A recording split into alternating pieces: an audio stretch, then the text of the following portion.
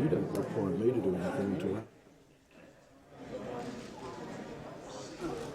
Okay, now sit down.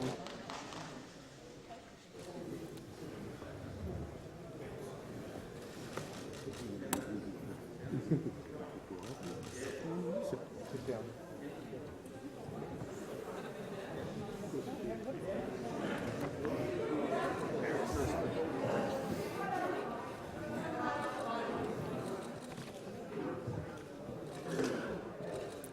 Honourable members, I have received the following communication from His Excellency the Governor-General. I desire to inform the House of Representatives that I have received a letter dated 23 November 2021 from the Honourable Tony Smith MP tendering his resignation as Speaker of the House of Representatives, and that I have accepted his resignation. Accordingly, I invite the House to elect a new Speaker. The next business is the election of a Speaker. Is there a nomination? Madam Clerk, I move that the honourable member for Fisher do take the chair of this House as Speaker. It's an honour and a privilege to speak in favour of my friend, the member for Fisher, Andrew Wallace. The member for Fisher is the son of Ian and Faye Wallace, a motor mechanic and a fabric importer. He was a trainee priest who became a carpenter and then a builder for 10 years before going to the bar and becoming Queensland's leading construction lawyer, practising for 16 years at the bar. He is husband to Leonie and the father of 4 adult daughters, Emma, Caroline, Rebecca and Sarah. One of the many things that COVID has robbed us of is the opportunity for family to be present on an occasion such as this, but I know his family will be watching these proceedings with justifiable pride. The member for Fisher is a great advocate for his electorate, bringing the concerns of veterans, business people, commuters and retirees to the attention of this House. Since his election in 2016, the member for Fisher has been a significant contributor to the business of the House. In the 45th and 46th Parliaments, he's been among the most frequent contributors to debates in this place. He has served on many committees and represented the Parliament in interparliamentary fora. He's an experienced committee chair. He's served as chair of the House Standing Committee on Infrastructure and Cities, chair of the House Committee on Social Policy and Legal Affairs, chair of the Joint Committee on Corporations and Financial Services, chair of the Defence Subcommittee of the Standing Committee on Foreign Affairs, Defence and Trade, and chair of the Parliamentary Friends of Mental Health, where he's been a significant thought leader and change agent. And he is the chair of so many international parliamentary friendship groups that I once asked him, is it true that he is the chair of the Parliamentary Friends of Burkina Faso? In his committee work, the member for Fisher has a reputation for being collegiate and very hard-working, with a good sense of humour and an almost endless supply of dad jokes. He's been a member of the Speaker's panel for the last 2 years, and in this role he's demonstrated a good knowledge of the standing orders and a reputation for being firm but fair. The Speakership is an ancient office dating back at least to 1377. A once dangerous role, 7 speakers lost their head between 1394 and 1535. I can assure the House that with his innate humility, the member for Fisher will not let the office go to his head. The practice suggests that a Speaker should be a person of the highest calibre with a deep-seated reverence for the institution of the Parliament and a faith in democratic government. The member for Fisher's reverence for and faith in Parliament is evident in his maiden speech, where he reflected, and I quote, "It is testament to our Australian egalitarian way of life that a once carpenter and the son of a motor mechanic and fabric importer can come to serve the community in this place. In Australia there are no class structures, there's no hereditary entitlements to sit in this place. There are business people, farmers, bankers, tradesmen, unionists and labourers, among many others, who are privileged to take their seats in this chamber. That is a privilege I hope I will never take for granted during the time the people of Fisher trust me to represent them." Andrew Wallace is a thoroughly clean living man. He doesn't drink and is against gambling. I have once, perhaps unkindly, referred to him in this place as the Wowser-in-Chief. He is good fun though, Madam Clerk. Like the member for Casey, he's also a rev-head, albeit of a different sort. He can be seen riding his motorbike around Canberra and has ridden with the member for Wide Bay on more than one occasion from the Sunshine Coast to Parliament House. The member for Fisher is very much his own man. He's a deep thinker and a true parliamentarian. In my view, he is one of the most decent people ever to set foot in this place. He has never lost that pastoral concern for his colleagues, and he is known for randomly calling people to do a mental health check-in. The member for Casey has set a very high standard as Speaker of the House.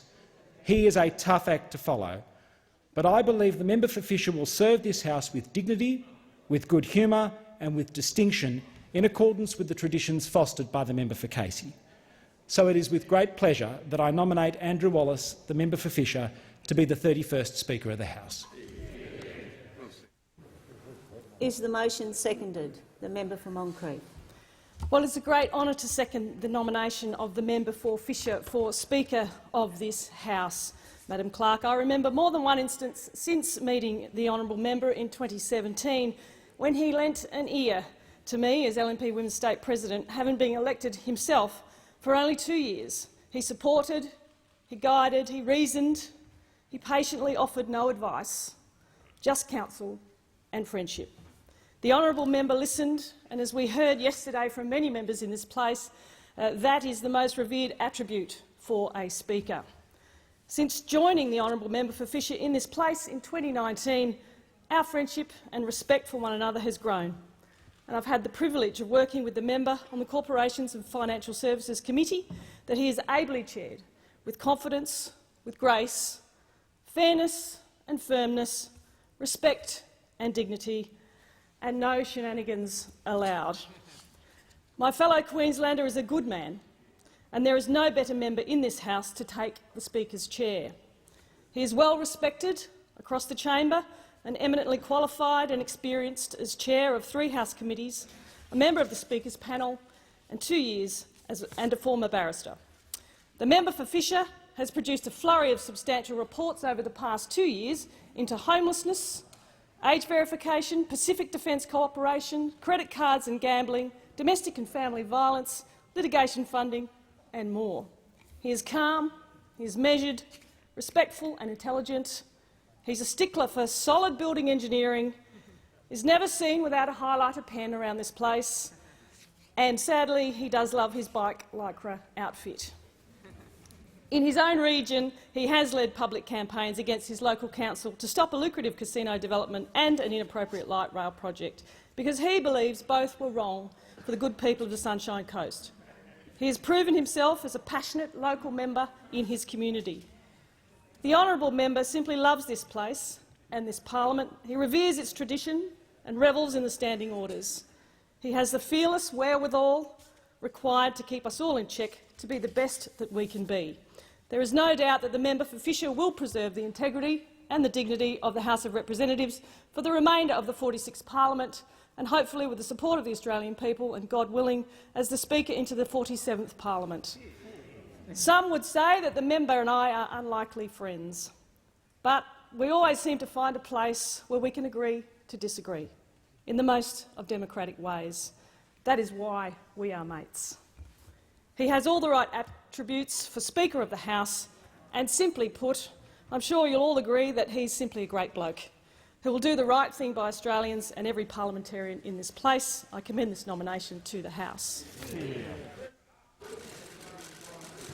Does the member accept the nomination? I do accept. Is there any further proposal? The member for Lalor. I move that the member for McEwen do take the chair of this House as Speaker. And I firmly believe that there is no more experienced member of this House to take the chair than my friend, the member for McEwen. We've heard much about the next chair of this House to follow the member for Casey. Well, I think that my colleagues would agree that the member for McEwen will be the best person to follow the member for Casey. Not only is he a fine local member of a peri-urban regional growth area seat, which gives him a breadth of experience of the Australian life, the member for McEwen has also served in this parliament in various roles. He's been a whip, and we know that that's the most important job in the House. He's been a member of the Speaker panels since 2012. He's also been the second Deputy Speaker for the entire term of this government. No one has been closer to observe the member for Casey than the member for McEwen over the 8 years of this government. He is clearly the most experienced member for this House to take on the role. Having joined the parliament in 2013, I witnessed personally the number of times that the member for McEwen has sat with individuals in this chamber to talk to them about procedure, to explain the practice, to give advice about what's parliamentary and what's not parliamentary. He is a great source of advice to parliamentarians. I only have one hesitation, and that is that it would put another Carlton supporter in that chair. But I'm sure the member for Casey thinks that's a grand idea.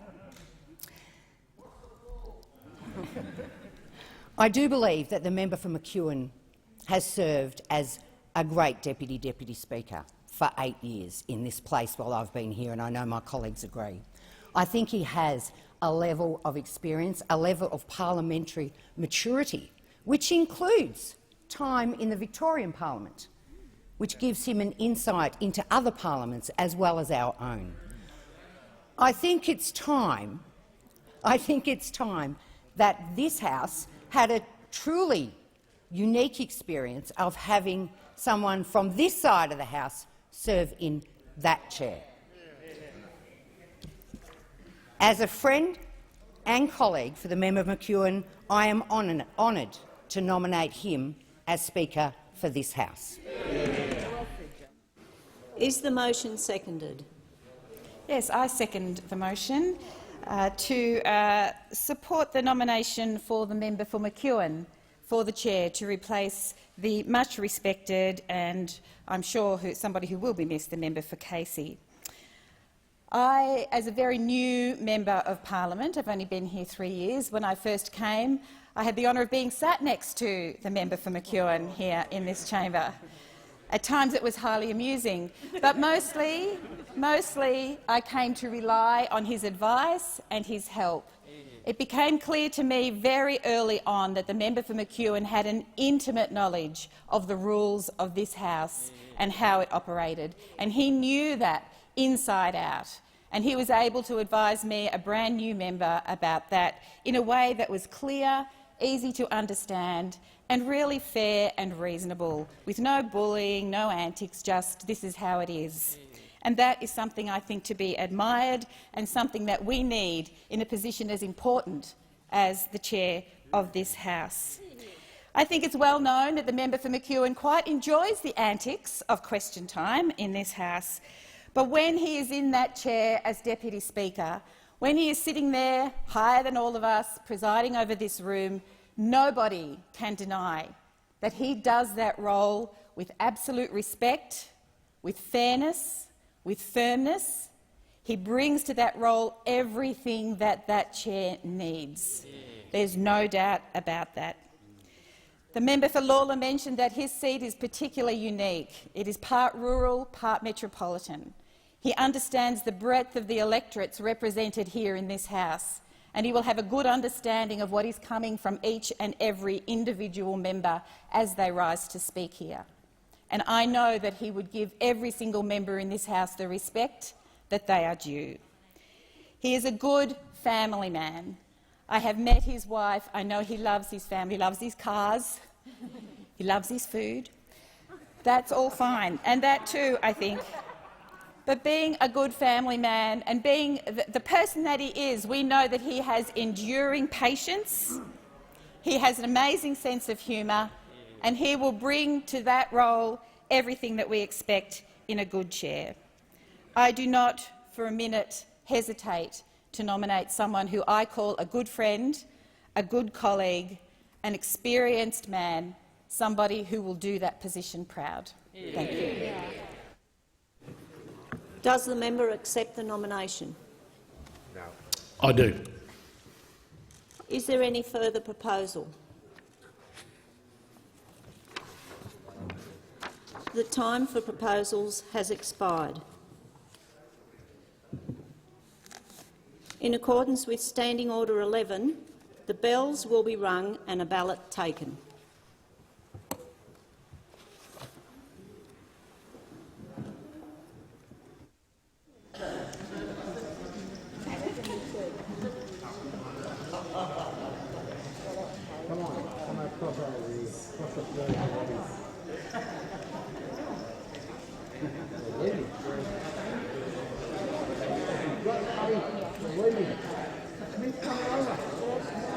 Come on, Tony. Sit over here.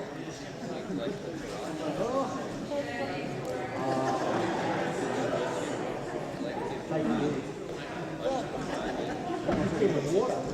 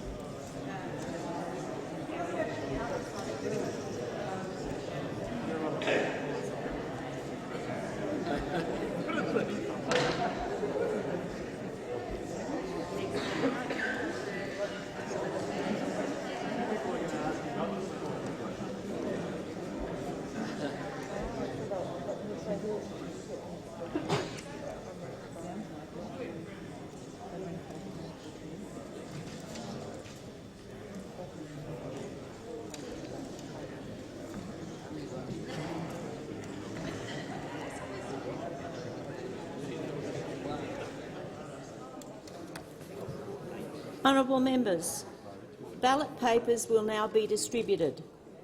Will honourable members please write on the ballot paper the name of the candidate for whom they wish to vote. The candidates in alphabetical order are Mr R.G. Mitchell and Mr Wallace.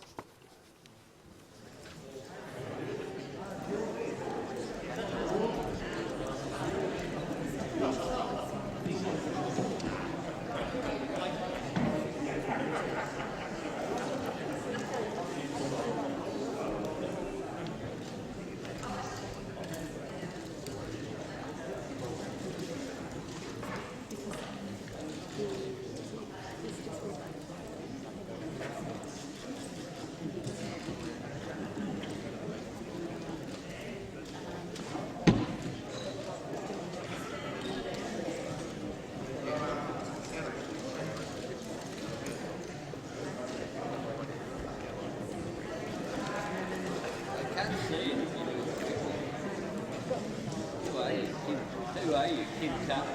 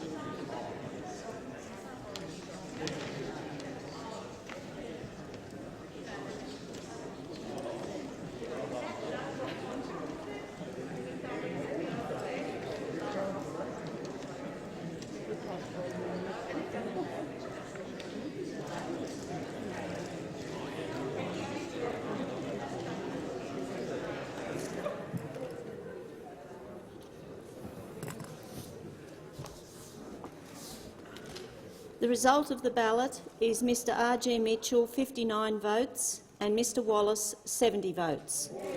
Mr Wallace is declared elected as Speaker.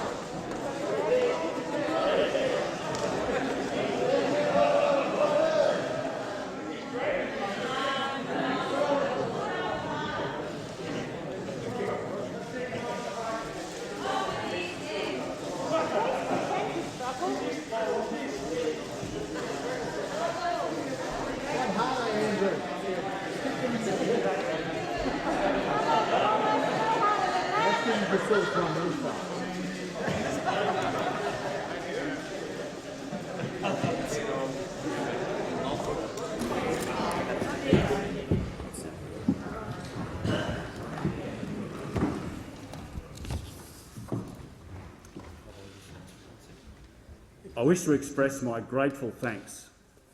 I wish to express my grateful thanks for the high honour the House has been pleased to confer upon me.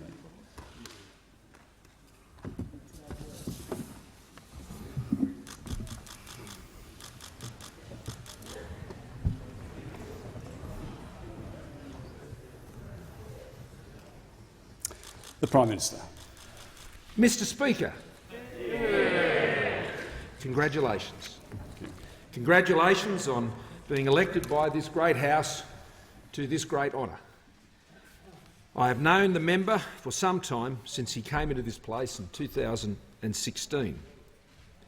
He knows how to connect with people, this Speaker. He has demonstrated that to his colleagues, but more importantly to those he has connected with over his entire life. We can speak of his achievements as others have in making the nomination, and I thank my colleagues for their recommendation to this House. But I want to talk a bit, and briefly, about the man I know who now occupies this chair. One of the things I've always admired about the now Speaker is the broad experience that he has brought to this place. Beginning working life as an apprentice carpenter and joiner, completing his apprenticeship, becoming a builder, starting in his own business, later well into his 20s with 3 young children, 4 daughters now, completed a law degree at the Queensland University of Technology, becoming a construction lawyer and a barrister. And then he came here to this place as a member and now as the Speaker. He brings a life experience that I think will aid him much in the responsibility that he now holds. Of all the qualities that I know of the Speaker, he is a considered man, he is a very intelligent man, he has a keen attention to detail, we all know, he's passionate, and he has a compassion in his heart and in his soul, which so many of us who know him well have been touched by. He has known difficult times, tragic times, hardships in his life. He has also enjoyed success, and this enables him, I think, to connect with people through all manners of their life experience. He has a sensitivity to it. He is a good man, he is a very decent man, and he is a very experienced person. But when I've asked to nominate one quality of why it's so important that he now occupies this chair, is the Speaker is a very fair man. He is a very fair man. He has a great sense of fairness about him. And it is born of all those other qualities, and that's why I think it has been right for this House to give him this opportunity to succeed, of course, the member for Casey, who we all recognised yesterday for his fine work. But you, Mr Speaker, as you shared with us earlier today, you're not Tony Smith Mark II, you're Andrew Wallace Mark I. And I think you will bring your own values and your own experience to this chair and be able to ensure that you can continue that work of enabling all the members of this place to be able to realise through this place their aspirations for the people they've come here to represent. Mr Speaker, I know you're a man of very strong faith, and we share that together, and we have on many, many occasions. But I also know you're a man very dedicated to reason, and I think that you will blend these two things extremely well in this place, and I think you will move quickly to establish the confidence of this place as it's been invested in you here today. I could not be more pleased for you personally. I'm looking forward to your stewardship of this House in that chair. I think it will set a new mark, and look forward with all of the ministers and members of the government working closely with you, as I know you will engage with all members on both sides of this House and in all sections of this House, and indeed with the clerks and others who you'll work closely with to ensure the good management of this place. So I'm very pleased that you've ascended this high office this day, and may God bless you in that role.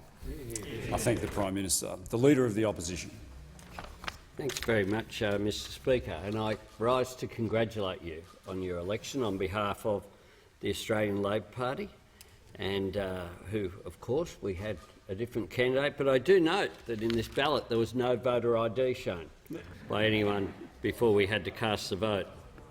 I said to your distinguished predecessor yesterday that whoever followed him would have considerable shoes to fill, and indeed you do, Mr Speaker. Particularly just in your second term, it is a credit to you that one who has been here for such a short period of time has risen to the highest office in terms of the parliament, the speakership. With that high office comes a responsibility to represent the interests of all members of this chamber. And with that, of course, that is something that your predecessor distinguished himself on, very much so.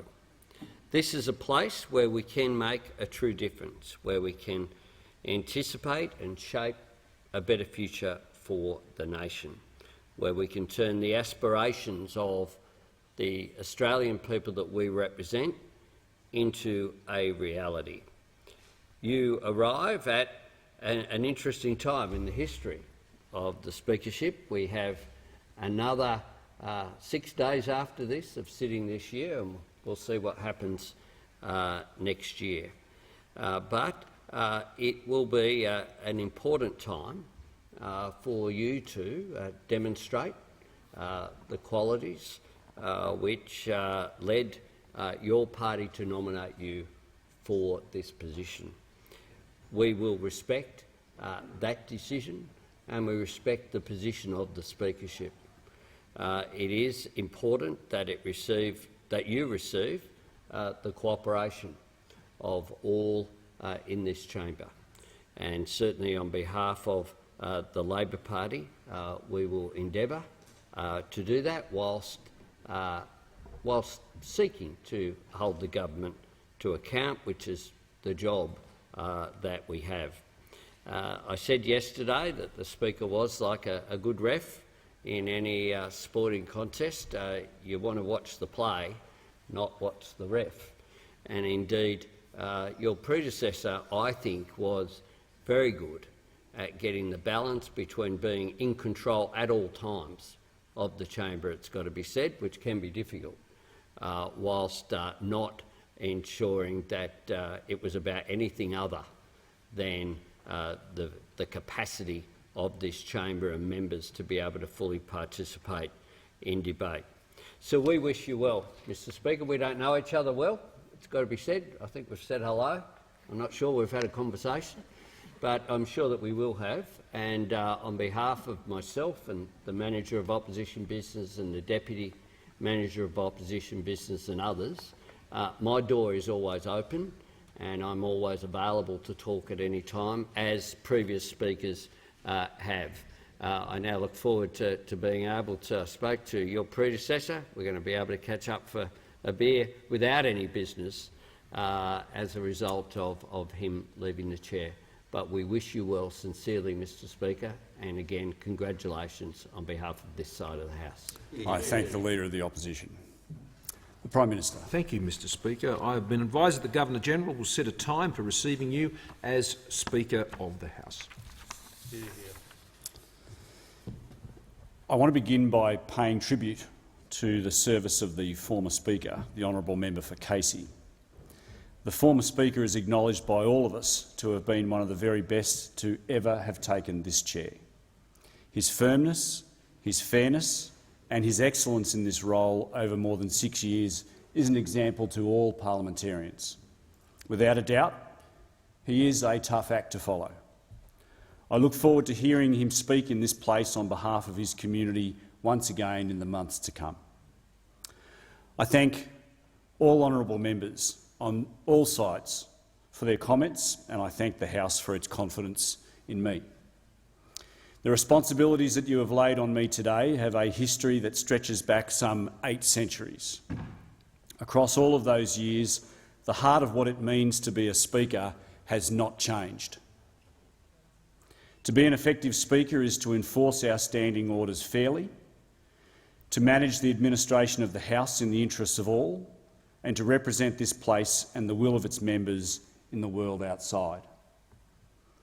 I intend to give my all in pursuit of those ancient duties.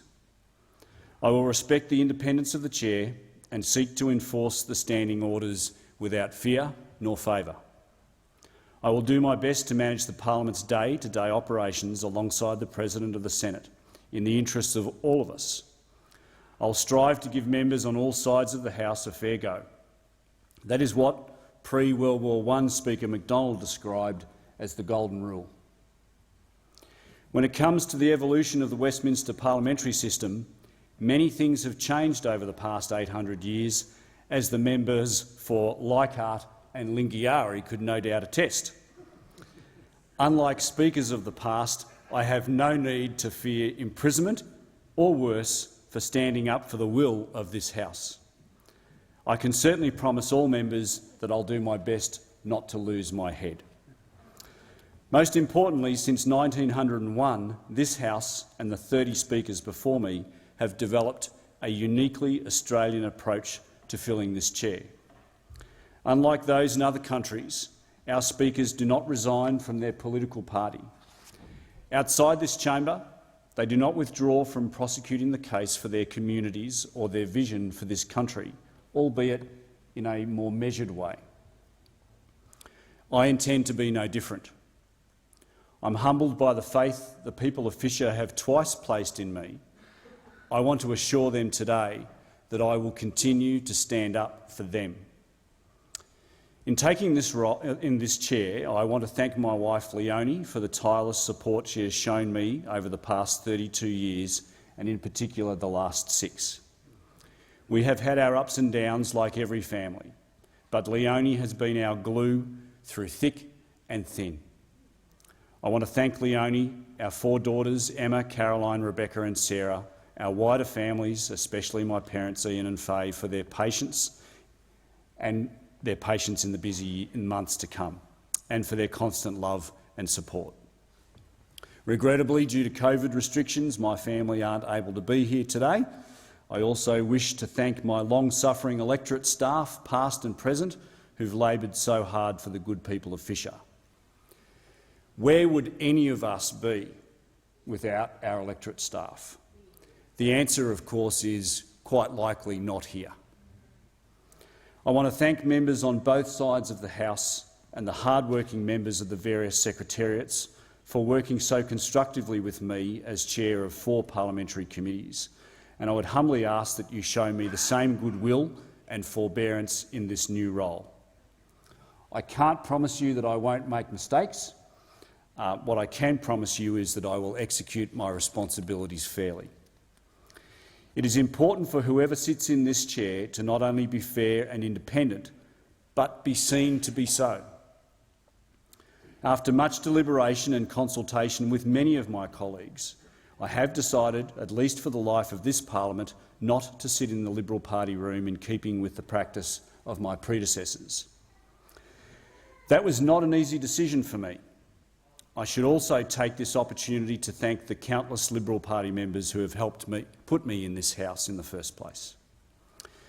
Needless to say, the remaining period of this 46th Parliament is an incredibly important time for the people of Australia and for the institution that is the Australian Parliament. At a time when many Australians have done it very tough over the past 2 years during this pandemic, emotions are understandably high, and that is never more true as we inch closer to an election. Today, when social media is awash with misinformation, fake news and thoughtless vitriol, the responsibility lies more heavily on us as parliamentarians than ever to embody the very best of political debate. This House is our people's house. We give all Australians a voice, and we have the power to choose how that voice is heard. We represent, but we must also lead. It is up to each of us to show that whatever the global crisis or the political pressures that are brought to bear, we can discuss the challenges we face rationally and calmly. This place must represent conviction, but it must also represent respect, humility and kindness.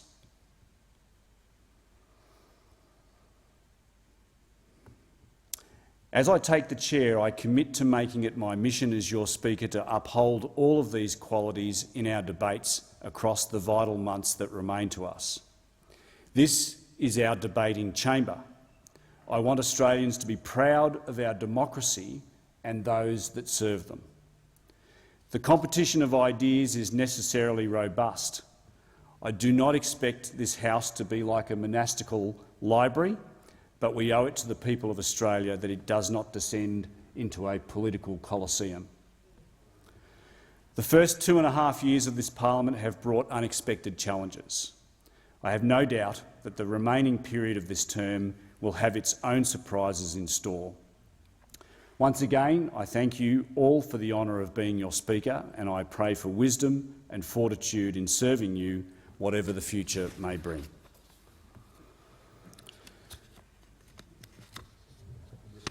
Mr Speaker, that I have been advised that the Governor-General will set out a time for receiving you as Speaker of the House. I thank the Prime Minister. The chair will be resumed at the ringing of the bells.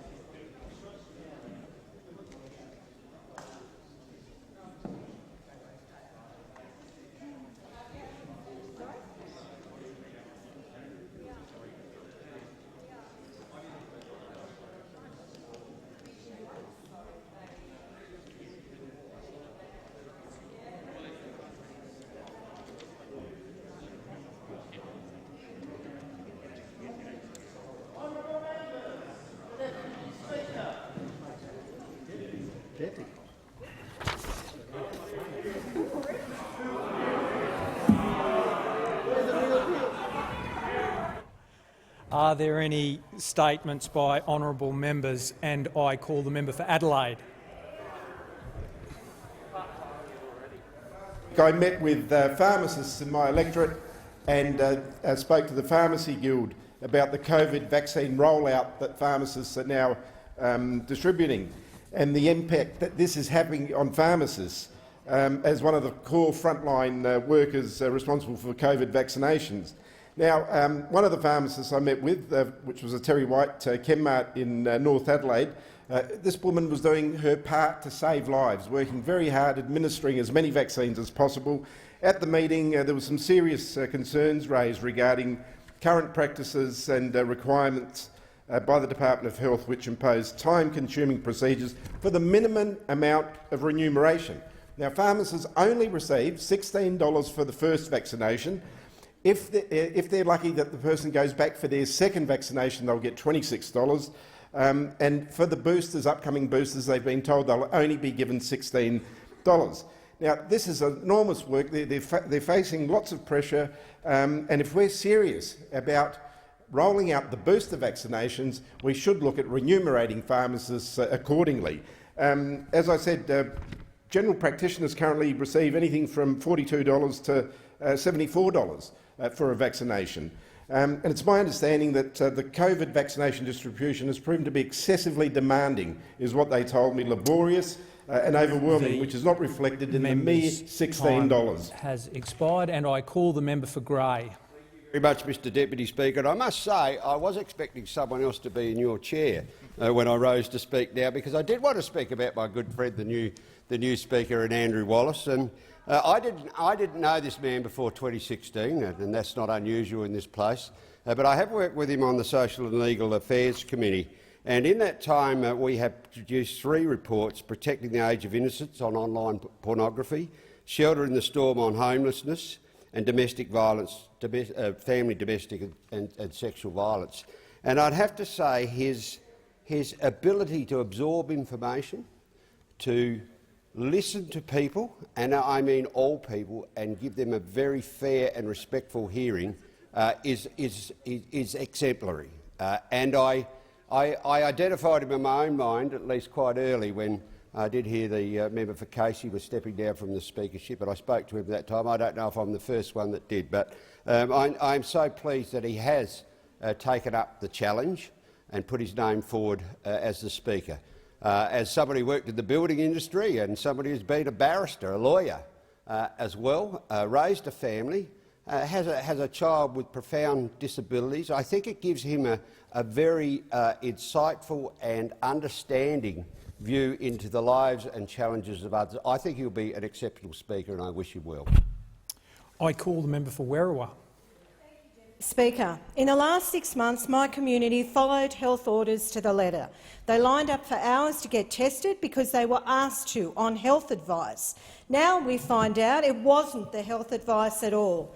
Yesterday it was revealed the key advice from the Chief Health Officer of New South Wales was ignored on multiple occasions by the former Premier and the current Health Minister. My community has a right to feel aggrieved with these revelations. We were consistently singled out. We had police on horseback. The army was brought in. It was clear at the time that measures should be consistent across all of Greater Sydney. There was always a problem with the ridiculousness of determining risk based on lines on a map. Since June, more than 22,000 people in my community have contracted COVID, and there were 175 deaths. My community lost loved ones, were in lockdown for 107 days, lost jobs, businesses have increased anxiety, HSC exams were postponed, and families and friends' lives were turned upside down. We can only imagine how much quicker that outbreak might have been resolved if there were clear and reasonable orders that did not divide communities, and how many people would be alive today. The tale of 2 Sydneys must come to an end. There is only one way forward for my community, and everybody has to be treated the same, no matter what their postcode is. I call the member for Wentworth. Thank you, Deputy Speaker. Like many in this chamber and elsewhere, I'm looking forward to a restful 2021 holiday season, and I do reflect that it's been a testing 2021 for many people, for small businesses, for Year 12 students, for people with families and loved ones overseas.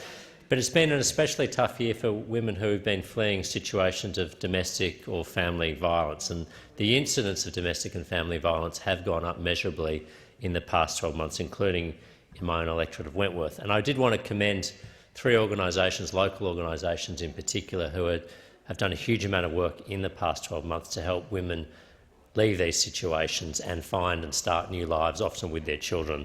There's Lou's Place, which is a community-based refuge for women founded in 1999. There's the Women's and Girls Emergency Centre, which supports every night almost 200 women and children impacted by homelessness and domestic violence. And there's the Run for Good project, which supports some 10 to 15 families every week with furniture and other essential home items to find a new home.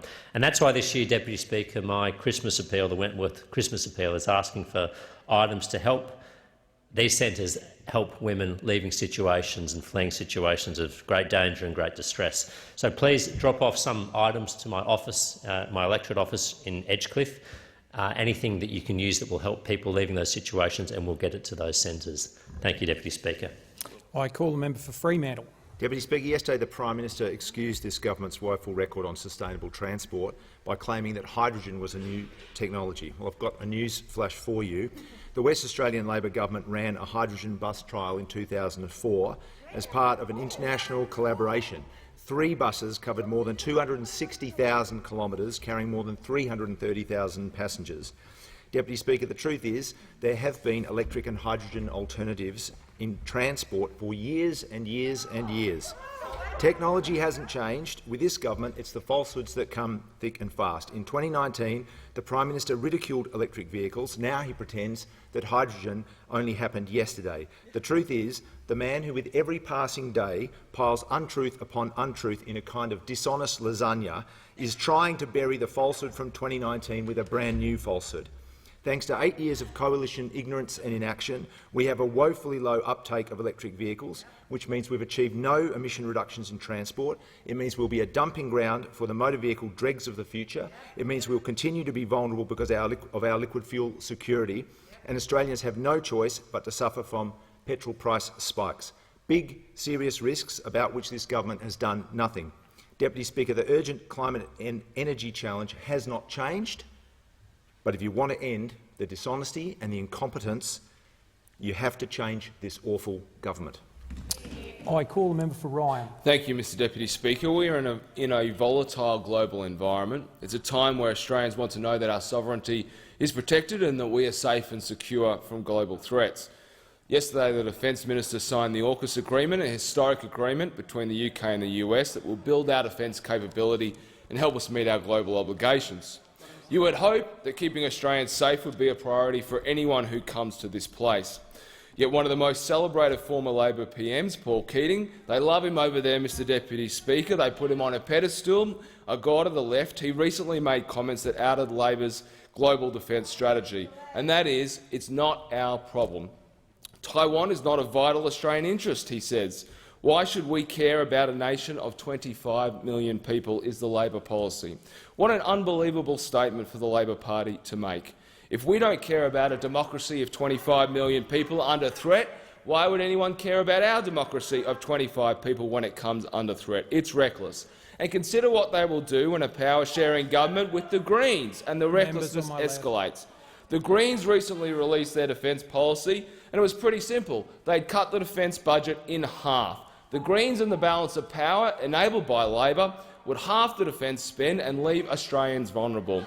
While not under the coalition government, our defence as a nation is important. You are important as Australians, and we will always defend our nation and our way of life. I call the member for Patterson. Thanks, Deputy Speaker, and I am delighted today to congratulate Newcastle Airport, which has been named Major Airport of the Year by the Australian Airports Association for 2021. But this is the 3rd time our airport has won this award. Such an incredible achievement. I'm privileged to have Newcastle Airport housed in my electorate of Patterson. I want to acknowledge the terrific team that make up the airport, that is led by Dr Peter Cox, CEO of Newcastle Airport. Peter oversees the safe and more than satisfactory travel of more than 500,000 passengers a year. Peter and I have a long history, having worked tirelessly in campaigning for the Turnbull-Morrison governments to take note of the opportunities in the Hunter and support investment in our region, as is so often overlooked by those opposite. And many in this place know that I've made no secret of my support for the Code E upgrade for the Newcastle Airport. Well, we have delivered, and that will see many, many thousands of jobs, in fact over 4,000 jobs, come to the Hunter, specifically through the Newcastle Airport. It is thanks to the airport, their staff and our hard-working community that we will create the jobs in the Hunter region. Thanks, Newcastle Airport, and continue to fly high. I call the member for Sturt. Thank you, Mr Deputy Speaker. 2 weeks ago, I had the pleasure of joining members of 2 local governments in my electorate and state government at the launch or opening, sod turning, of the Magill Village Precinct redevelopment. This is the final stage in this redevelopment. The first was undergrounding the power lines, which all occurred about 2 years ago, and thanks to funding from the Commonwealth, state and local governments, we are now seeing the completion of that project with the $8 million streetscaping along that precinct. I start by paying tribute and thanking the Burnside Council and the Campbelltown Council. Mayors Anne Monceau and Jill Whittaker were there, the CEOs Chris Crowley and Paul DiUlio, and elected members and staff who have been very supportive of that project for a very long time, and I'm pleased that at a Commonwealth level we've been able to contribute to it, and more recently the state government, through some of their COVID stimulus response funding, have put money in as well. It's going to be a great outcome for local businesses in the area, most importantly for residents and local families. The streetscaping and the improved amenity that will bring to the area is going to be transformative for people that live nearby. It will change the way families can enjoy themselves locally on the weekends, and I'm very pleased to be a part of a government that has contributed to delivering this excellent local project in my electorate. I call the member for Mayo. Thank you, Mr Deputy Speaker. I recently visited Connexus, a business operating in the seaside town of Middleton in my electorate. Connexus is a national recruitment and workforce consultancy firm connecting employees with employers in defence industry organisations across Australia. Basing Connexus in Middleton is not only a wonderful success story for regional Australia, also demonstrates that in today's highly connected world, location is not a deterrent in establishing a business with a national footprint. I toured the new office and had wonderful conversations with Toby and Tristan, who were former Royal Australian Navy, who are Royal Australian Navy veterans, Mel, Andrew and Lee, Australian Army veterans, and Kelly and Kylie. The office has grown from a one-person enterprise with Toby operating out of a house to an office with 7 on the main street. Connexus is one of an increasing number of specialist businesses that are creating incredibly important jobs that encourage people to live outside of city centres. And I have no doubt that the future of Connexus is bright. South Australia is the defence state of the nation, employing 11,348 people, exporting $2 billion per annum and home to 7 of the world's top defence companies. I thank Toby and his team for their warm welcome and wish Connexus every success. Thank you. I call the member for Herbert. Thank you, Deputy Speaker. It was a great honour of mine to attend last Friday night's Emergency Services and ADF Sunset Showcase at the Riverway Stadium. Troops from 1RAR and detachments with Emergency Services personnel paraded in front of their local community, putting on display for the crowd of a proud garrison city. This was a welcome home and tribute event for our brave men and women who went to Afghanistan on that rescue mission just recently. This is probably one of the most dangerous missions that we've sent our soldiers into in recent times. So young, so proud, but so dedicated these soldiers are. We sent them into the belly of the beast, a place where there was no rule of law, a place where there was no support elements, there wasn't patrol bases or big fobs anywhere. They went in to do a job, and they did it extremely well. They served alongside US Marines, and 13 of those US Marines were killed by an ISIS attack. Just hours before, soldiers from Townsville were standing side by side. This affected a lot of them, as it would, and they miss their mates. And they know that going into places like Afghanistan is tough, working so close to where the Taliban are just in front of them. And I want to say thank you for their service and thank you to them, and also happy birthday to the Royal Australian Regiment. I call the member for Barton. I rise today to speak about Clive Raymond Toomey and his family. Clive passed away on the 26th of September due to COVID. He was only 43 and his funeral was in Dubbo on the 29th of October. He was a dearly loved husband of Anna, a much-loved father of Clive, Monique, Jasmine and Lachlan, and a grandfather. I visited and spoke with the family last Monday. They were kind and gracious and gave me the mask with Clive's initials on it, which I am wearing here in the Parliament today and all this week. Clive's family had to fight to be able to see their husband and father in hospital for a last time and to say goodbye after he passed. The government promised Indigenous people would be vaccinated first, but that did not happen. Clive was unvaccinated, but not by choice.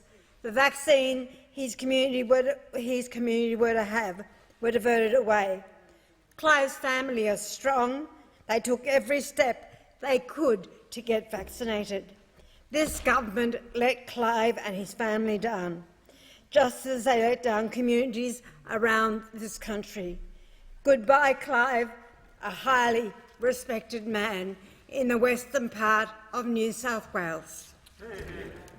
I call the member for Ford. Well, thank you, Mr Deputy Speaker. And it's a great pleasure I stand here today to announce that the Spirits of the Red Sand, an immersive cultural experience in my electorate of Ford, has taken home gold for the best Aboriginal and Torres Strait Island tourism experience at the 2021 Queensland Tourism Awards.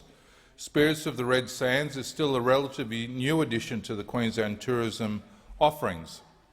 Launched at the Beenleigh Historical Village in 2017, it's a first-of-its-kind experience that provides a cultural awakening that aims to open our eyes to the history, beauty and vibrancy of the Aboriginal people. Over this short period, they've had some incredible success. In 2019, they won bronze at the Queensland Tourism Awards. In 2020, they were awarded the Traveller's Choice by TripAdvisor, and they were voted the #1 must-do Queensland experience by RACQ. Since their win, plans are already underway for an upgraded and enhanced sound and lighting facilities, a recording studio to create music tracks as part of the new retail gift gallery featuring 100% authentic Indigenous arts and crafts. Additionally, new signage and new experiences are also underway, with a focus on creating new food tours that incorporate their extensive bush tucker garden. I commend the Spirits of the Red Sands for their ongoing efforts in sharing Indigenous culture with the wider community. I call the member for Whitlam. Deputy Speaker, yesterday the Minister for Consumer Affairs and Assistant Treasurer stood in this place and apologised for the abusive text that he sent about his colleague, the Minister for Financial Services.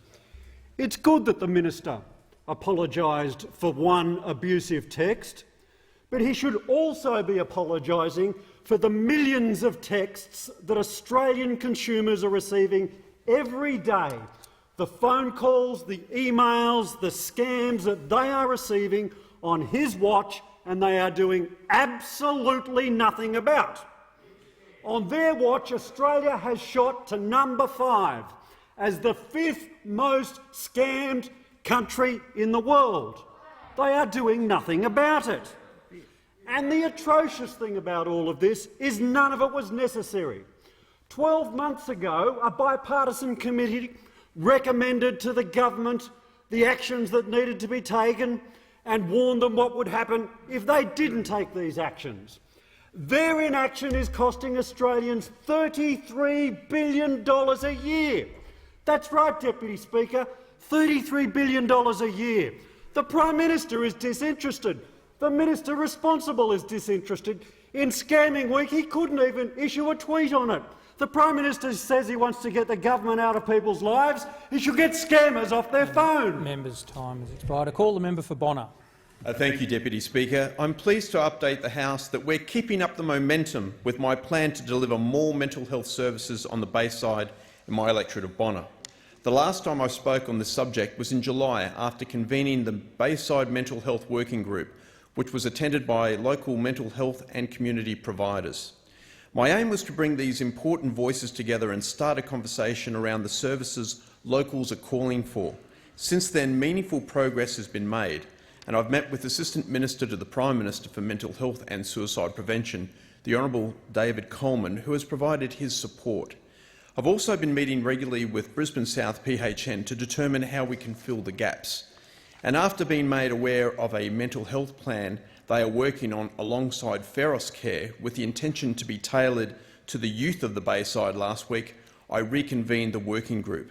Over 20 local mental health experts and community providers heard from Brisbane South PHN and Feros Care, who presented this early intervention and prevention approach.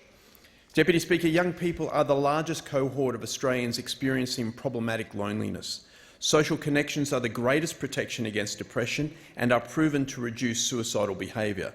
That's why responding to it by delivering accessible support services is of great urgency. The mental health of our community cannot be underestimated, and I look forward to continuing to work with Brisbane South PHN and the Brisbane Bayside Mental Health Working Group. Time has expired. I call the member for Dunkley. Thank you, Deputy Speaker.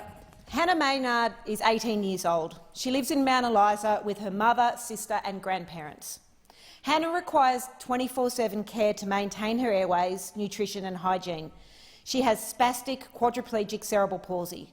She's non-verbal. She lives in a wheelchair. But Hannah's home is not suitable for her needs, and it's not a safe workplace, so she can't get the support she needs from workers or use the equipment she needs to be safe. The house has an outdoor lift, which is the wheelchair access to the first floor. It can't be used in the dark, in the cold, in the rain or the wind or the bad weather, which we do have quite a bit of in Melbourne. So Hannah's mother carries her and her wheelchair up and down the stairs, at serious risk to Hannah and to her mum, Karen. Hannah's bathroom is not adequate and it's not safe.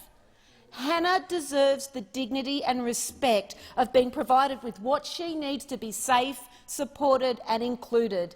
And yet her request for her NDIS plan to include home modifications has been denied 4 times over the last 5 years, and most recently 1 month ago. The Morrison government sees the NDIS as a drain on the budget. Well, my Labor colleagues and I see it as a way for the fundamental rights of vulnerable Australians like Hannah to be delivered. It's why I'll keep fighting for Hannah and everyone else who needs the NDIS to deliver what it was intended to. I call the member for Higgins. Thank you, Mr Deputy Speaker. Remembrance Day is a sacred and solemn day, a day for Australians to pause, to honour and to pay our respects to those brave people who served, suffered and died in war and armed conflict. This year I had the honour to attend 2 very moving local services in Higgins. It was an honour to lay a wreath at the service run by the Paran RSL and to join my community in paying my respects. Thank you to the President of the Paran RSL, Rod Coote, and his committee, including Noel Sanderson, and those who attended for commemorating Remembrance Day and providing our community this important time to reflect.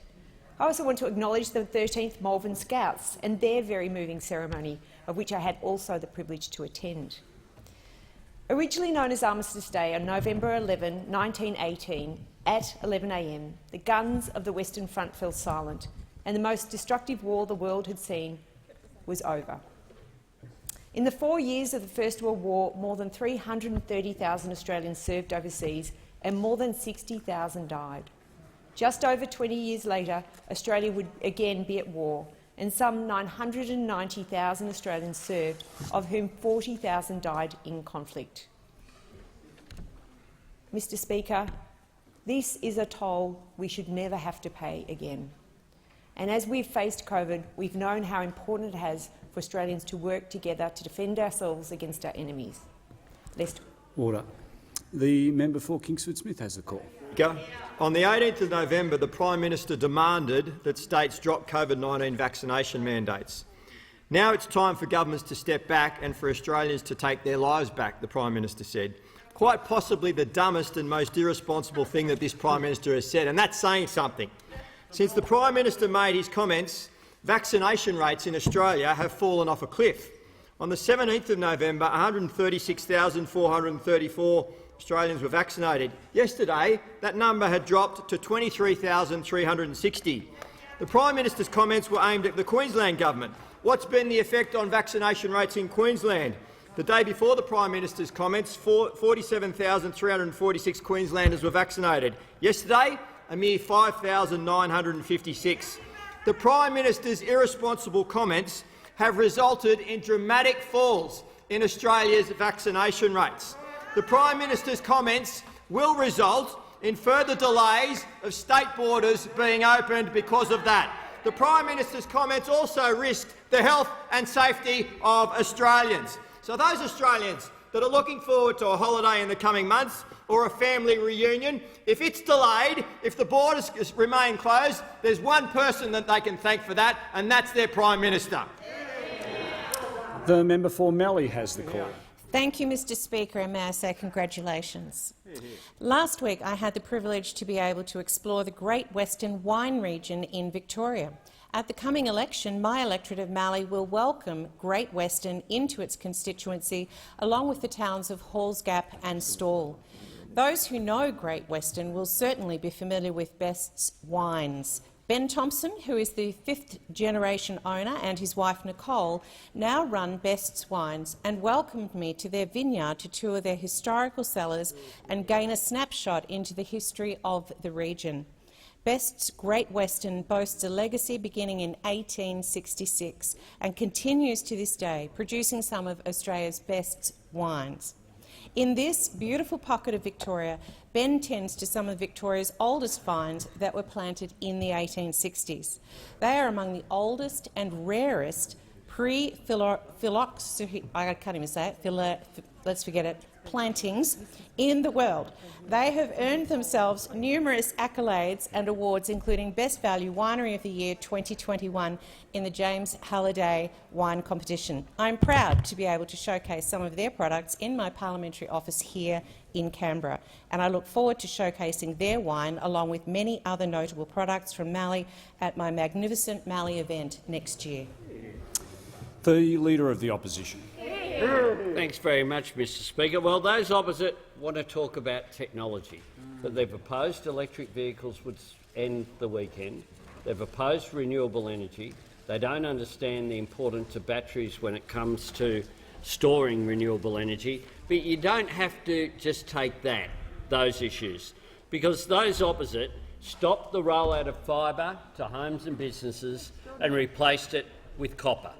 And during this COVID pandemic, we have seen how important reliable, quality, high-speed internet is.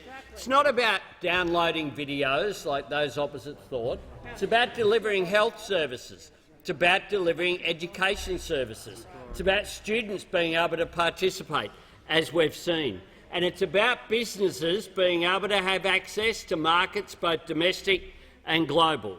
Now, as it stands, Australia ranks 59th in the world for broadband speeds and is ranked 32nd out of 37 nations in the OECD. Now, if Labor's elected, we'll expand and give access to fibre for up to 1.5 million additional homes and small businesses, 660,000 of them in the regions, 840,000 in the suburbs. We should always have done it right, done it once and done it with fibre.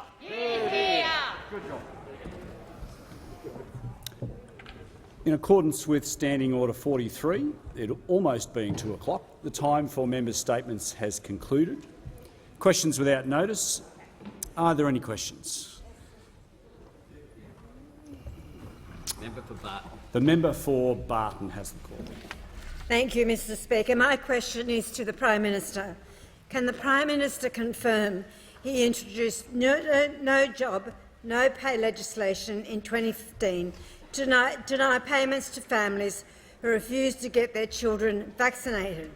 Why does the Prime Minister pretend he is opposed to vaccine mandates when he imposed some of the strongest vaccine mandates in the country on children? The Prime Minister has the call. Thank you, Mr Speaker. As I set out very clearly in this House yesterday, as Prime Minister, I took the proposal for mandatory vaccines for aged care workers to the Premiers and Chief Ministers in June, and it was not until mid to late August until those mandates were put in place by those state and territory administrations around the country. The government's policy on vaccines in relation to mandates has not been a binary one, Mr Speaker. It has been a carefully considered one based on the best possible medical advice, on the advice of the Chief Medical Officer, in fact, Mr Speaker, and indeed the unified position that was taken on mandates by the AHPPC, the medical expert panel, which has guided us all the way through this pandemic, has only had unanimous positions on mandated vaccines in relation to health workers, my understand, aged care workers and disability workers. Mr Speaker, that is the policy of the Commonwealth Government. Now, indeed, other states and territories around the country have gone further on the basis, I assume, of advice received by their own chief health officers. But I stress the position that the Commonwealth has taken on mandatory vaccines has been based on the advice of the Chief Medical Officer and indeed was based on the advice of the expert medical panel, which comprises all Chief Health Officers of the states and territories and the Chief Medical Officer.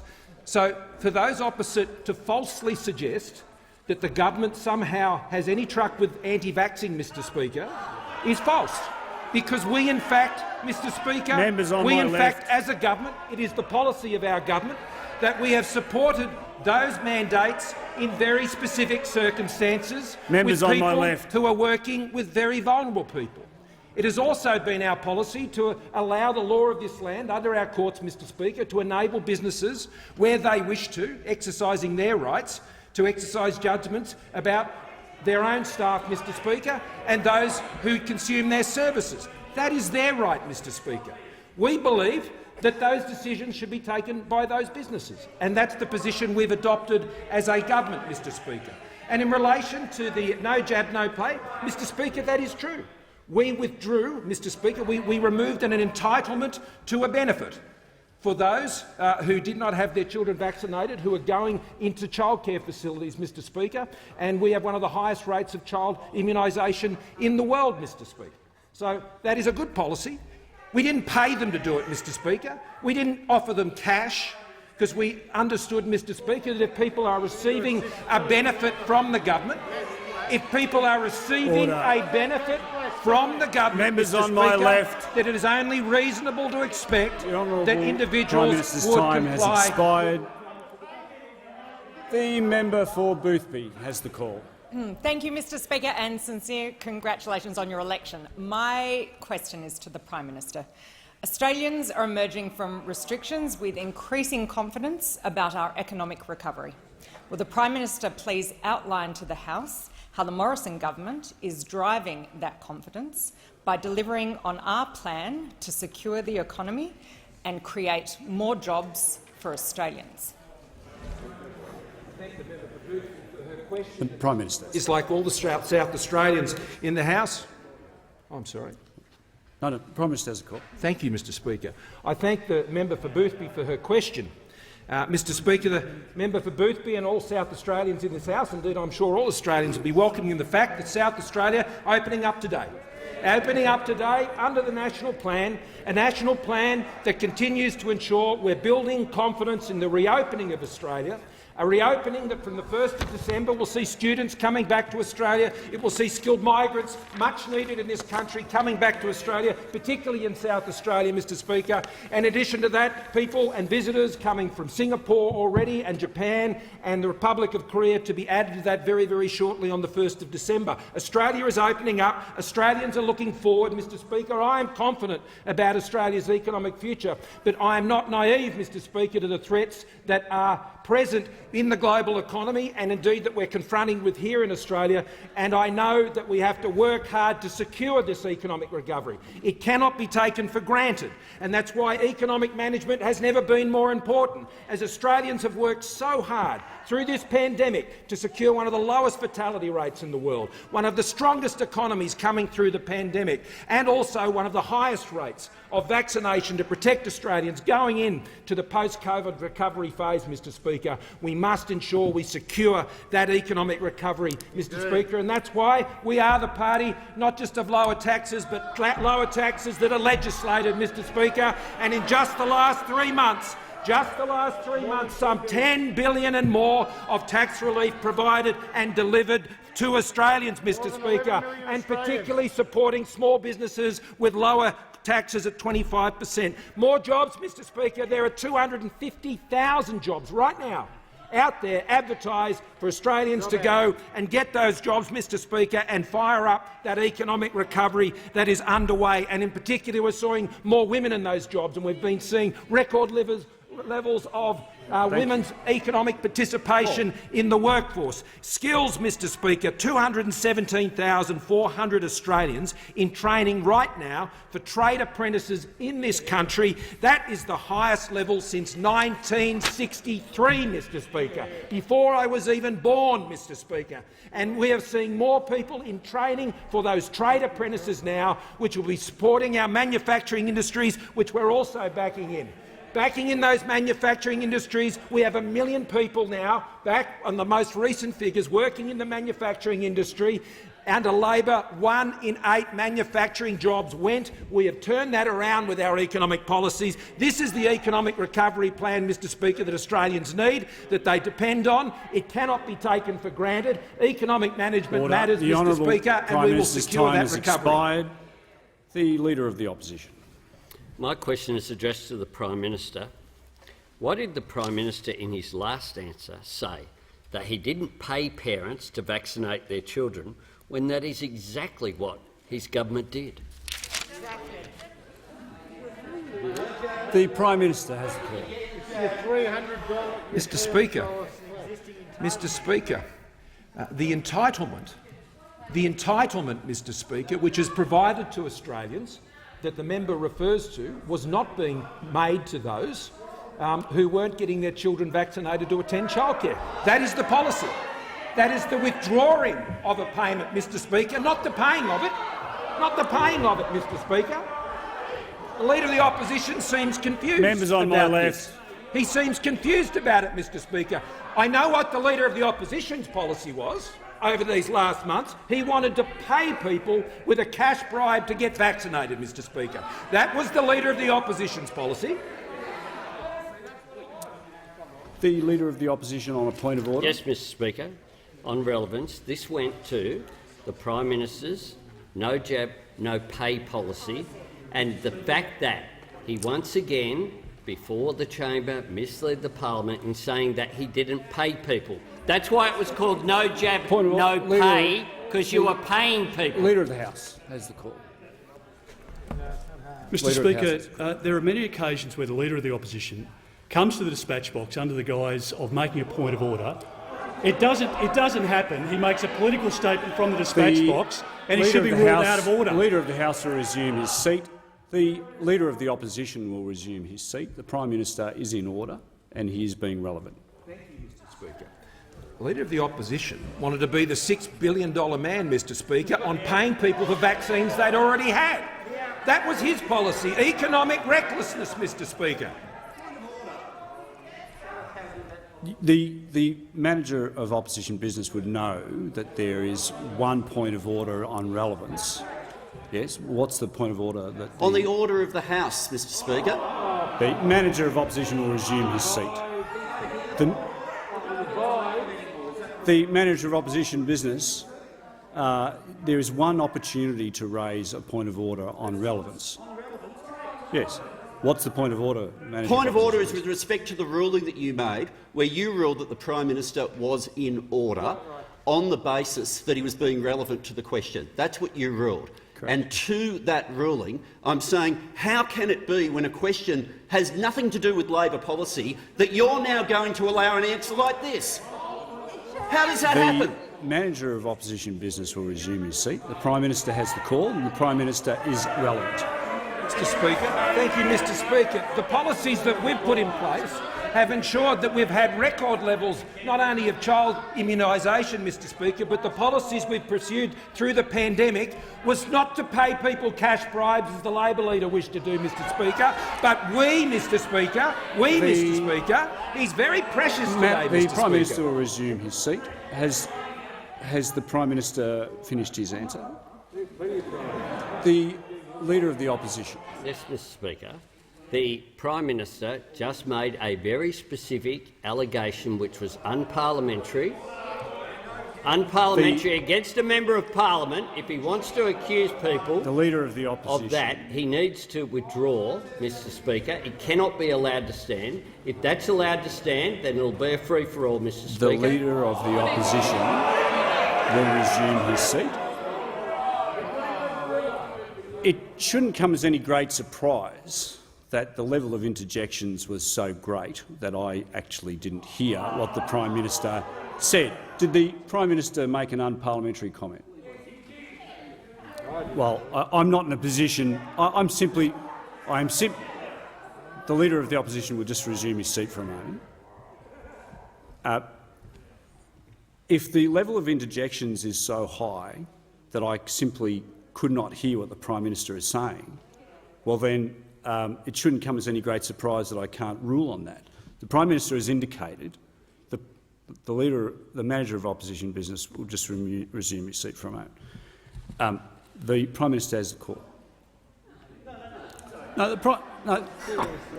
Are you making another point of order? What's the point of order? In what you dealt with just then, you asked the Prime Minister whether or not he believed he'd said something unparliamentary. What I'm putting to you is so that you know what was said. It was an accusation using a term that is a criminal offence. Now, if you're going to allow that to stand, that is a very significant shift.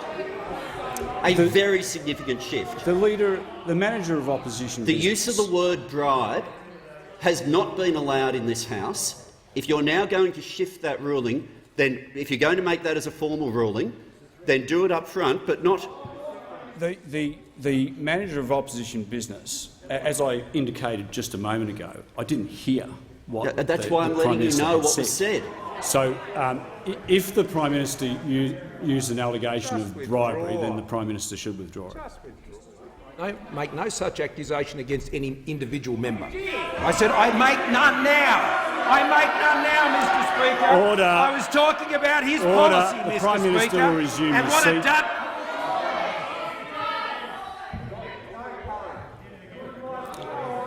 Order. The level of interjections is too high. If I can't hear what's being said, Mr Speaker, I'm happy to withdraw if it assists the House. I thank the Prime Minister. Mr Speaker. But, Mr Speaker, let me be clear about the Labor policy, what it was. This Leader of the Opposition wanted to pay people to get vaccinations. He wanted to pay people cash, Mr Speaker. The Prime Minister will resume his seat for one moment.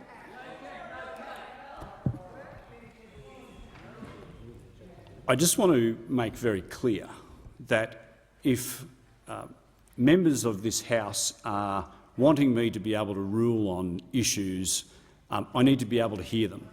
So the level of interjections are far too high, and I would appreciate if those honourable members would conduct themselves appropriately. The Prime Minister has the call.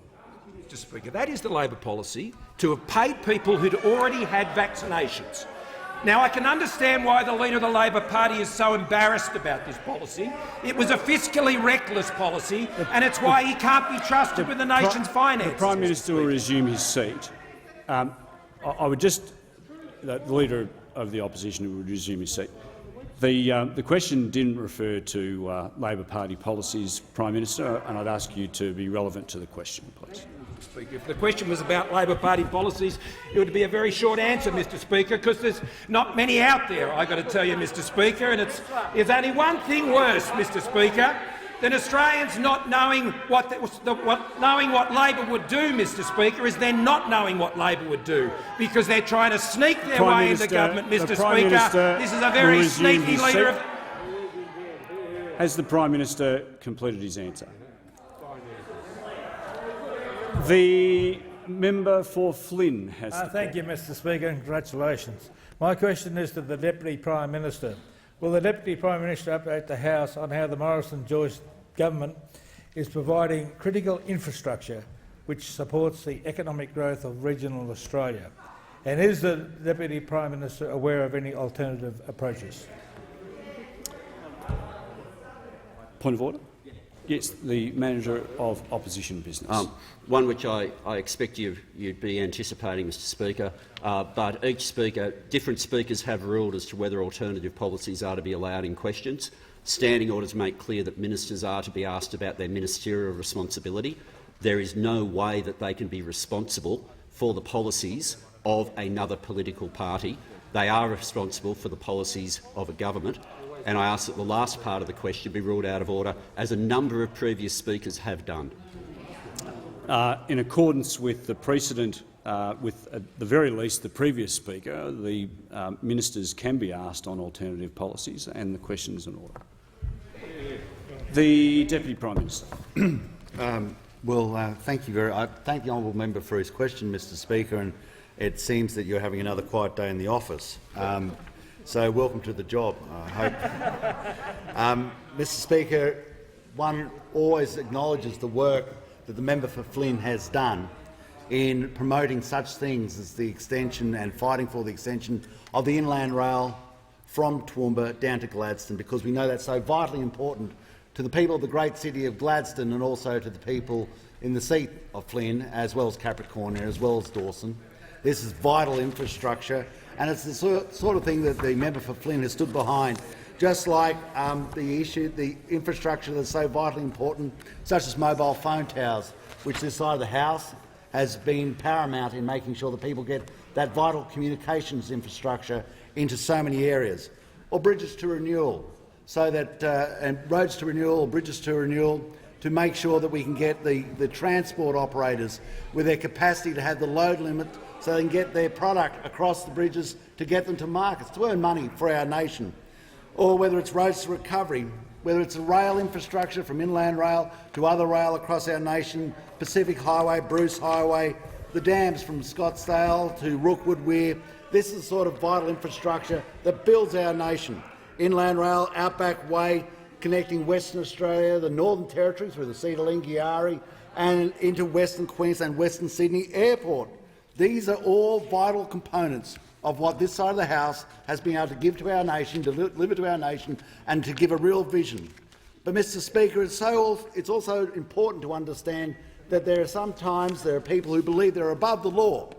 And the protests that have been happening lately against the export of some of our crucial minerals, especially the 200 coal trains that were delayed in the last 2 weeks around in the Hunter, belies the fact that these people believe that they're above the law and that they can stand in the way of the royalties that are earned by the state to pay for the hospitals, pay for the police, pay for the schools, the tax revenue that pays for the NDIS, pays for so much of that social infrastructure we take for granted, and underpins the value of our currency.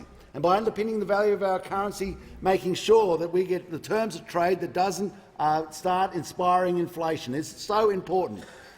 I'm absolutely pleased to see that the coalition government at a state level has made a dramatic stand against these people and has said there's no longer going to be a $200 slap on the wrist, that some of them, by reason of these dangerous actions, putting at risk not only our economy but the lives of people who work on the railway lines, that this may involve an incarcerated term.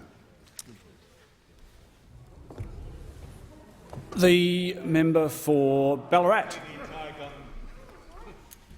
Thank you very much, Speaker. My question is to the Deputy Prime Minister. Can the Deputy Prime Minister confirm that the first chair of Infrastructure Australia was Sir Ron Eddington, who led Cathay Pacific, British Airways and was director of JP Morgan and News Corp?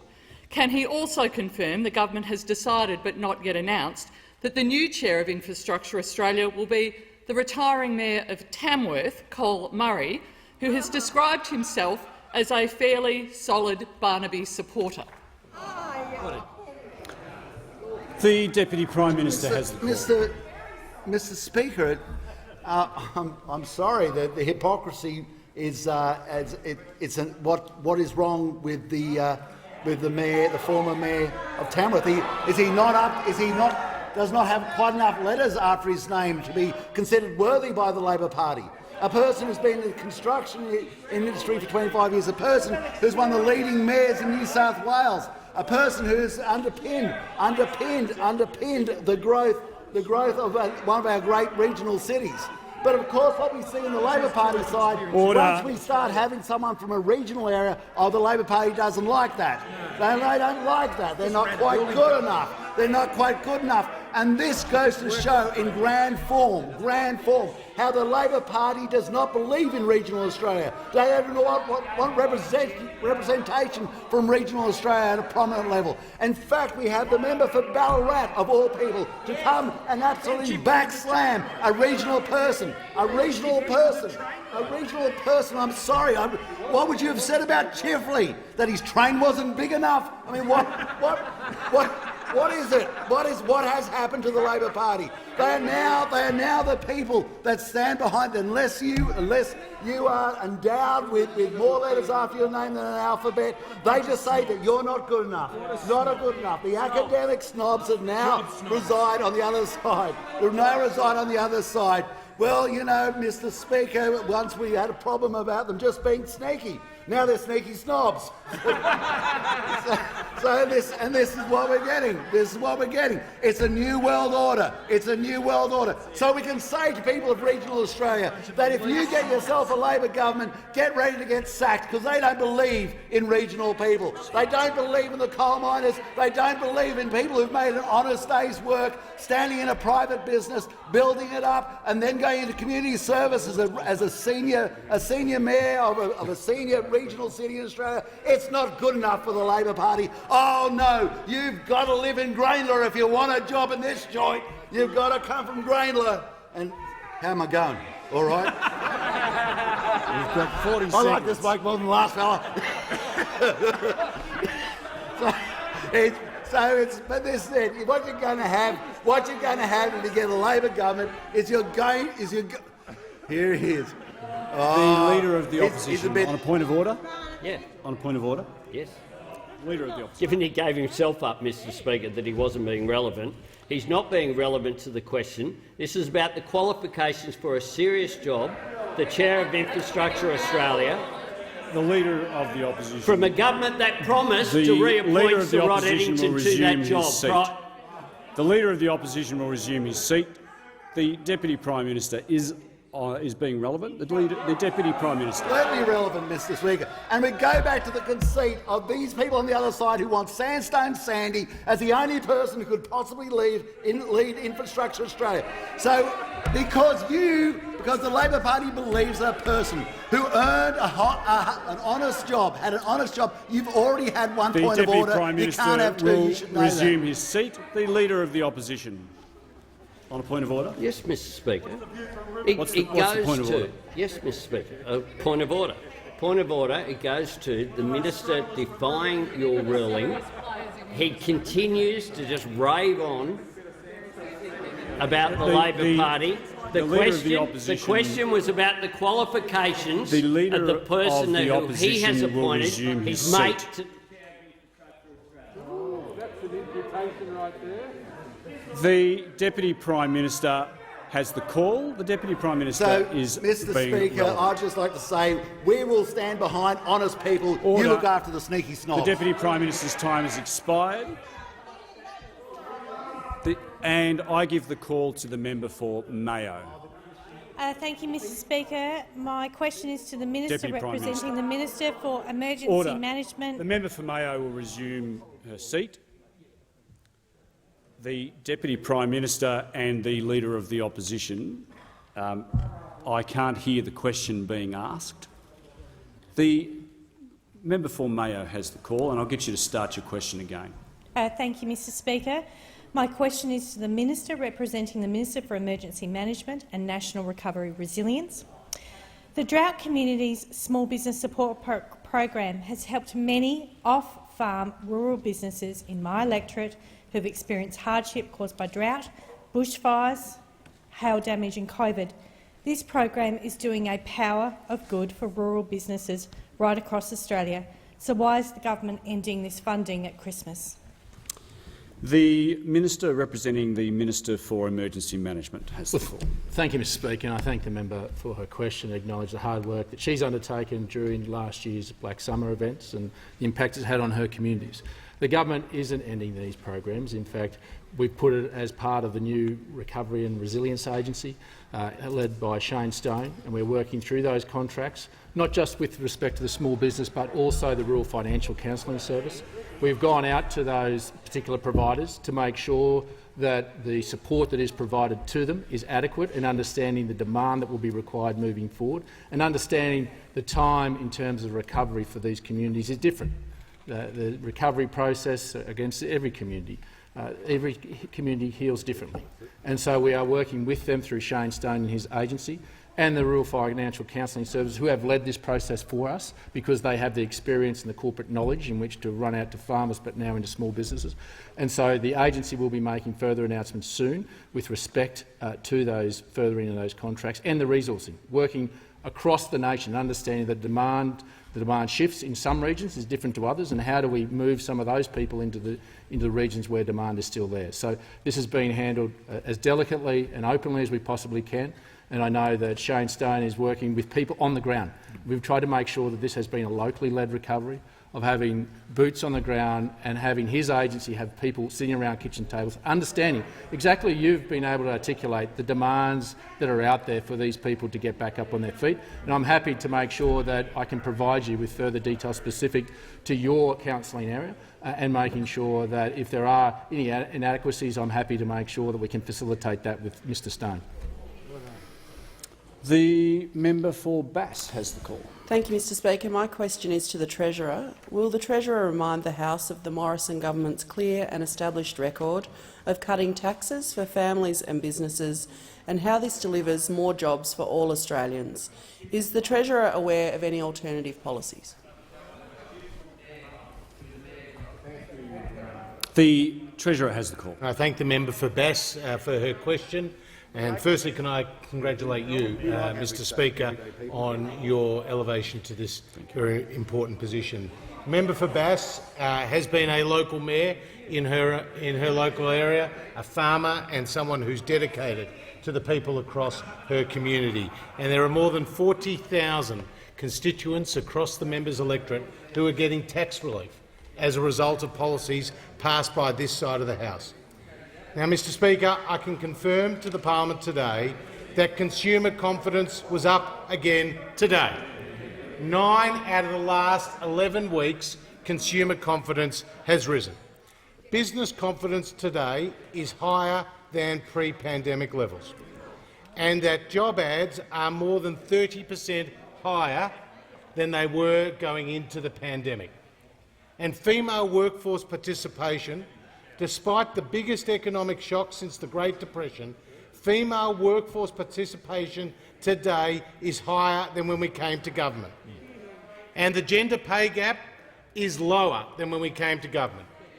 And the unemployment rate is lower than when we came to government, Mr Speaker.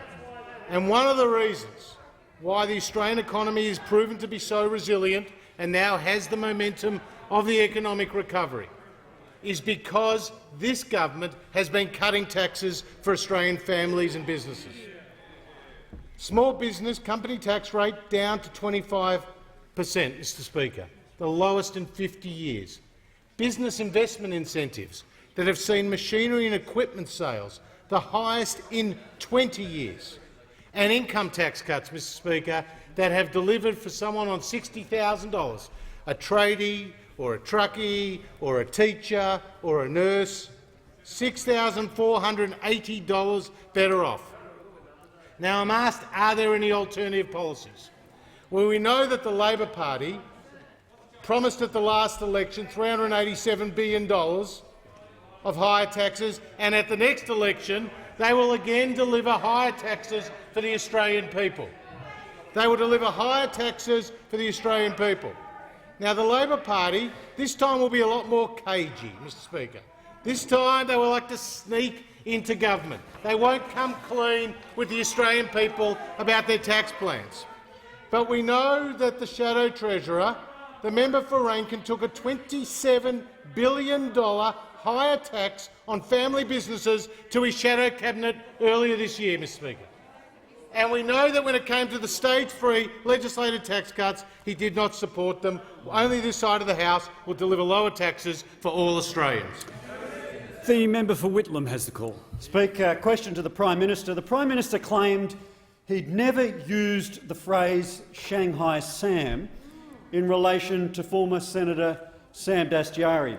Given he used that exact phrase 17 times on 11 occasions, why did the Prime Minister claim he had never used the term when that simply wasn't true?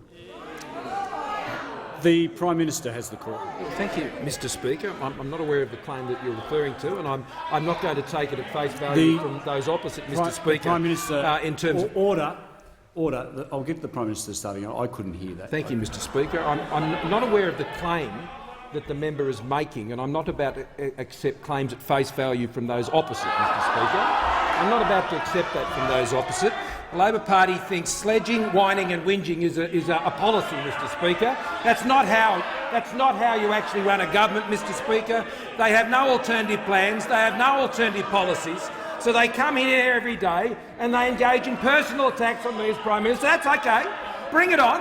Bring it on, Mr Speaker. You want to engage in personal sledging and have a crack at where I go for holidays, and if I go home and spend Father's Day with my family, Mr Speaker, bring it on, Mr Speaker. Bring it on. The Prime Minister will resume his seat. The Prime Minister will resume his seat. Just one moment. Order. If I can't hear the Prime Minister, I can't rule on points of order. The Manager of Opposition Business. On direct relevance, Mr Speaker, there is no way that this is relevant to any of the 17 times that he used the term that he's being asked about.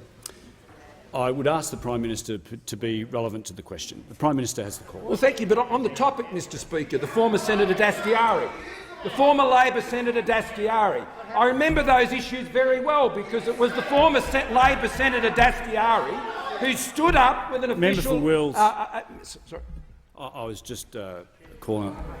I was correcting the member for Wills and Thank you, Mr Speaker. I remember it was the former Labor Senator Dastyari who disgraced himself, Mr Speaker, by undermining, Mr Speaker, Australia's sovereignty in relation to a foreign country.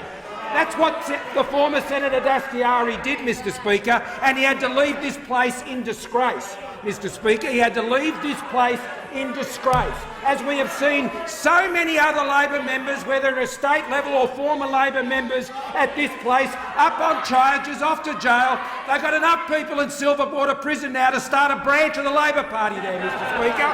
That's what's going on with the Labor Party, and you can't trust Labor with money, Mr Speaker, because they're always after yours. Order. Order.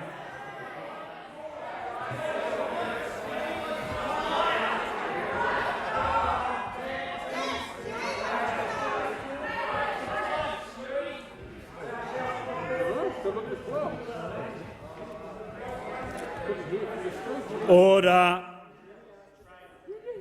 Once again, the level of interjections is too high. The member for Longman has the call.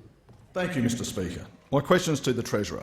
How is the Morrison government's substantial tax-cutting agenda supporting Australians through the COVID-19 pandemic, and how is it strengthening the Australian economy's capacity to rebound from its economic effects? Is the Treasurer aware of any alternative policies? The Treasurer has the call. Well, thank you, Mr Speaker, and I thank the member for Longman for his question and acknowledge his experience running his own small business, Mr Speaker. And across his electorate, 65,000 people are getting tax relief as a result of policies supported by this side of the House. and there are 14,000 small businesses in the electorate of Longman that are eligible for the expanded instant asset write-off. And one of those businesses is Taipan Hoses, an irrigation company in Caboolture that has used the expanded instant asset write-off to buy forklifts, to buy stackers, to buy a hydraulic hose testing equipment, Mr Speaker. And that is one example of thousands of examples across electorates in this country of businesses growing and investing in themselves in order to employ more Australians and to capitalise on the investment incentives that we have provided. Now, this side of the House believes in lower taxes. It's a key policy and philosophy of the coalition to encourage aspiration and reward effort and allow Australians to keep more of what they earn. And that includes the $300 billion of legislated income tax cuts, Mr Speaker, that we have moved through this parliament, including a significant structural reform, abolishing a whole tax bracket, the 37 cents in the dollar tax bracket, and the small business tax cuts that now see at 25 cents in the dollar company tax for businesses with a turnover of less than $50 million at their lowest level in 50 years. And that has seen these small businesses being able to weather the storm of the pandemic, Mr Speaker. $5 billion of tax relief for small businesses this year and next. And small and medium-sized businesses have employed an additional 600,000 people between April last year and September of this year. That's 1,300 a day. And our business investment incentives have helped see an increase in machinery and equipment sales to be the strongest in 20 years. This is what lower taxes is helping to do across the Australian economy: create jobs, reward effort and encourage aspiration. It's in stark contrast to those opposite, because those opposite don't believe in lower taxes. Those opposite only promise higher taxes, Mr Speaker. That's what they took to the Australian people: higher taxes on your superannuation, higher taxes on your retirement savings, higher taxes on your income, higher taxes on housing, Mr Speaker. That is what the Labor Party took to the Australian people. And they said to the Australian people, if you don't like our policies, don't vote for it. This time round, the Labor Party is a lot more cagey. They're not coming clean with the Australian people. They're a lot more sneaky. The Treasurer's time has expired. The member for Corio has the call. Thank you, Mr Speaker. My question is to the Prime Minister. The Prime Minister said reports that he had tried to invite Brian Houston to the White House were gossip. Why did the Prime Minister say that when it just wasn't true? The Prime Minister Thank you, Mr Speaker. I corrected all those matters on the record, Mr Speaker, as those opposite are fully aware. The member for Herbert has the call. Thank you, Speaker. My question is to the Minister for Defence.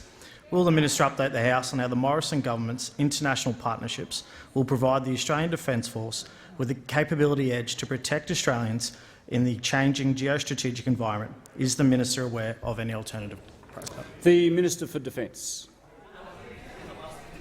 Thank you very much, Mr Speaker. I thank the honourable member for his question, acknowledge his service to our country and his very strong support of those Defence Force personnel who are resident and working within the Laverack Barrack and Townsville community. He's a staunch advocate for our veterans, and he should be very proud of that advocacy. Mr Speaker, this government has taken decisions over the course of the last few years which will stand our country in the best possible stead in a very changing and uncertain Indo-Pacific region. Mr Speaker, this has been described as a period not dissimilar to the 1930s, where we are worried about the build-up of military power, the build-up of military might by others in the region. We do know that there has been a very significant change in the stance of China, Mr Speaker, in the Indo-Pacific toward partners in the East China Sea, the South China Sea as well, Mr Speaker. And this government has taken a decision in relation to AUKUS which is more significant than any military decision taken since the end of the Second World War by this country. And, Mr Speaker, this decision stands our country in good stead, and it gives us the best ability to keep our country safe today and into the decades ahead, Mr Speaker. Now, at the time of the AUKUS announcement 68 days ago, the Labor Party, the Leader of the Opposition, rushed out, and he couldn't have been any stronger in his support, at least at that time, for the AUKUS announcement. So it's taken 68 days, and we've seen Senator Wong sent out today, Mr Speaker, with a speech that could have been written by Paul Keating. It could have been written by Paul Keating, Mr Speaker.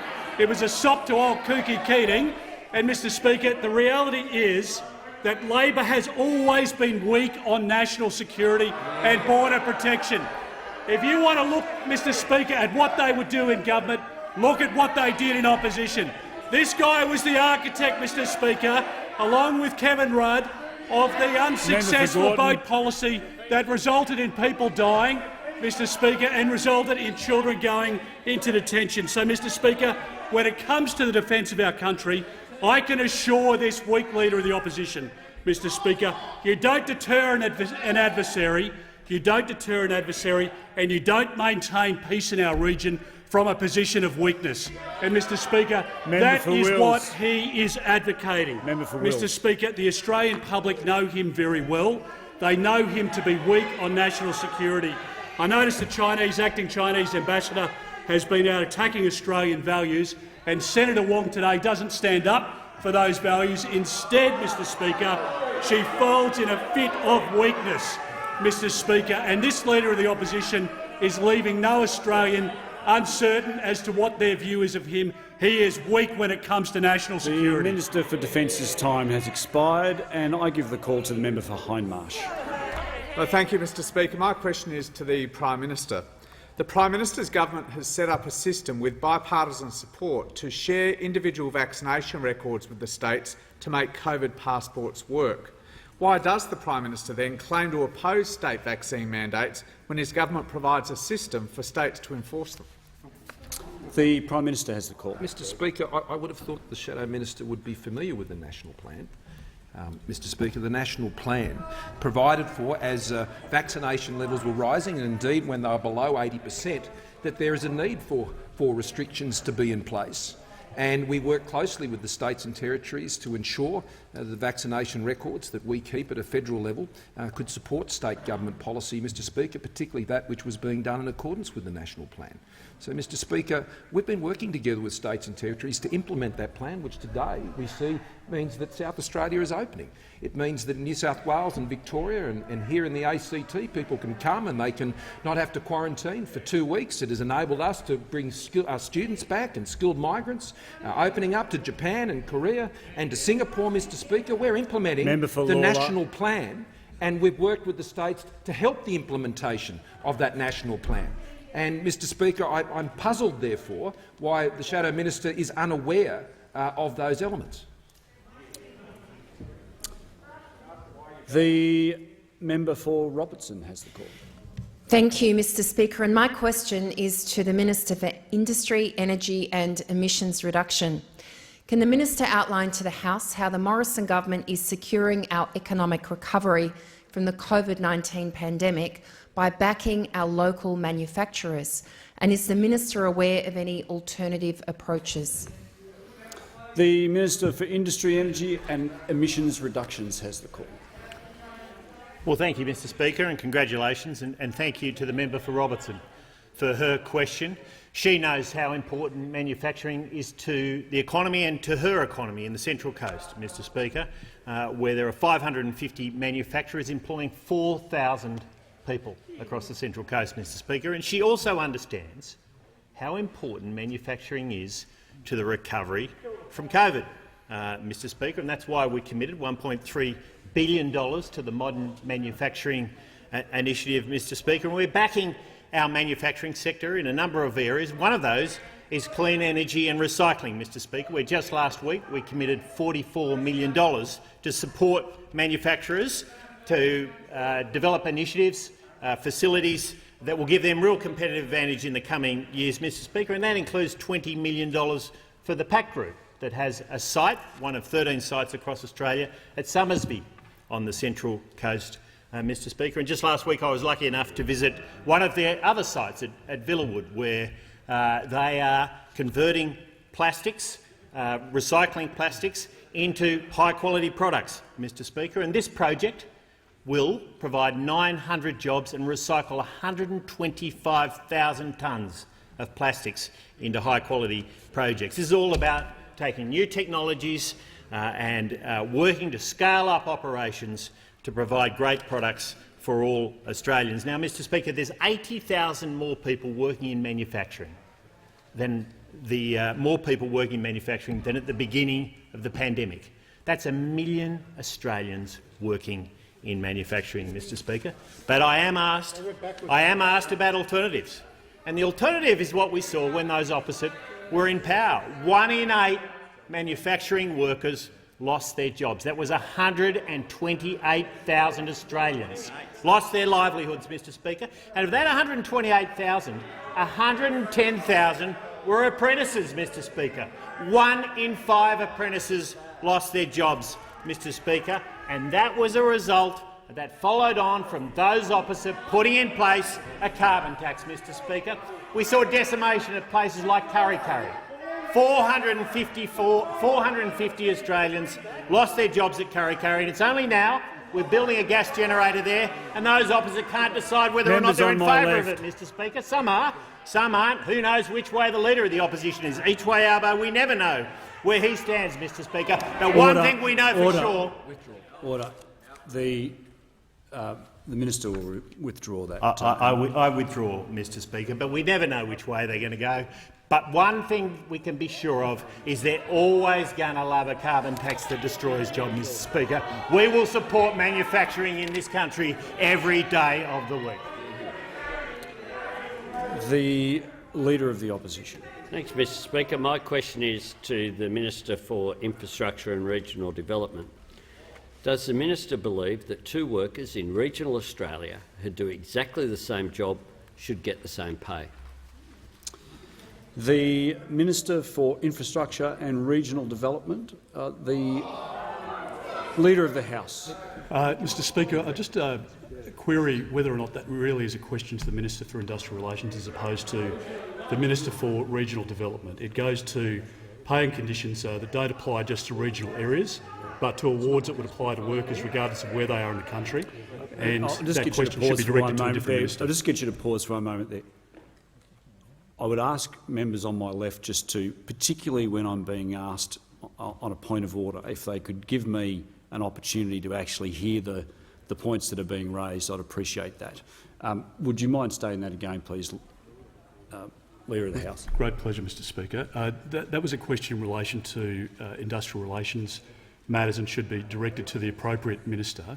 It wasn't a question about a specific award within a regional area. It was in relation to an award which would apply economy-wide, worker-wide across the economy. It was a cute way of dressing up that element, but that's really what the question went to, Mr Speaker, and it hasn't been, Mr Speaker, it hasn't been appropriately directed to the Deputy Prime Minister. I thank the Leader of the House. I'll hear from the Manager of Opposition Business. I'll hear from the Manager of Opposition Business when I can hear. Order. Thanks, Mr Speaker. To the point of order, the implications of this ruling are huge. What the Leader of the House is effectively saying— what the Leader of the House is— careful what you wish for, just listen to this. What the Leader of the House is saying is when there's a trade deal, only the Minister representing the Minister for Trade will be allowed to answer the question. Where there's something resulting from an international agreement, only the Minister representing the Minister for Foreign Affairs will be allowed to make a response. And all the answers that we have previously had of the relevance to a trade agreement from the Minister for Education, from the Minister for Agriculture, all the other people who come with a stakeholder interest, even though they don't have policy carriage, if that's all going to be ruled out, that's what the Leader of the House is asking for. I'm recommending the wiser course is to allow the question to stand. I thank the Manager of Opposition Business. I'm going to allow the question because it does refer to workers in regional Australia, and I call upon the Minister for Infrastructure and Regional Development. Thank you, Mr Speaker, and I thank the honourable member for his question, and it was, let's just say, lacking detail. So to try and give the proper respect to an answer, I'm only too happy to refer it to the appropriate minister who deals with that category within this House, and that is the Minister Fletcher. The Minister has the call. Well, I do thank the Deputy Prime Minister for referring the question to the Minister representing the Minister for Industrial Relations in this House, who is, after all, the right person to ask a question about Labor's same job, same pay bill and Labor's policy, which, of course, interestingly, is an amendment to the policy that was introduced in the Fair Work Act under the Rudd-Gillard-Rudd government. The enterprise bargaining framework set out in that bill or in that act does not require that every person in a workplace be paid exactly the same. What it instead requires, if there is to be an enterprise agreement, is that persons who are covered by that agreement are better off than they would be if they were under the award. But we've heard highly misleading claims from the Labor Party.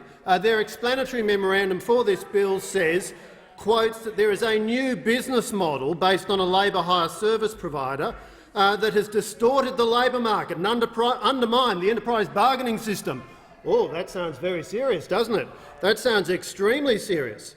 The only problem is that it's just factually wrong. This claim that there is a growth in labour hire is not true. The statistics are very clear, Mr Speaker. The facts are that the percentage of Australians who are employed through a labour hire firm is less than 2% and has been so for a decade. The fundamental premise of Labor's bill is absolutely misplaced. Why are they doing it? Because, of course, every one of their pre-selections depends upon the approval of the union bosses. So when the union bosses click their fingers, this lot jump to attention, Mr Speaker. The fact is that just 14.3% of Australians are members of a union. That's down from 40% in 1992. The Minister will resume his seat. The Minister will resume his seat. The Manager of Opposition Business on a point of order. On point of order on direct relevance. This question has the Minister finished his answer? Thank you. The member for Curtin. Thank you, Speaker. My question is to the Minister for Defence Industry and Minister for Science and Technology. Will the Minister outline to the House how the Morrison government's investment in our critical technologies plan is creating jobs and supporting our economic recovery as we come back from the COVID-19 recession? The Minister for Defence Industry, Minister for Science and Technology has the call. Thank you, Mr Speaker, and congratulations on your elevation to the speakership. And can I thank the member for Curtin for her question and acknowledge her tremendous support for our tech industry in Western Australia and also across Australia. Mr Speaker, last week the Prime Minister released our blueprint for critical technologies. This blueprint sets out our vision for protecting and promoting critical technologies that are in our national interest and the economic opportunities for our industries. Mr Speaker, the 4 goals set out under the blueprint are pretty straightforward. Firstly, we must ensure we have access to and choice in critical technologies and systems that are secure, reliable and cost-effective. We must promote Australia as a trusted and secure partner for investment, research, innovation and adoption of critical technologies. Thirdly, it's essential we maintain the integrity of our research, science, ideas, information and capabilities to enable Australian industries to thrive and maximise our sovereign IP. And fourthly, we must support regional resilience and shape our international environment that enables open, diverse and competitive markets and secure and trusted technological innovation. Mr Speaker, as part of our plan, the Prime Minister, Minister Hume and I announced our government would be investing over $110 million to secure Australia's quantum future. Mr Speaker, our government is committed to supporting the commercialisation, adoption and use of this incredibly important technology to create jobs, support Australian business and to keep Australians safe. Mr Speaker, it is estimated that the development of quantum technologies in Australia can deliver Australia up to $4 billion in economic value and create some 16,000 new jobs by 2040. Mr Speaker, proudly, the Australian technology industry has emerged as one of our country's most significant employers, creating $167 billion in economic output per year and employing more than 860,000 Australians, according to new research released by the Tech Council of Australia. Mr Speaker, looking now to a new jobs frontier, space technologies are relied upon by Australians each and every day when navigating the systems in their cars and on their phones, supporting farmers, identifying the health of their crops, and also emergency workers to plan and respond to bushfires. We have a national mission, Mr Speaker, to triple the size of the space sector in Australia to $12 billion and to create up to 20,000 new jobs by 2030, and we are up to that mission. The Leader of the Opposition. Thanks, Mr Speaker. My question is to the Minister for Transport and Regional Development.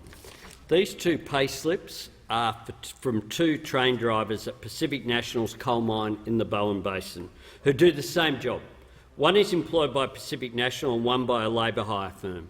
The train driver employed by the labour hire firm is a casual but still earns around $300 less every week than his colleague. What action will the government take to stop this, which is hurting workers in regional Australia and is one of the measures which is leading to the reduction in real wages across the economy? The Minister for the Deputy Prime Minister. Well, Mr Speaker, I thank the honourable member for its question, and yet again it's very sneaky, but we should really address the question to the appropriate minister with carriage of this. And I invite Mr Fletcher to— The Deputy Prime Minister will resume his seat. The member for Sydney. Members on my left.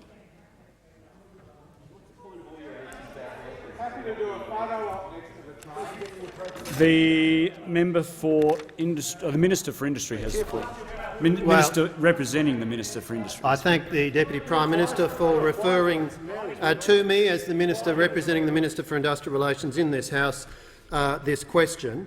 And we're asked, what are we going to do about employment in regional Australia? What we're going to do is we're going to boost economic growth and we're going to make it easier for people to be employed. That's what we're going to do. The Minister will just resume. The Leader of the Opposition on a point of order. Yes, Mr Speaker. This was a specific question with a real-world example about a labour hire worker doing the same job as someone else at Pacific National, Leader of the being Opposition paid will state the point of order. less. The Leader of the Opposition state the point of order. My point of order is, when the minister got the call— Well, my point of order is the minister doesn't get to ask himself a question and then answer it. Just a moment. That's what he did. Leader of the Opposition, it's not helpful for those on my right to be yelling in my ear. The minister will just resume his seat for a moment. As the Leader of the Opposition knows, if you want to take a point of order, the Leader of the Opposition needs to state the point of order. The order is this: is it in order for the minister, when he came to the dispatch— Well, when I do, sit down. It's a point of order. Sit Leader down. of the Opposition. Sit down. The Leader of the Opposition will resume his seat. The Leader of the Opposition will resume his seat. The Leader of the Opposition will resume his seat. It would assist me. The Leader of the House is raising a point of order. The Leader of the House. I'm not. The Leader of the Opposition will resume his seat. The Leader of the Opposition will resume his seat. The Leader of the House. It's clear that the Leader of the Opposition makes a point of order on relevance, even though he doesn't want to say that.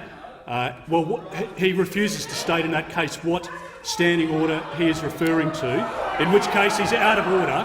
And, Mr Speaker, he should be ruled out of order because the minister has made a statement which is completely in order.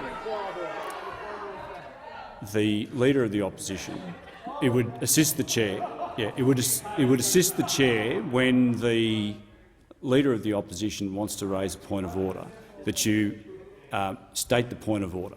My point of order goes to the standing order provisions for questions without notice, for which standing order 99, in which case I asked a question. What occurred was that the minister stood up and then asked himself a question and then proceeded to answer the question that he asked himself. That is not in order. The minister is in order. The minister has the call. Order. The minister has the call. The minister has I the call. do thank the Deputy Prime Minister for referring this question to me, because it goes to a very important issue about the completely fallacious presentation we're hearing from the other side of the House about this so-called same job, same pay issue, which is essentially, Mr Speaker, a made-up issue. There is no barrier. There is no barrier under Labor's own Fair Work Act to an enterprise agreement. The requirement under Labor's own Fair Work Act, Mr Speaker, the requirement under Labor's own Fair Work Act is that you can be employed under enterprise agreement as long as you are better off than under an award. Now, if that was good enough for Labor under the Rudd-Gillard-Rudd years, we need to understand what has changed. The fact is, Mr Speaker, the percentage of people employed on a labour hire basis is less than 2% of employees, but the people who are really unhappy about it are the union bosses. There's only 14% of Australians who are now union members, down from 40%. What we care about, Mr Speaker, on this side of the House, you've already had a point of order. What we care about— The minister will resume his seat. The manager of opposition business on a point of order. The minister has finished and completed his answer. The member for Lindsay has the Congratulations and thank you, Mr Speaker. My question is to the Minister for Employment, Workforce Skills, Small and Family Business. Will the minister update the House on how the Morrison government's economic plan is supporting Australian apprentices today to get into the high-quality, well-paying jobs of tomorrow? Why is it so important we invest in the skills of young Australians, and how does this contrast with previous approaches? The Minister for Employment, Workforce Skills, Small and Family Business has the call. Thanks, Mr Speaker. Can I thank the member for Lindsay for her question and recognise all the hard work she's doing to support the apprentices in her area, noting there are 1,750 apprentices right now working in Lindsay, the highest number ever. That's what the member for Lindsay is delivering for her area, and indeed I had the pleasure to meet many of them at Baker and Provan earlier in the year, and Prime Minister, I believe you may have also had that opportunity. It's a great achievement for the Penrith community, but also it's a great achievement for the member for Lindsay and what you're doing. It's important to the nation, especially as we build out the Western Sydney Airport or indeed help manufacture mining equipment so urgently needed in the Hunter. But Western Sydney, Mr Speaker, is not the only area that's enjoying a golden era of trade apprentices. I'm pleased to advise the House that the Morrison government economic plan has now delivered the highest number of Australian apprentices, trade apprentices, on record. 217,400 trade apprentices right now. In fact, numbers are from July, operating, training right now, highest number since records began in 1963. The Morrison government, Mr Speaker, is the best friend that apprentices have ever had. Indeed, in the face of the greatest shock since the Great Depression, the Morrison government has secured a generation of Australian trade apprentices. $6.4 billion in funding this year, on top of $5.9 billion last year. Our supporting apprentices and trainee wage subsidy provided $1.9 billion to over 74,000 employers. Our $3.9 billion boosting apprenticeship commencement wage support has surged commencements to these highest levels. In fact, over 79,000 Australians have commenced an apprenticeship or a traineeship in the last 12 months alone. And we're not done there yet, Mr Speaker. We're backing it in with our $716 million completing apprenticeship commencement wage support. Commonwealth funding to the states is at the highest level ever to back in the skills work the states are doing, whether it's funding their TAFEs or their other RTOs. Now, Mr Speaker, you know how important apprenticeships are. You started as an apprentice after your monastic sojourn. But compare that to the $1.2 billion ripped out by those opposite between 11 and 13 in 9 separate cuts. Compare that to 111,000 people dropping out in terms of traineeships and apprentices, drops in numbers from 12 to 13 because of the decisions those opposite have made. Australian apprentices, Mr Speaker, will always have a far better deal under the Morrison government. The Leader of the Opposition. Thank you. My question is to the Prime Minister. Petrol prices have increased by as much as $900 for a typical family driving a standard car in a year, while real wages have fallen by $700. Can the Prime Minister confirm it has become harder for Australian families to make ends meet under his almost decade-old government? The Prime Minister. Thank you, Mr Speaker. Thank you, Mr Speaker. Headline inflation under our government has increased by 1.8% over the time we've been in government. Under the Labor Party, it was 2.7%. Mr Speaker, electricity prices under our government, Mr Speaker, have risen on an annual average basis of 0.3%. The Prime Minister will resume his seat for one moment. I'd just ask members of the House to please keep the level of interjections down. Thank you. The Prime Minister has the call. Thank you, Mr Speaker. As I said, electricity prices under our government since we were elected have risen on average by 0.3% a year. Under the Labor Party, Mr Speaker, they rose by 12.9%, Mr Speaker, over their time. And in most recent years, over the last 3 years, Mr Speaker, electricity prices have fallen by 3.2% on average each year.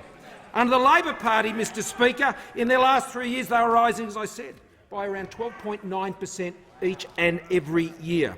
Mr Speaker, on fuel prices in the last 3 years, they've increased by 1.2% on average per year. Under the Labor Party, Mr Speaker, they increased by 2.6% each and every year, Mr Speaker, and on average over our term of government they've increased by 0.4%, and under the Labor Party, as I said, 2.6%. What I know about petrol prices is this, Mr Speaker. The Labor Party want to change the fuel emissions standards, which is an increase in the petrol price for consumers, Mr Speaker. The Labor Party has a sneaky petrol tax, Mr Speaker, a sneaky petrol tax where they want to jack up the price of petrol. The Prime Minister will resume his seat. The Leader of the Opposition on a point of order. Yes, Mr Speaker, it goes to relevance. The question asked about petrol prices going up by $900 in the last year. It didn't invite the Prime Minister to make up policies from those on this side of the House. The Leader of the Opposition will resume his seat. The Prime Minister has the call. I'd ask the Prime Minister to remain relevant to the question. Thank you, Mr Speaker. I'm talking about what the impacts on petrol prices might be. And, Mr Speaker, what they might be, and what I can tell the House and what I can tell Australians is that our policies, Mr Speaker, our policies will not be changing the fuel emission standards that will put a sneaky petrol tax on Australians, Mr Speaker. Our policies will not do that. The Prime Minister resumed his seat. The Leader of the Opposition on a point of order. Yes, Mr Speaker. He's now defying your ruling. The Leader of the Opposition will resume his seat. The Leader of the Opposition will resume his seat. The Prime Minister is on point. The Prime Minister has the call. can understand why the Leader of the Opposition, with his constant interjections and coming to dispatch box, is sensitive on the issue of sneaky taxes, Mr Speaker. I can understand why he's sensitive. The Prime Minister, tax, not what happened under Labor government, would it? Manager of Opposition, just resume your seat for a moment.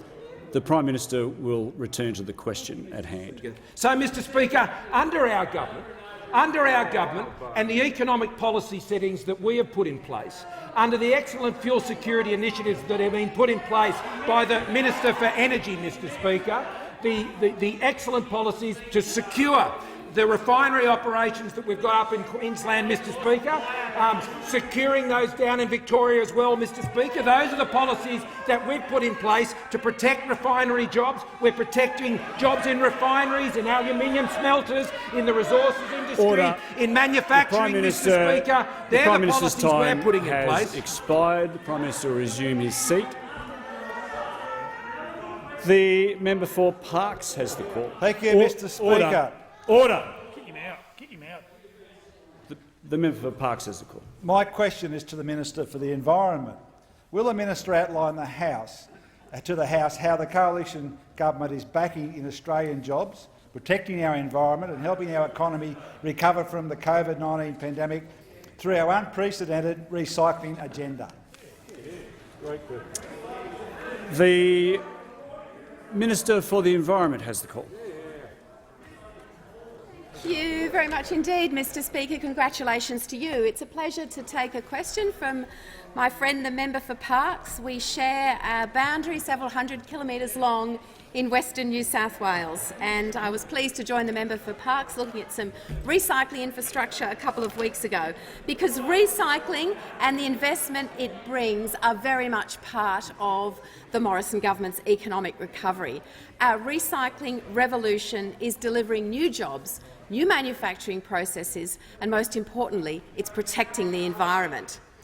This billion-dollar transformation of the waste and recycling sector is diverting over 10 million tonnes of resources from landfill, creating more than 10,000 new Australian jobs over the next 10 years. Right now we're seeing new recycling plants being built, new optical sorters being installed to reduce contamination, glass washing facilities creating crushed glass sand that can be used again in asphalt, bricks and buildings. Microfactories are being piloted to remanufacture glass into green ceramics, and mobile crushers are collecting single-use polypropylene waste from hospitals, granulating them on site and turning them into new plastic containers. Through our Recycling Modernisation Fund, the Commonwealth has co-funded 78 projects to date, including 23 that are in regional and remote Australia, because we understand the important role that regional and rural Australia plays in our economic recovery. Member for Parkes knows this well. We saw firsthand fantastic examples of the innovation that comes from regional communities. At the Australian Recycled Plastics Facility in Narrabri, where it's actually unique because it's one of the few facilities that can simultaneously sort HDPE, PET and coloured plastic, supporting 35 new local jobs in Narrabri. It's also great to see work being done at the Gilgandra Material Recovery Facility, providing additional processing capacity, 5 tonnes of plastic, 20 tonnes of glass, 313 tonnes of paper and cardboard each year. And these are amazing examples of regional development in important regional towns, Mr Speaker. And we've got no intention of slowing down. Waste and recycling projects supporting regional and remote New South Wales are now eligible for grants between $10,000 and $1 million for projects that improve waste management, processing and sorting. The Morrison government is backing rural and regional jobs. We're backing our unprecedented recycling agenda, and we're backing our environment. The member for Macquarie has. Thank you, Speaker. My question's to the Prime Minister. Petrol prices have gone up by as much as $900 for a typical family driving a standard car in a year, while real wages have fallen $700. On top of this, median rents in Windsor in my electorate have increased by almost $3,000 a year. Hasn't it become harder and harder for working families to make ends meet under this decade-old government? The Prime Minister has the call. Well, thank you, Mr Speaker. Our government has taken numerous initiatives to take the pressure off on cost of living, and as the data reveals very clearly, Mr Speaker, particularly when it comes to petrol prices. When it comes to petrol prices, in the last 3 years alone, Mr Speaker, what we've seen is a 1.2% increase on average per year, and that compares to a 2.6% increase that occurred under the Labor years, Mr Speaker. Reference was also made to housing costs, which I know is a great challenge, particularly for younger people, and younger people who particularly want to buy into their first home. And, Mr Speaker, since we came to government, housing costs have increased, according to the Australian Bureau of Statistics, on an average of 1.7% each year. And in the last 3 years, they've increased by 0.6%. Now, that compares, Mr Speaker, under the Labor years to 5.1%, Mr Speaker, to 5.1%. And I know, Mr Speaker, the Minister for Housing will be able to tell you this. At the last election, I said we were going to take action to help people get into their first home. And, Mr Speaker, under the policies we've introduced since the last election, 320,000 Australians we have helped into home ownership, Mr Speaker. That's what we took to the election. The Prime Minister will resume his seat. The member for Macquarie on a point of order. Point of order, Speaker. Relevance. My question was about rentals, not purchasing. Yes, but the question was also about making it harder for working families to make ends meet. The Prime Minister has the call. Yeah. Thank you, Mr Speaker. And you know who's been buying those houses, Mr Speaker? People who are renting, Mr Speaker. People who are renting, and we have given them the opportunity through the First Home Loan Deposit Scheme and, Mr Speaker, the Family Home Ownership Scheme, a scheme that is helping single mums buy their first home, Mr Speaker. That is what our policies are doing. It's giving Australians who have that aspiration to go and buy a home the opportunity to go and achieve that. And since we were elected 3 years ago, Mr Speaker, 320,000 Australians have been helped into home ownership. That's what I call promise delivered, Mr Speaker. Commitment given, promise delivered. And this government will continue to do that, because under the sound economic management which is being delivered by this government, that has seen Australia through one of the greatest economic challenges since the Great Depression, Mr Speaker, that has seen Australia coming through this pandemic and the economic recovery underway, Mr Speaker, Australians can have confidence in their future. They can plan for their future with confidence. They can plan to buy their first home. They can plan to get skilled and get a job, Mr Speaker. They can plan to open and run a small business. They can plan to go and invest in new equipment that sees them get an advantage and be able to sell their products at a better price and be able to grow their business. They can do that in regional Australia, Mr Speaker, in manufacturing and recycling and in the services industry. They'll be able to do it as we're getting the students back now, Mr Speaker, in December. That is a plan that is securing our economic recovery. Those opposite, Mr Speaker, have no such plans and no such experience and no such credibility. You can't trust Labor with your money. Expired. And I give the call to the member for O'Connor. Thank you, Mr Speaker. My question is to the Minister of Resources and Water. Will the Minister provide an update of the progress of important job and wealth-creating resource projects in Western Australia and outline what this will mean for the community I represent and for our economy as it recovers from the COVID-19 pandemic? Is the Minister aware of any alternative policies? The Minister for Resources and Water has the call. Well, thank you, Mr Speaker. Can I thank the member for O'Connor for his question? Now, the member for O'Connor, Mr Speaker, has already got the super pit, but now the West is going to get the super pipe. The super pipe delivering gas from the Scarborough gas fields all the way across to the coast, Mr Speaker. Woodside yesterday, Mr Speaker, made an incredibly important final investment decision. An incredibly important decision, and that is to bring on the Scarborough gas fields and, of course, to deliver the Pluto 2 project. Now, the super pipe, Mr Speaker, is one which will deliver gas but will also deliver jobs. This is an investment of some $16.5 billion by Woodside. And we should just consider that for a moment, Mr Speaker. $16.5 billion invested by Woodside in this project. That is a vote of confidence, not only in their company but in the gas sector itself. That is a vote of confidence in the policies of the government. That is a vote of confidence in the supply of gas to customers who are willing buyers out there in the world and, of course, right across Australia. And, Mr Speaker, Woodside is targeting first gas from this project in 2026. It is a low CO2 gas, would you believe, first discovered in 1979. 1979. And we now have a final investment decision which is going to drive jobs out into the 2050s. We expect this supply to run out into the 2050s, Mr Speaker. This is an incredibly important role. 3,200 local construction jobs. Can you believe that for the West, Mr Speaker? 3,200 jobs. 600 of those are ongoing. And I'll say it again, Mr Speaker, this is a vote of confidence in the sector. It's a vote of confidence in the West. It's a vote of confidence in Woodside. And we will continue to support the resources sector, Mr Speaker, because this is how we pay for schools and roads and hospitals. The amount of money that will be delivered over the lifetime of this project, some $33 billion in direct and indirect taxation, pays for roads, schools and hospitals, Mr Speaker. This is how governments pay for the essential services that Australians rely on. But, Mr Speaker, I am asked about alternatives. Now, we know there are some alternatives, Mr Speaker. We know there are some alternatives. We know that those opposite quite simply can't stick with anything. They are always each way. You never know, Mr Speaker, what you'll get with those opposite.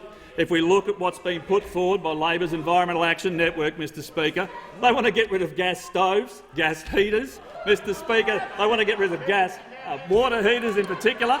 Mr Speaker, the Minister will resume his seat. The Manager of Opposition Business. Mr Speaker, the Manager of Opposition Business has the call.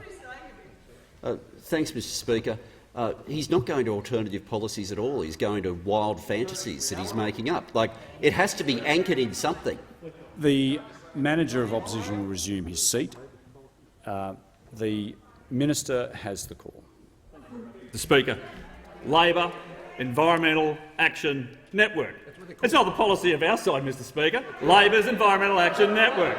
So on this side, Mr Speaker, we want to continue to ensure these jobs are delivered. We want to continue to provide confidence to the resources sector, and we will do that. We want to see Australians take up these opportunities, and we want to ensure, when it comes to the post-pandemic economic recovery, Mr Speaker, projects like this go ahead because they are good for our nation.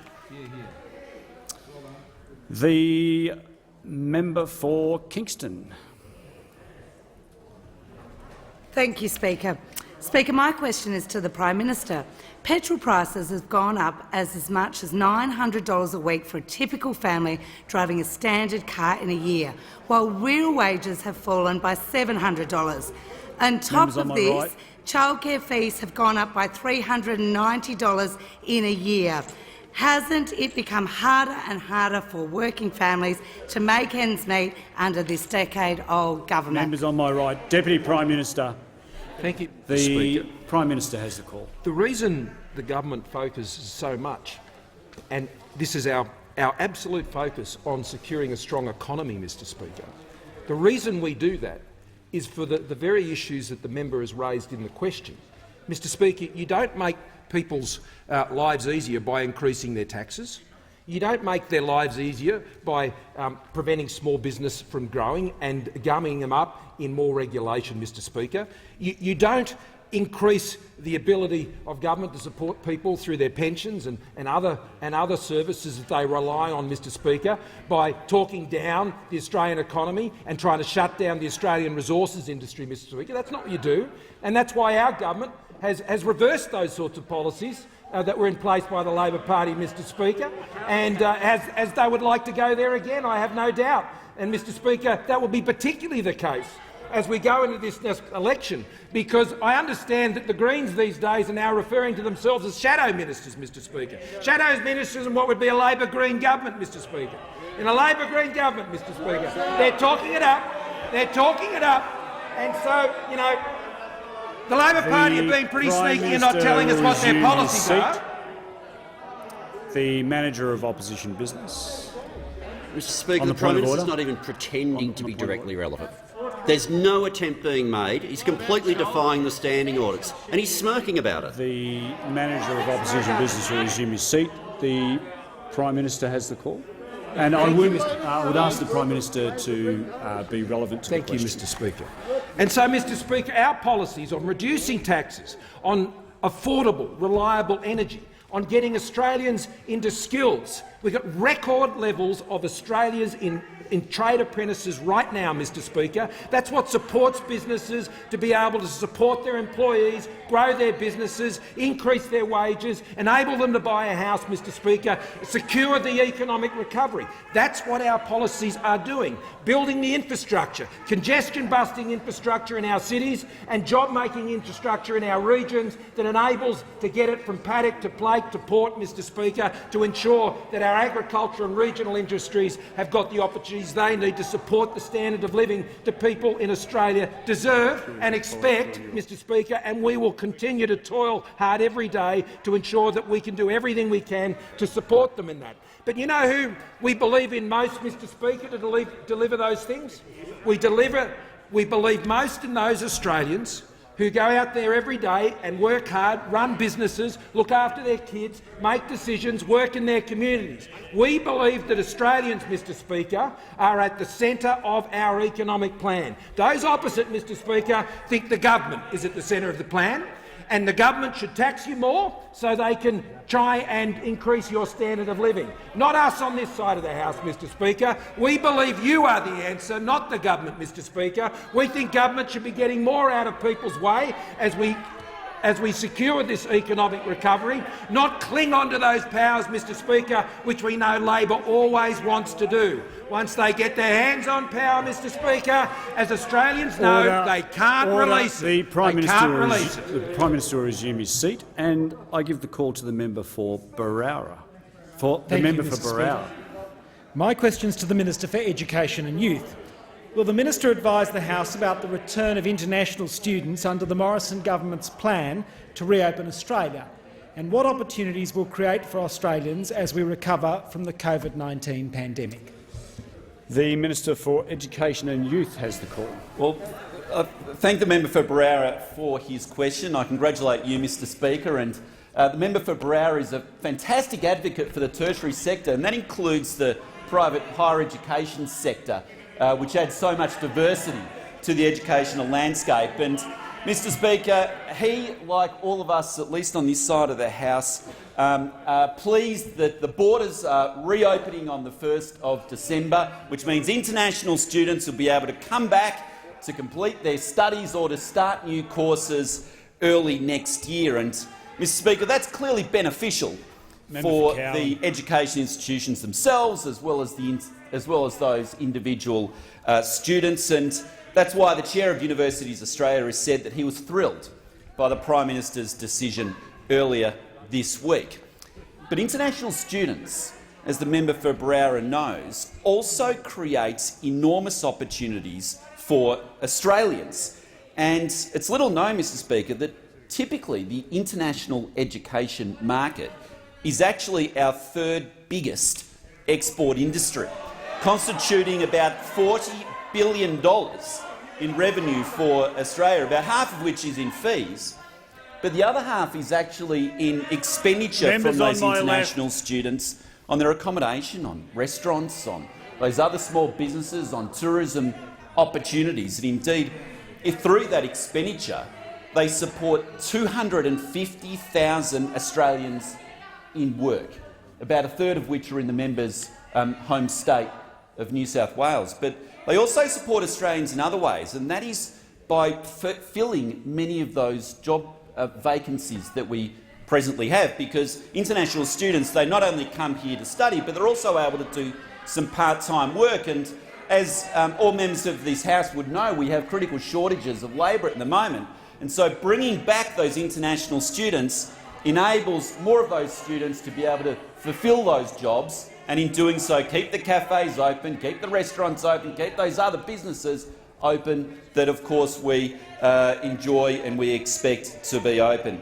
And, Mr Speaker, this is why the business community has so warmly welcomed international students coming back from the 1st of December as well, with the Business Council of Australia saying that international education is responsible for creating thousands of jobs and getting students back is crucial, and as well as the Australian Chamber of Commerce and Industry saying that this will accelerate Australia's recovery, Mr. Speaker. Mr. Speaker, this is always part of our plan, part D of our national plan. We're delivering upon it. We said we'd do it, and from the 1st of December, international students will start to come back, and that's good for Australia. The member for Rankin has the call. Thank you, Speaker. My question is to the Prime Minister. His decade-old government has doubled government debt before COVID, and now it's approaching a record of $1 trillion. According to reports today, budget repair won't begin until after the election. Why won't the Prime Minister reveal his secret budget cuts before the election? The Prime Minister has the call. Speaker, I was pleased to have question time extended today, just so that the member would be able to get a question, the Shadow Treasurer would be able to get a question. Mr. Speaker, if I had to extend question time to allow the member for Maribyrnong to get a question, we'd be here till midnight, I suspect, Mr. Speaker. But, Mr. Speaker, I'm very happy for the Shadow Treasurer. I'm very happy to have the Shadow Treasurer's question addressed by the Treasurer. Shadow Defence Minister. The Treasurer has the call. Well, Mr. Speaker, I thank the Speaker.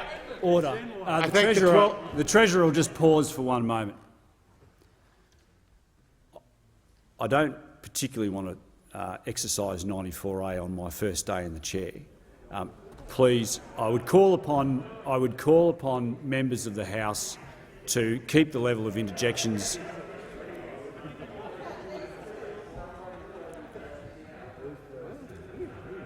I would call upon members to restrain themselves. The Treasurer has the call. Thank you, Mr. Speaker. I thank the 12th man of politics for his question. He's barely here and he barely gets a question. The reality is the way we repair the budget is to grow the Australian economy. It's to see more people in jobs, Mr. Speaker.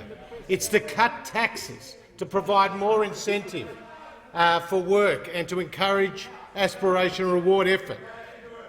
Based on the figures in the budget announced in October of last year and then the final budget outcome for 2021, there was an $80 billion improvement as a result of a stronger labour market, Mr. Speaker.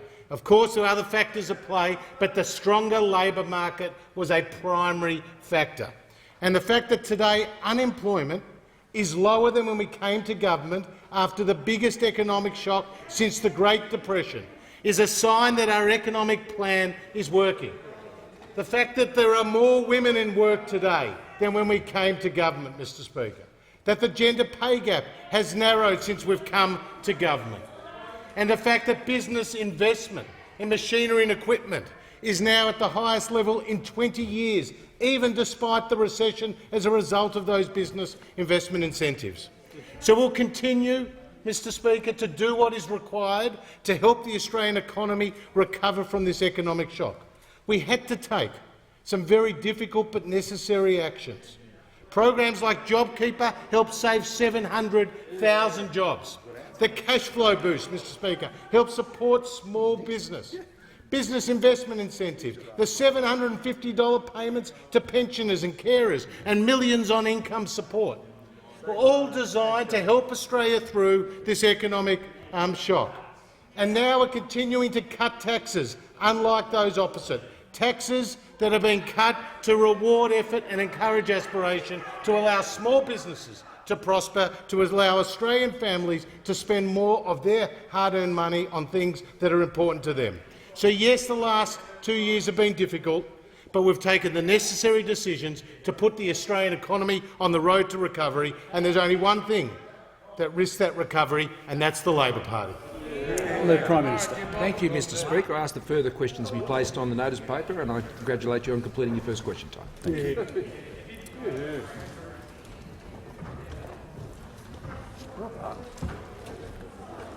The Leader of the House with papers. Thank you very much, Mr Speaker. Well, firstly, just to congratulate you on your elevation to the chair and wish you every success in your role. Mr Speaker, documents are tabled in accordance with the list circulated to honourable members earlier today. Full details of the documents will be recorded in the votes and proceedings. I thank the Leader of the House. The Leader of the Opposition. Yes, Mr Speaker, I seek leave to give a personal explanation. Does the Leader of the Opposition claim to be misrepresented? Yes, I do, most grievously, Mr Speaker. The Leader of the Opposition has the call. Yes, Mr Speaker. Today, during question time, the Minister for Defence said that I did not support the AUKUS arrangement with the UK and the US. This is not true. Australia has a long relationship with the United Kingdom, which has enjoyed bipartisan support since Federation. And the alliance with the United States originated from John Curtin in 1942, when Australia turned to Labor in our hour of greatest need to defend our nation, and has been supported by Labor ever since. The Manager of Opposition Business. Thanks, Mr Speaker. I wish to raise a matter of privilege under Standing Order 51. The matter concerns the member for Pearce and whether his failure to comply with the resolution of the House regarding the registration of members' interests constitutes a contempt of Parliament. I wish to raise this matter now due to new information that has come to light this morning. This is the earliest available opportunity I've had to raise this matter. As the House is aware, I originally raised this matter on Monday, 18 October. The former Speaker, the member for Casey, deliberated for a number of days and returned to the House with the decision to grant precedence to a motion and refer the member for Pearce to the Committee of Privileges and Members' Interests. The former Speaker granted precedence to this motion on the basis that, and I quote, he was satisfied that a prima facie case had been made out. He did not indicate a view on whether a referral itself should proceed. The government then proceeded to vote down a referral motion to the Committee of Privileges and Members' Interests for the first time since Federation. This morning, the former Speaker, the member for Casey, conducted an interview on ABC Radio Melbourne. In that interview, interviewer Virginia Trioli asked the member for Casey what he would have done if he had the power to directly refer the matter to the Committee of Privileges and Members' Interests rather than simply grant the motion precedence. The question was, if you had that referral power, would you have, given then the basis of what you had looked at and your consideration of what the parliamentary role was, you would have referred it, to which the member for Casey responded, sure. He then went on to explain the role that he had at the time. The member for Casey said what? Sure. Sure. Yes, he agreed with that statement, that he would have. This is new information which we have not had previously in terms of the deliberations that he conducted over those days prior to granting the motion precedence. Members on both sides of this House have spent the last 2 days praising the member for Casey and the deep integrity he brought to the role for Speaker. Now we have, for the first time on record, that the member for Casey himself believes the member for Pearce should be referred to the Committee on Privileges and Members' Interests. This is the strongest statement in this matter we have had to date, which is why I believe this House deserves another opportunity to consider this matter, given this new information. I remind the House why, in the first instance, the matter should be given precedence by our new Speaker. If this matter is allowed to stand, we might as well not have a register of members' interests at all. The facts are these. On June 1, it was announced the member for Pearce would withdraw a defamation case against the Australian Broadcasting Corporation. His costs are undisclosed. The member for Pearce has stated, and I quote, "My lawyers, whilst they are very good, are very, very expensive," and I will table that transcript. On 13 September, the member for Pearce updated his register, addressing payments related to his defamation case, and I will table that document. The member for Pearce lists, and I quote, "part contribution to the payment of my fees by a blind trust known as Legal Services Trust. As a potential beneficiary, I have no access to information about the conduct and funding of the trust." But what the member for Pearce describes as a blind trust is in fact nothing like the blind trusts which have previously been registered. In every other blind trust which has appeared on the register, it has been clear whose money was being managed. On this occasion, we have no idea. A central purpose of the register is to manage and disclose interests and potential conflicts. It beggars belief that the member for Pearce has no idea who donated to this trust. It is incomprehensible that there is a new breed of philanthropists who could donate to any cause or charity in the world but would choose this otherwise secret trust to pay legal bills in a private defamation case and then have no desire for the member for Pearce knowing that they had helped him. Let's think about what this means. If what the member for Pearce has done is allowed to stand, it means any MP can set up a trust and instruct the trustee to accept donations on a confidential basis only, and then rake in the cash from any source, all the while saying, well, I couldn't possibly tell you where my donations are coming from because they were given on the basis of confidentiality. What the member for Pearce has done renders the register of members' interests completely worthless. If permitted, this behaviour empowers other MPs to create such a trust as a means of escaping their disclosure obligations as an elected member of the House. At its worst, it provides a means for MPs to get around laws that prohibit foreign donations. In fact, the only assurance we have that the member for Pearce has not done this is because he tells us he hasn't. In a statement by the member for Pearce on September 19, which I will also table, we learned two things. The first is that despite the member for Pearce's statement on his register, he actually was able to uncover information regarding the donors to his trust. His statement says, and I quote, "On my request, the trustee provided me an assurance that none of the contributors were lobbyists or prohibited foreign entities." The second thing revealed is that the member for Pearce has made a choice not to uncover further information about the identities of the donors. I quote, "Ultimately, I decided that if I have to make a choice between seeking to pressure the trust to break individuals' confidentiality in order to remain in Cabinet, or alternatively to forego my Cabinet position, there is only one choice I could in all conscience make." He also states, quote, "I could not assist any process that would ultimately allow people who have done nothing wrong to become targets of the social media mob, and I will continue to respect their position." So either the member for Pearce does know who the donors to his legal trust are but is refusing to disclose them, or he has chosen not to take steps which are available to him to determine their identities. Either conclusion raises doubts as to whether the member has committed a serious contempt under Part C of the additional resolution adopted on the 13th of February 1986 regarding members' interests, which I will table. That resolution provides, and I quote, that any member of the House of Representatives who, Part C, knowingly provides false or misleading information to the register of members' interests shall be guilty of a serious contempt of the House of Representatives and shall be dealt with by the House accordingly. Mr Speaker, this is a serious allegation that must be investigated by the Committee on Privileges and Members' Interests. This is not a case of an MP making an honest mistake. This is not a case of carelessness.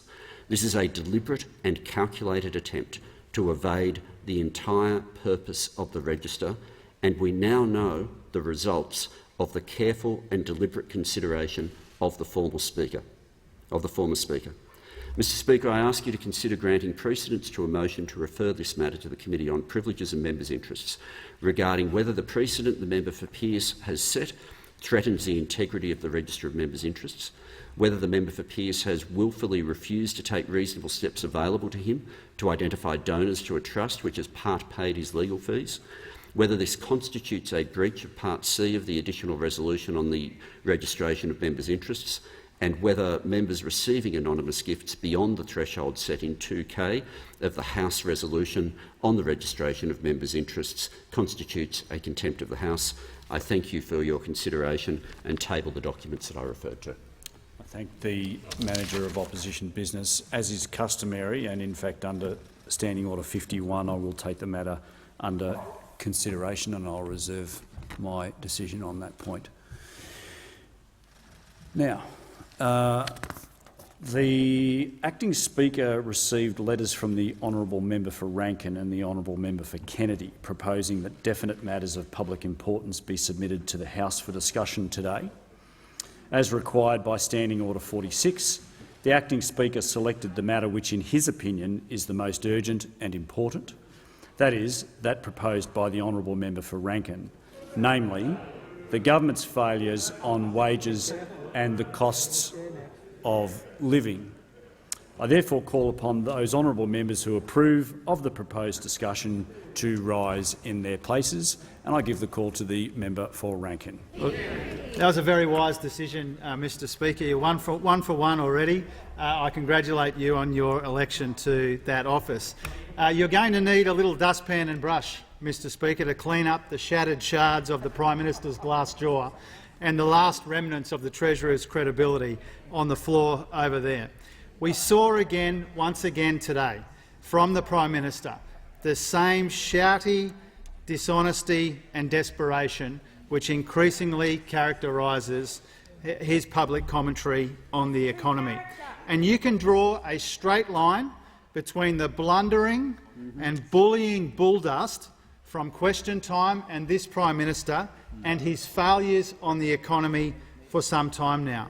Because if this Prime Minister won't tell the truth about a trip to Hawaii, if he won't tell the truth about correspondence with the member for Grainler, if he won't tell the truth about the submarines deal or electric vehicles or vaccine mandates, then he can't be trusted with the economic recovery as well. And this is too important to the life chances and prospects of the working families of Middle Australia to be left in the hands of a Prime Minister who simply cannot be believed. He was at it again during the course of the last week on petrol, on interest rates, on industrial relations and on tax, each pathetic scare campaign more ridiculous than the one before. The scare campaign on petrol couldn't last from Monday to Wednesday, when it was pointed out to him that petrol prices have skyrocketed 24% over the last year on his watch. Petrol prices have gone up for the average family in an average car $900 over the last year, at the same time as real wages have gone backwards $700. So then he moved to a scare campaign about interest rates, and that collapsed under the weight of the Reserve Bank Governor's commentary about interest rates. He said, don't expect an interest rate next year. He didn't say under one government or another. He made it very clear that the Prime Minister was once again making it up for political purposes.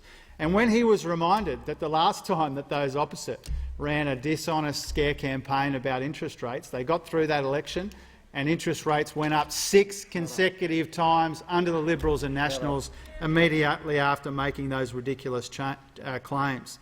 So by Saturday, the scare campaign on petrol had fallen over, the wheels had come off the scare campaign on interest rates. By Saturday it was the old industrial relations scare, wasn't it?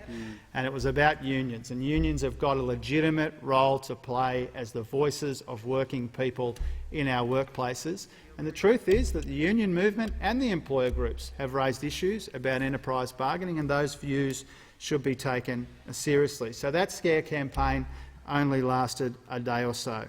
And now we get this ridiculous scare campaign on tax, which has collapsed under the weight of the knowledge that this is the second highest taxing government in the last 30 years, and the highest taxing government was John Howard's. And so the two highest taxing governments in recent history have both been Liberal and National governments. Now, we'll see more of this in the lead-up to the campaign as the Prime Minister tries to distract from his failures on the economy and his lack of plan for the future. And he gets no help, Mr Speaker, from the hapless and hopeless Treasurer, who lurches from one pre-selection humiliation to another, like he did on the weekend. We've got a Prime Minister you can't trust and a Treasurer who can't count. What could go wrong, Mr Deputy Speaker? On the numbers alone, this Treasurer is the worst performing in memory on wages, on growth, on business investment. He's got 2 million Australians either unemployed or underemployed at the same time as he's got rampant skills shortages and labour shortages in the economy. And the past 2 years of this pandemic do not excuse 8 long years of economic mismanagement. And he says it's all about COVID, and he says that it's happening to everyone around the world. Consider these facts, Deputy Speaker. In the OECD, we've gone from 8th in the world when it comes to average economic growth under the last Labor government, and now we're 17th. We were 9th on unemployment under the last Labor government, now we're 15th. We were 6th in the OECD when it came to wages, now we are 21st in the OECD. Under this government, we've dropped 9 places on growth, 6 places on unemployment and 15 places on wages. All of this despite $1 trillion in debt, because we've got this budget which is absolutely riddled with rorts and weighed down with waste. We've got the subs debacle, the robo-debt debacle, sports rorts and land rorts and regional rorts. The list goes on and on and on. and yet we have this dishonesty and desperation from a Prime Minister desperate to distract from his own failures. And that means, I think, Deputy Speaker, that of all the lies that have been told about the economy, the biggest lie is that those opposite have done a good job managing that economy.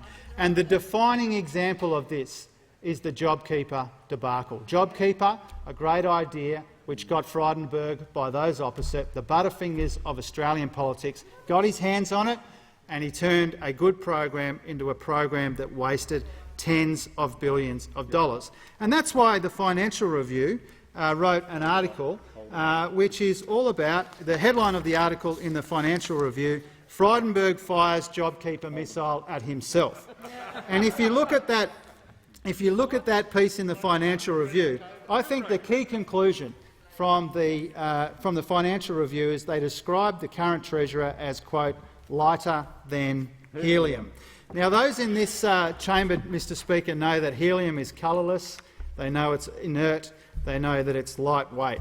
And this Treasurer is the helium man of Australian politics. Now, helium balloons are shiny and they're superficial. And when they become untethered and untied, as he has, they lose touch with what's happening on the ground. They end up washed on a beach, inconveniencing the seagulls. And that's the type of career trajectory that we're seeing from the current Treasurer. Now, one of his predecessors, as the member for Kooyong, was described from that dispatch box as like a souffle that wouldn't rise twice. Well, this Treasurer could only dream of being nicknamed something as substantial as a souffle.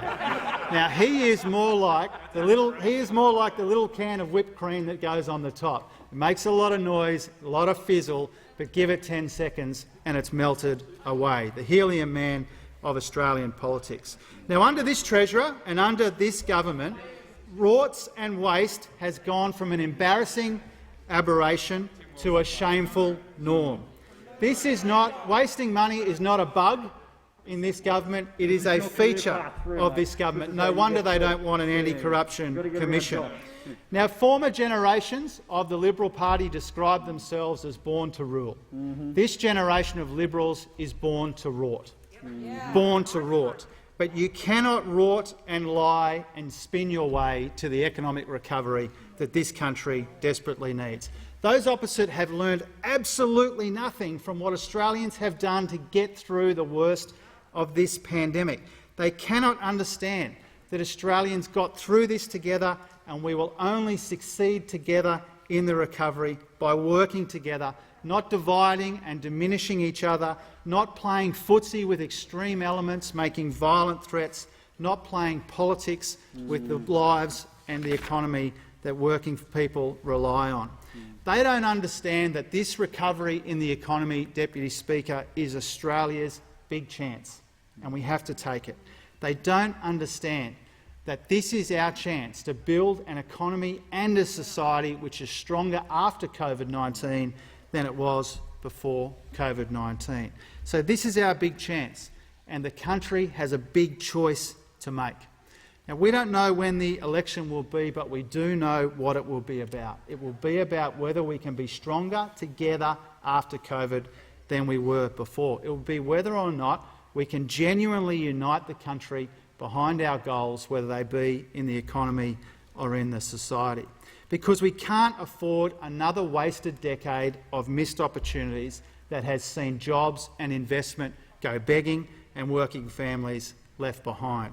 We can't afford another 3 years like the last 8 years, with all of the wage stagnation and job insecurity and all of the rest of it, all of the attacks on wages, all of the attacks on working people and working families and Medicare, all of the attacks that have been so characteristic of those opposite.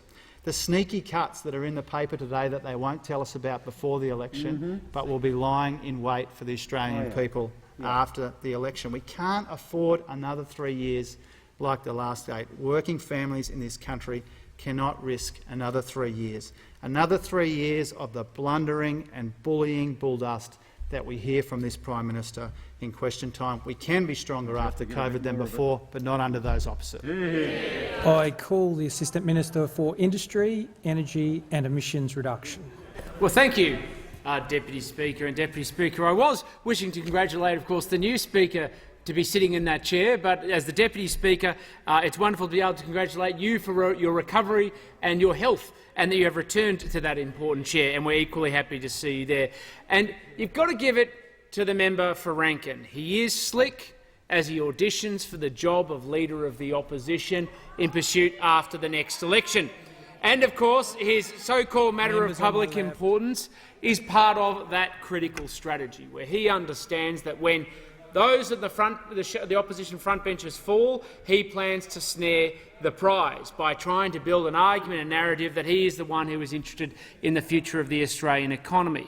But the reality is Labor has had nothing of value to say over the past 12 months and, in fact, 2 years of the COVID-19 pandemic, and they most certainly have no agenda on how they want to build the future of the Australian economy and back Australians, not just through that difficult time, but, of course, to build the future so that they can realise their ambitions, their dreams and their hopes for themselves and their families as part of the success of the future of Australia. The reality is members on the opposition side have always preferred that Australia fail than a coalition government succeed, giving no quarters or no recognition of the incredible achievements, not just of the government, though obviously that is a critical part of the conversation, but actually how Australians have risen to the challenge of the past 2 years. Because if you just look back 2 years ago and look at the situation facing not just Australia but the world, and we saw a situation where people were looking into the abyss, into the great unknown about where we were going to head, and people were deeply worried about their future, not just for themselves, but of course for their families, for their small businesses, for their standard of living and for their future. And what Australians have done, working with the government, is risen to that challenge, to read on an epic scale across the entire continent, where we face a considerable outcome, where we're going to have one of the highest vaccination rates, if not the highest vaccination rates of any nation in the world. I remember when members of the opposition said it was a critical part of our test of our job about whether we could deliver vaccines. Well, I'd hate to break it, not just have we met that benchmark, but we've smashed it with one of the highest vaccination rates anywhere in the world. We've done that without causing considerable death as occurred in many other countries. And, of course, we've come out of the COVID-19 pandemic with a level of low unemployment. And, of course, we've done it because we have understood that the success of Australia doesn't come from Canberra down. It's because we have backed Australians through this critical time. And you just need to look at the challenge, particularly those in great states of Victoria and New South Wales have faced. We face considerable challenges around lockdowns, where small businesses have struggled to get back onto their feet because of the punitive measures introduced by state governments, often called upon even more obsessively by members of the Labor Party on the opposition benches, who want to see small businesses have been to be trashed as a consequence of harsher measures. And what we've done is turned around and said, what can we do to back them? What can we do to back the small businesses of our country, because they're the chief employers of our country, so they're in the best position to be able to keep Australians standing on their own 2 feet. And, of course, the situation out of particularly New South Wales and Victoria has been very clear. The number of new hires has been up 25% in New South Wales, while in Victoria new hires have been up 15% as we come out of this period. It's meant that Australians are in a position to be able to back themselves, back their families and, of course, back their communities as the foundation of the success of the great Australian recovery. But it's not just in that space. We see it in the hard data, because what this matter of public importance is about is, of course, around the underlying strength of the economy and particularly wages. Well, you set the benchmark, just like the vaccine rollout, so let's go with it. The latest ABS data shows wages grew by 2.2% throughout the year, higher than the 1.5% forecast in the budget. Wages growth of 2.2% in the September quarter. It's the strongest since the start of the pandemic. The benchmark was set, wages growth. Benchmark not just met, beaten, but smashed by this government, because we have continued to back Australians as a consequence. But, of course, we know that this is in direct parallel, or direct contrast, I should say, with the proposals put forward by the Labor Party. And you just need to look at their position in the lead up to last election. We see the member for Maribyrnong here, and I'm sure the member for Gaman has legitimately left because he would want to be reminded of his contribution to their train wreck election outcome, let alone the member for the Rankin, who was the co-author of their $387 billion taxes plan, which would have hit households, would have hit Australian retirees, would have hit jobs and would have hit the interests of everyday Australians. Because for the past decade, every single time the Labor Party has confronted a challenge, they have had one solution: to impose a new tax. They've run out of money, impose a new tax, because your money, the Australian people's money, they see as their own. The challenges of fiscal discipline, let's hit retirees and push them below the poverty line by imposing an up to 30% income tax on their interests. Let's look at what they want to do with households, where if we want to promote housing affordability in this country, and this government has a very proud record of getting first homeowners into homes, Labor's solution was to add more taxes to increase rents. Let's go to the portfolio of which I'm responsible for. Labor wanted to cut greenhouse gas emissions. Well, what was their solution? To impose a new tax along the way. In fact, at every single point they have found a new tax, and when they've come up with a proposition in an election where they've been asked about their new taxes, they've said one of two things. Either there will not be one and then broken their promise after the election, or they have said, of course, we are absolutely doing it and you're perfectly welcome to vote against us. And that's what the Australian people have done every step of the way. And when we come up to the next election, Australians are going to face a choice about the future of our country. And it is going to come down to who do they trust to be able to deliver economic growth and opportunity so they and their children have the best chance and best wicket at life. And they know the consequences of what happens with the Labor Party. And we've seen this before. They want to impose more taxes on households, on income earners, on retirees, on houses themselves, to make sure that they can get as much of your money in their control. Because the solution from the Labor Party is always, how do we empower Canberra to impose and conform? And the solution from a Liberal government is always, how do we empower Australians and get out of their way?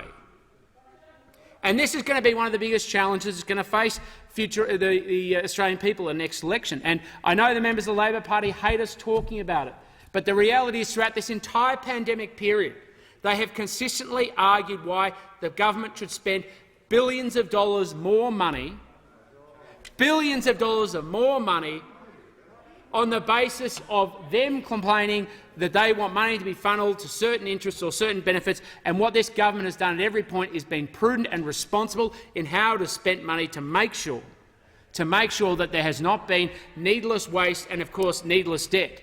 And that is an indicator of where this discussion is going to go in the future in the lead up to the next election, where they are going to spend more money and incur more debt, and correctly, as night follows day, it will put pressure on interest rates, and we will see those many Australians who have mortgages out there pay higher prices under a future Labor government. More costs of debt refinancing, more costs about their capacity to be able to afford their mortgage, and of course facing a big challenge about where they're going to be able to maintain their standards of living. Because when it comes down to it, Labor always goes after Australians' hip pockets, because that is the only solution that they have to any problem, because they always see the solution to the country through themselves, not through the success of the millions of Australian households and how they can stand on their own 2 feet.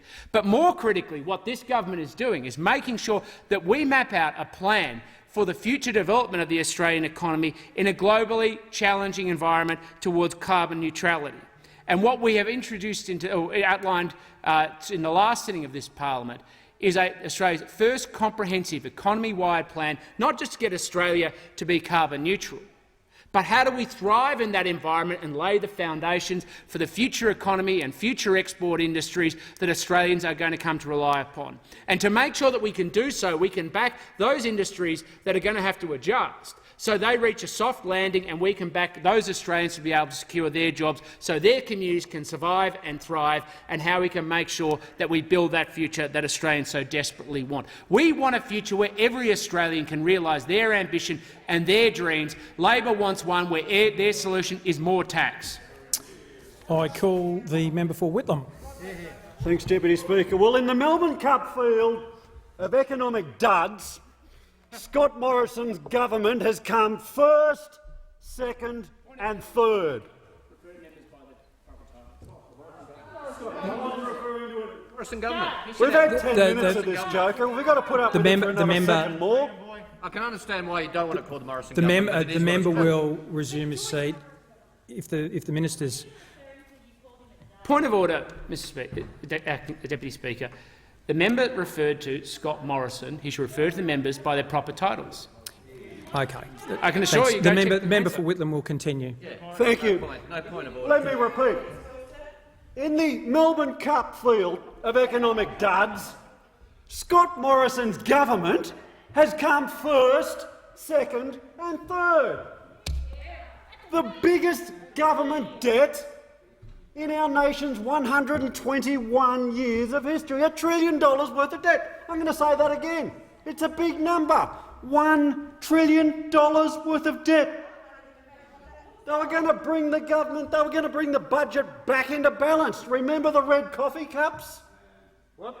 Yeah, the red coffee cups. They're good at producing marketing material. They're not very good at reducing debt or bringing the budget deficit down. They have produced the two biggest deficits in 121 years of Australian Commonwealth history.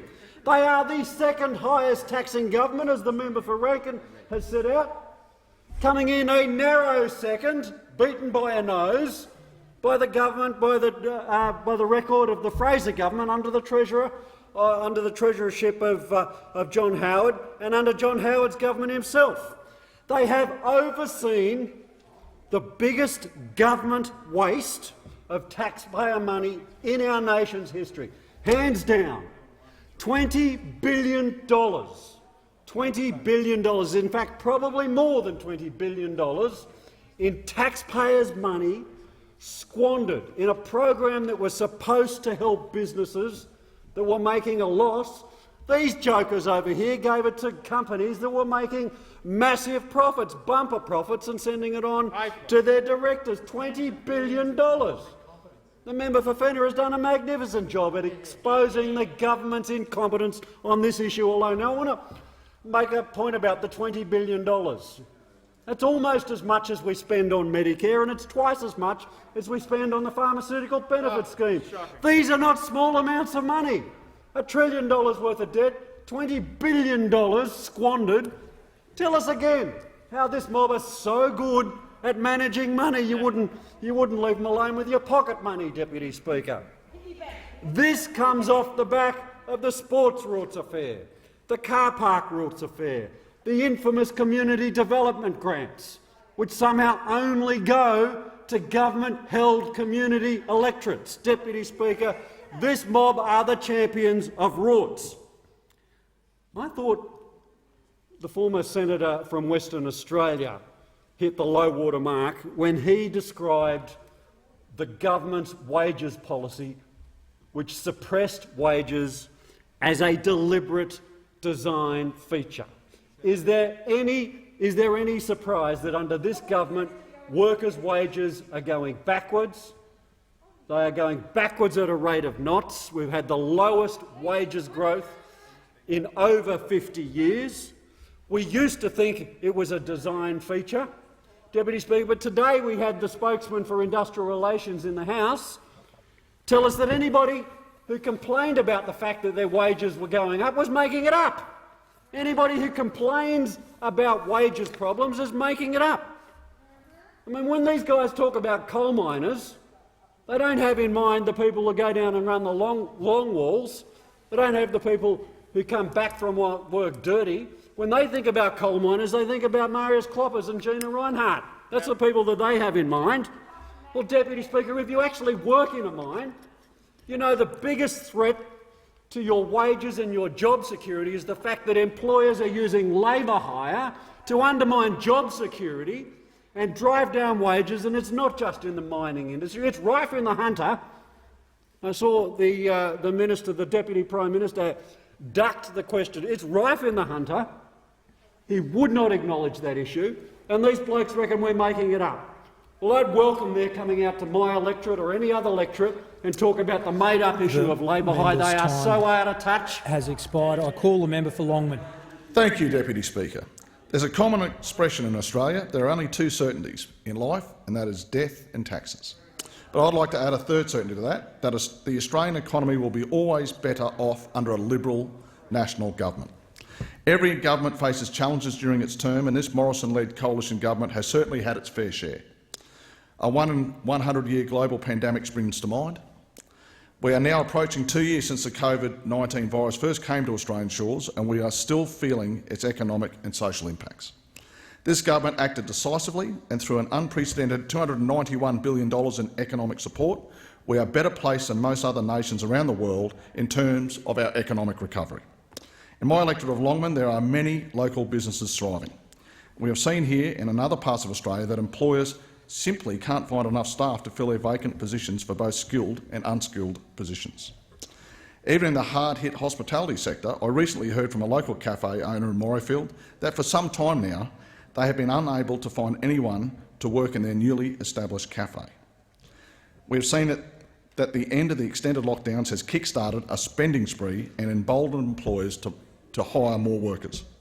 The Australian Taxation Office data also shows the number of new workers hired by businesses leapt by 13% nationwide in the fortnight to October 24.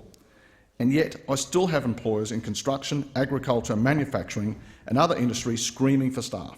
This is a great indicator of how strong our economy really is. With online job ads reaching 250,000 and increasing by almost 8% in October, there is good reason to be optimistic about the jobs market. This increased demand for employees is a result of an increase in consumer spending, with Australia spending an extra $1 billion in the first week of November compared to the same time in 2019, before the pandemic even began. Recent Treasury analysis of bank data has found that spending at the start of November was 20% above the corresponding week 2 years ago. On top of this, wages are bouncing back in line with underlying strength in the economy and labour market.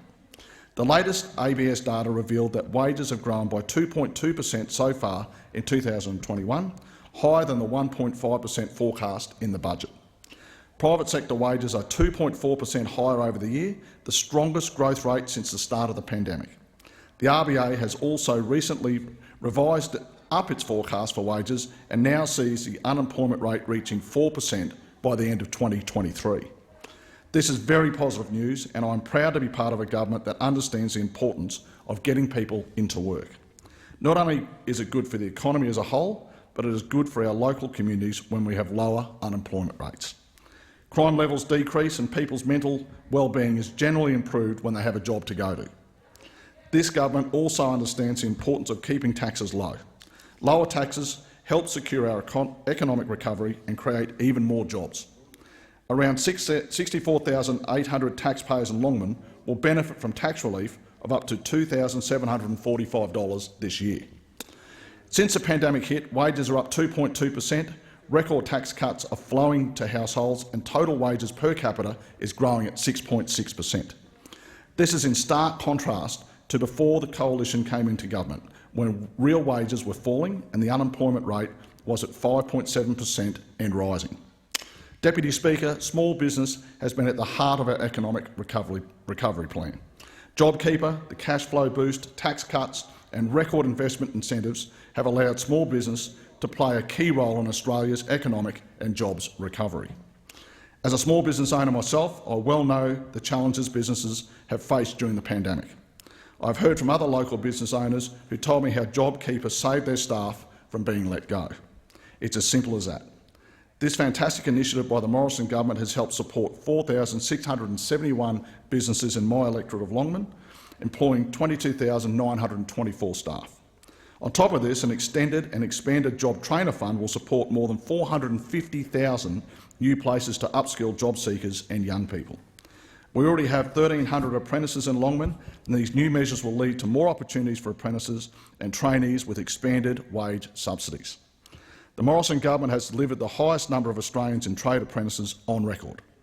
The new department program data demonstrates Australian and training trade apprenticeships reached 217,400 in July 2021, the highest number since records began in 1963. As the country opens up and the jobs come back, Australians have much to look forward to this summer. I give the call to the member for Gilmore. Thank you, Deputy Speaker. Well, once again, I rise to talk about this government's absolute failure, and this time on wages and the cost of living. Deputy Speaker, I want to state on the record that our public service workers are the best. Our nurses, pathologists and health teams. The work our firefighters do, our amazing teachers, administration workers, there is not one sector in our economy that does not have some form of public sector engagement. If you think about it, to serve the public would have to be one of the most honourable and noble things to do. In the last 2 years, I know I'm not alone in saying this, that people truly appreciate what serving the public and serving the community really means, just what it is, and the people who do it. Deputy Speaker, just the other day I joined with public sector workers and the South Coast Labor Council to help launch the groundbreaking report by Associate Professor Martin O'Brien from the University of Wollongong about how important our public sector workers are to our region. Public sector workers spend locally and support our local shops and jobs, and that's something I'm happy to support. I will always fight for fair wages, fair pay for the public sector. However, Deputy Speaker, saying thanks doesn't get you another nurse on the ward. But we need more of these workers to do more of the good work. But this government believes it needs to be fiscally responsible. What does that mean? It means this government will thank them, but it won't pay them. According to the ACTU, millions of workers in Australia are in some form of non-standard insecure working arrangements, including 2.3 million casuals, over 1 million so-called independent contracts, and over 400,000 fixed-term contracts. Deputy Speaker, our nation now ranks #1 for the highest level of insecure work in the OECD. That is shameful. The Morrison government has made Middle Australia more vulnerable, not less, with 8 long years of wage stagnation in this country. All the while, the soaring cost of housing, the flow-on effect with the cost of rentals, and the dreadful reality that is next, homelessness. Deputy Speaker, within Gilmore, I'm on the Shoalhaven Homelessness Task Force. Locally, the Shoalhaven Homeless Hub, one of our prized local hubs, has been providing homelessness services from its central Nowra address for over 20 years. They have a growing demand for their homelessness walk-in service, supporting men, women and children. 55 new clients a month requiring assistance. An increasing number of people who have never encountered homelessness before, now becoming homeless for the first time. Why? Because the soaring cost of rent, the soaring cost of living. Deputy Speaker, they have good tenancy history. They pay their rent on time. They're good tenants, but their property is being sold and they cannot find alternative accommodation in the time frame provided. It is impacting on mental health. It is impacting on our local communities. So, Deputy Speaker, words actually failed me when learning first-hand from the manager of the Supported Accommodation and Homelessness Services in the Shoalhaven Sassy that the Homeless Hub was itself about to become homeless. The tenancy on the property to expire on the 26th of January, Australia Day next year, will not be renewed. The funding program cannot match local commercial rents, compounded by a lack of available stock. This is a vicious cycle that is playing out across the country. The failure of this Morrison government is lack of leadership. If you're going to make housing more affordable, then you need the federal government to play an active part. But at the moment, this government doesn't even meet with the state governments to talk about this. And when you ask the government if they're prepared to invest money in building more affordable homes for Australians, they say it's not our job. Well, that's just wrong. A Labor government would establish the Housing Australia Future Fund to invest in affordable and social housing, build more social and affordable housing to fix our housing crisis, put tradies to work immediately to repair and maintain existing social housing. Deputy Speaker, this coalition government has racked up $1 trillion in debt and has nothing to show for it. I call the member for Ryan. Thank you very much, Mr Deputy Speaker, and can I add how great it is to have you back in the chair and looking in very good health. Mr Deputy Speaker, normally as part of these speeches I devote some portion of it to rebuttal, but there wasn't much in the Shadow Treasurer's speech that we could rebut. The main portion of it, Members on my left. For this reason, because there wasn't a lot of substance. The main portion of it was devoted to a convoluted metaphor about helium. Now, it's obviously a line that he'd workshopped long and hard in the mirror. He's had a lot of time on the bench to be able to practice it, though he still didn't quite nail the delivery. But I thought to myself, why would he spend so much time talking about helium? How is he so familiar with it? Well, it's because, Mr Deputy Speaker, he spends so much of his time acting the clown, so often in this place, because only a clown, Shadow Treasurer, would bring on a debate about the cost of living when he sits on that side of the chamber and spends his entire time trying to take more taxes out of the pockets of everyday Australians. $387 billion worth of extra taxes out of the pockets. And, Mr Deputy Speaker, you've got on that side of the chamber, sitting right there, two of the major architects of it, the Shadow Treasurer and the member for McMahon. If we just had the former Leader of the Opposition, we'd have the full set of the people behind the $387 billion worth of taxes to take out of the pockets of everyday Australians. And the member for McMahon, I'm pleased he's here, because he likes to be reminded of his lines at the last election, of his excellent advice that he gave to everyday Australians that I hope he will repeat again this time, which is that if you don't like Labor Party policy, don't vote for it. And didn't they what? Not vote for it? They were very happy to reject the Labor Party's $387 billion worth of taxes. That would have been such an incredible impost on the cost of living for everyday families. On this side of the chamber, we have lowered taxes. We provided structural reform to make small businesses keep more of what they earn. We put more medicines on the PBS. We've helped out-of-pocket costs on X-rays and other diagnostic scans. We've helped make childcare more affordable for kids, and we've supported more Australians to get into their first home, all while facing a global pandemic. It's interesting that in the same 48 hours that the Treasurer and the Morrison government were able to release new ATO modelling showing that small businesses at a time of great need, at a time when they need to get on with the economic recovery, that they're reopening their doors, have an extra $5 billion in their pockets of their own money to spend on their business, hiring new employees, getting new equipment, so that they can gear up and help with the economic recovery, that we had the Shadow Treasurer on his beloved ABC saying he was still considering the full suite of tax policies that he could put on the Australian people. Such are their secret policies over there that they won't let us know what they are. They won't let the Australian people know what their policies are. But such are they in great detail that they will need to consider the full suite of taxes right up until the election about what they're going to impose on the Australian people. And as the Prime Minister has said, there's nothing, the only thing more scary than knowing the new taxes that Labor is going to impose on the Australian people is not knowing them, because they like to keep their policies secret. It was just yesterday that we were hearing from other Labor members about the great moral challenge of climate change, and yet here they are sitting on the other side of the chamber, refusing to detail what their policy is. They won't detail their policy on new taxes. They won't detail their policy on the economic recovery.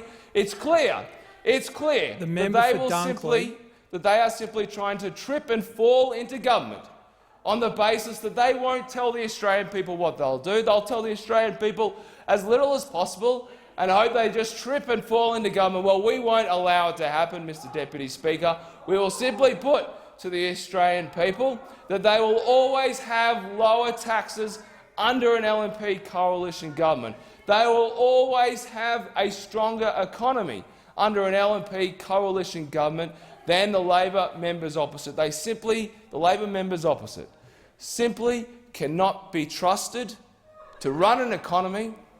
They simply cannot be trusted with your money because they think it's their money. They want to take as much money out of your pockets as possible because they believe they can tell you how to spend it better. On this side of the chamber, we believe in empowering Australian families to spend their money in the best way that suits them and their family and suits the Australian economy. Thank you. I call the member for Cowan. Thank you very much, Deputy Speaker. And I'm not going to tell you how good you look because I already told you that in the hallway the other day. But, Mr Deputy Speaker, I'm a bit sad that I've only got 5 minutes to talk about this because I could talk about this all day. You know what they say, give the girl a microphone, she'll never shut up. But particularly around the issues of stagnant wages and rising costs of living, I could talk all day, Deputy Prime Minister, and I could talk all day because— Deputy Speaker. Deputy Speaker, I correct that. But I could talk all day about it, Deputy Speaker, because every time I go door knocking, every time I have a meet your member, every time I pick up the phone in my office, the issue that is front of mind for the people in my community in Cowan is the rising cost of living and stagnant wages. These are real issues. They are live issues for the people of Cowan. And, Deputy Speaker, I could give you a whole list of different examples, but given the limited time, I'm going to limit myself to 2 examples just to demonstrate what is happening in the community in Cowan and how this issue raised in this MPI around the cost of living and stagnant wages is having a real impact on the Cowan community. Now, currently, Mr Deputy Speaker, my office has been assisting a single mother in Cowan. She has escaped domestic violence. She is caring for her child on her own at the same time as studying at university in order to get an education. And I don't have to tell the House here, Deputy Speaker, that I can relate, certainly, with her situation. Now, in March of this year, her landlord increased her rent. Her rent went up from $240 a week to $300 a week. That's 25%. With a 6-month only lease. Her real estate agent has now foreshadowed a further rise of $60, which will take her rent up to $360. She's not the only one who has come into my office absolutely in despair and fear of being left homeless because of rising rents throughout the northern suburbs, in particular in Western Australia. Another example is Derek from Girraween, who last month contacted me, and I quote from Derek. Derek said, "I'd like federal and state governments of the near future to look at recognising that access to low-cost water, electricity, gas, internet access, automotive fuels and basic food and accommodation should be seen as necessary staples of modern life." He's not wrong. Derek also mentioned Bowser prices are quick to rise when oil does, but slow to drop when oil drops in price, which brings me to the cost of petrol and the cost of maintaining a car, Deputy Speaker. Now, this Prime Minister happens to be a big fan of pork. Can't say I share his affection for that particular brand of meat, but he does like a little bit of pork barrelling, does like to tell a few porky pies. And just last week, the Prime Minister tried to claim that petrol prices would go up if the coalition lost the next election. Now, I was quite baffled by this claim, Deputy Speaker, because obviously the government can't control petrol prices. There are a whole range of other factors that come into play. But that claim was even more ludicrous because just this year, prices of petrol in Perth have gone up by 25%. Gone up by 25%, Deputy Speaker. Now, on a Tuesday afternoon, when the prices are the lowest on a fortnightly cycle in Perth, Wanneroo Road in the northern suburbs is banked up by a kilometre as cars are lining up to fill up on cheap petrol. Now, we here in this place, we're in a very privileged position. You know, we have drivers to drive us around Canberra. We get a car allowance when we're at home. We don't have to worry about the price of petrol. We really don't. And it's important that we acknowledge that and that privilege that we have here. But for the Prime Minister to absolutely ignore the fact that families are struggling with the cost of petrol is just— I can't even begin to fathom how an average family in Perth's north is watching this Prime Minister and trying to understand it. I give the call to the member for Grey. Mr Deputy Speaker, and it must be the only people in Australia, it seems, that think Australia has not dodged an economic bomb are those that sit on the other side of this chamber. The economic management of Australia over the last 2 years through the pandemic has been quite extraordinary, and in fact almost any other country in the world would swap place with us. Not only has the virus been kept largely under control, not only do we now have a vaccine rollout that is in the top echelons of the world, but we have kept people at work. And while we're talking about wages and the cost of living pressures, I can tell you if you haven't got a job, they're pretty intense, that's for sure. And so the government spent $89 billion on JobKeeper, keeping people in touch, keeping them at work, keeping them in place in the employment stream. And I've had no end of contact, like virtually every other member in this place, I would say, of businesses coming to us and saying, JobKeeper saved our bacon. Like it was the thing that kept us in business. And since the cessation of JobKeeper, then we've rolled into the COVID subsidy wage system, which is kicked into place where we've had hotspots declared, and once again it's kept Australians employed. It's kept them at work. It delivers the cheque that actually deals with the cost of living that they deal with on a number one basis. And in fact, it's been our number one priority, making sure that our business sector stays strong and keeping people in a job. And that's what we've done. Even lowering the jobless rate from the beginning to the end, or to this point in the pandemic.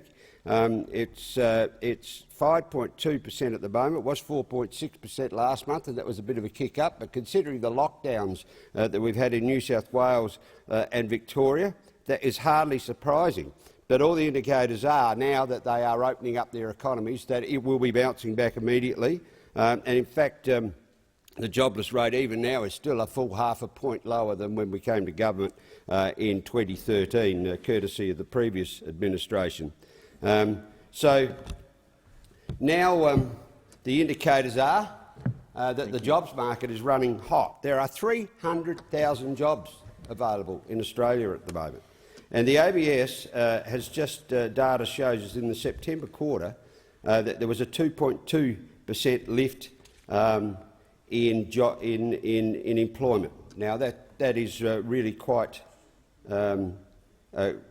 in growth. I'm sorry, I've picked the wrong acronym out there, Mr Deputy Speaker. But the economy grew by 2.2% in the September quarter, and that's in a pandemic, in a time when two of our major states were largely locked down. So it's been quite an astonishing performance, and it is. The pandemic has been the biggest economic shock since the Great Depression of the 1930s. Private wage sectors are up 2.4% for the year.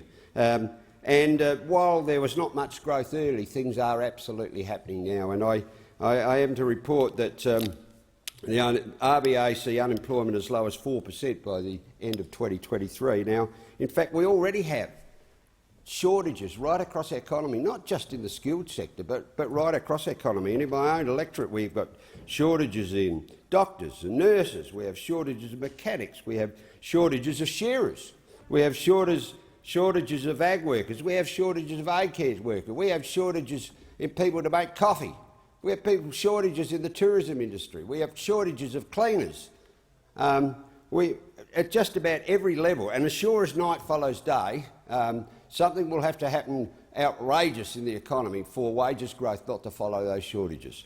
And we will see growth over the next 12 months, and that has already been foreshadowed. That is kicking away in that area already, with the RBA predicting 2.5% growth in 2022 and 3% growth in wages in 2023. Now, we wouldn't want that explode to 10 or 15%, would we? Because we were there in the 1970s, and it wasn't a good place to be, Mr Deputy Speaker, in the 1980s.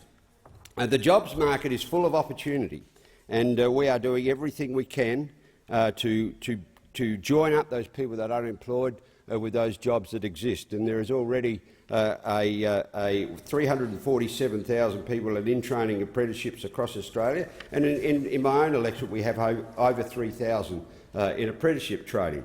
Today, consumer confidence is up yet again, nearly 30% higher than pre-COVID. Business confidence is high, and why wouldn't it be? After all, across Australia, the government is expending over $10 billion a year. The member's time has expired, and I call the honourable member for Dunkley. Thank you, Deputy Speaker. In Carrum Downs today, petrol hit 193.9 cents a litre. 193.9 cents a litre.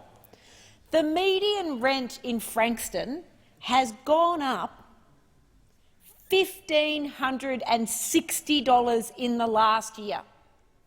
$1,560 in the last year. In the last 12 months, childcare fees have gone up by $390. But yet, real wages fell 0.8% over the past year. Petrol is more expensive, childcare is more expensive, rent is more expensive. Buying a house is just almost inconceivable for so many people in my electorate. The price of housing has gone up so much, and real wages have gone backwards. But yet we have a Morrison government that wants people to believe that they've never had it better. When you actually talk to the people that we represent, you know that those lines, that spin, just isn't true. Working families in my electorate are struggling under the weight of increased living costs and flatlining wages. The average Australian is over $700 a year worse off in the last year alone, compared to if wages had grown at the same 3% rate as inflation. Over $700 a year worse off.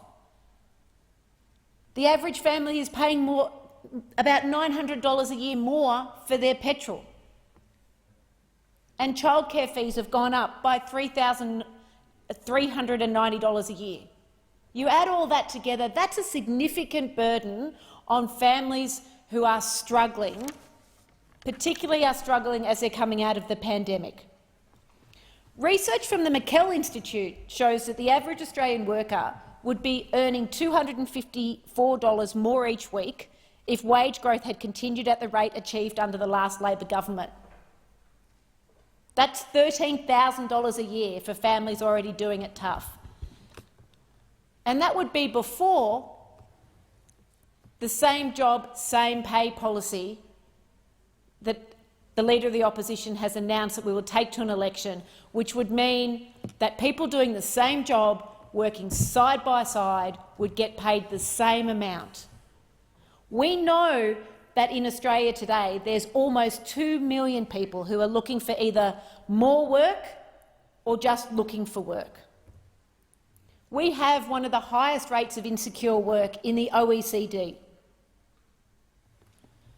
And we've fallen under the Morrison government from 6th in the OECD for wages to 21st.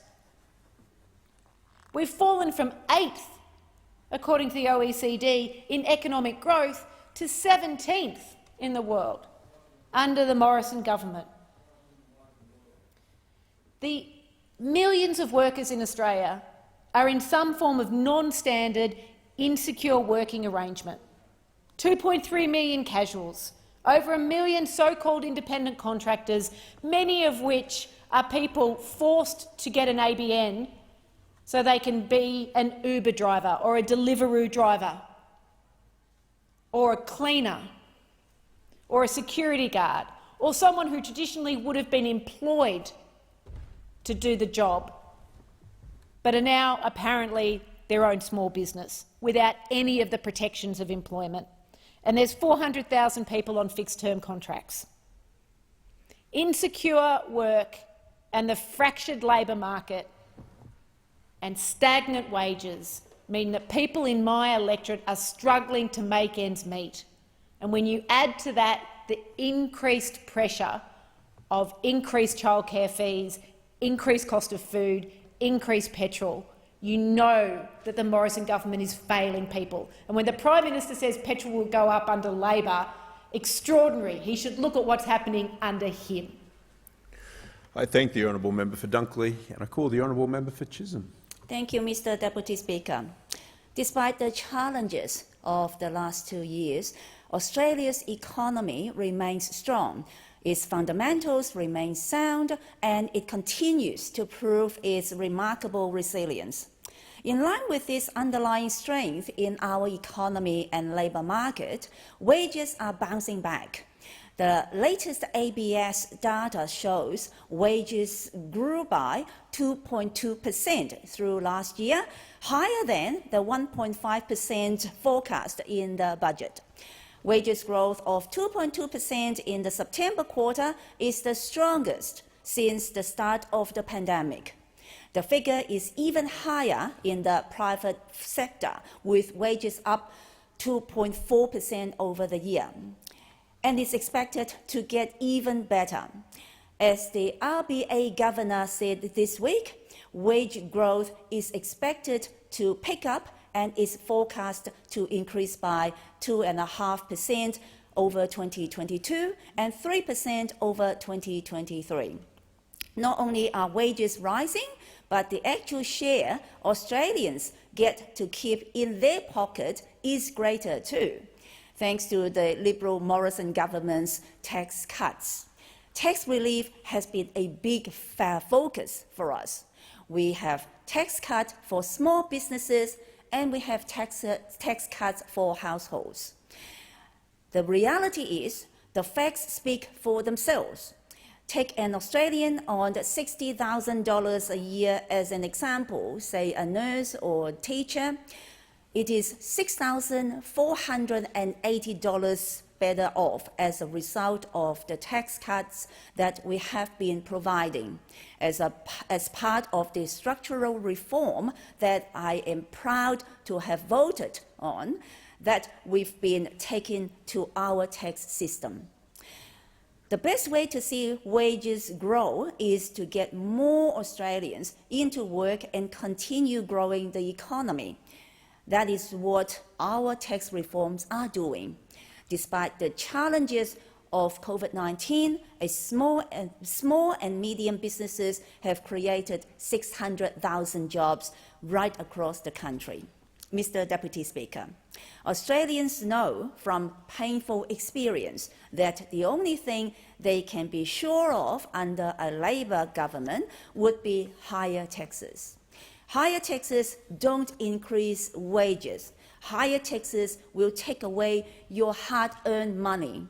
Higher taxes will shrink the economy and lead to fewer jobs. Of course, we recognise that there are challenges out there for many Australians. The fact that petrol prices are rising is concerning, to say the least.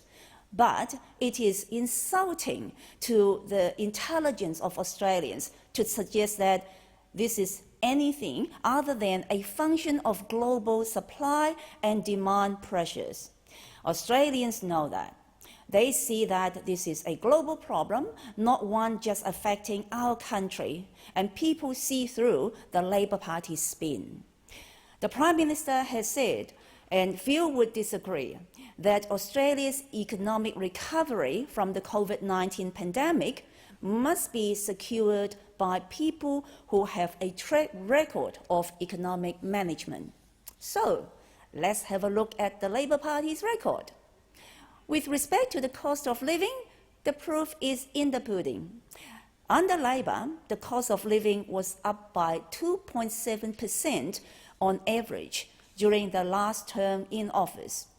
By comparison, under the coalition government, it's been up by 1.8%. That is exactly 1/3 less increase than Labor. Interest rates are also at historic lows at the moment.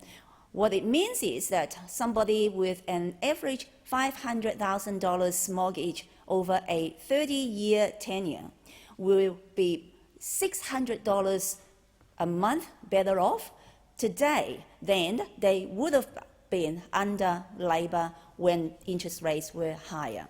So, Mr. Deputy Speaker, if the member for Rankin wants to fight an election on cost of living, as he says, bring it on.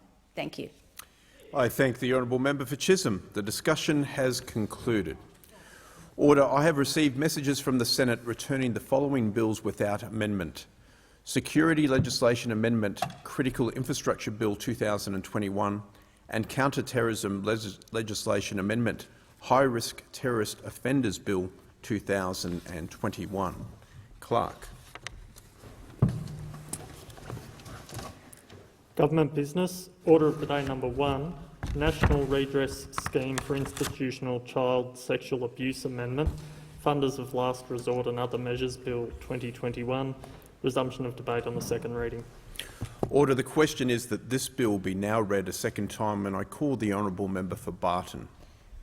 Thank you, Mr. Deputy Speaker. I rise to speak on the National Redress Scheme for Institutional Child Sexual Abuse, sign that, and move the amendment circulated in my name.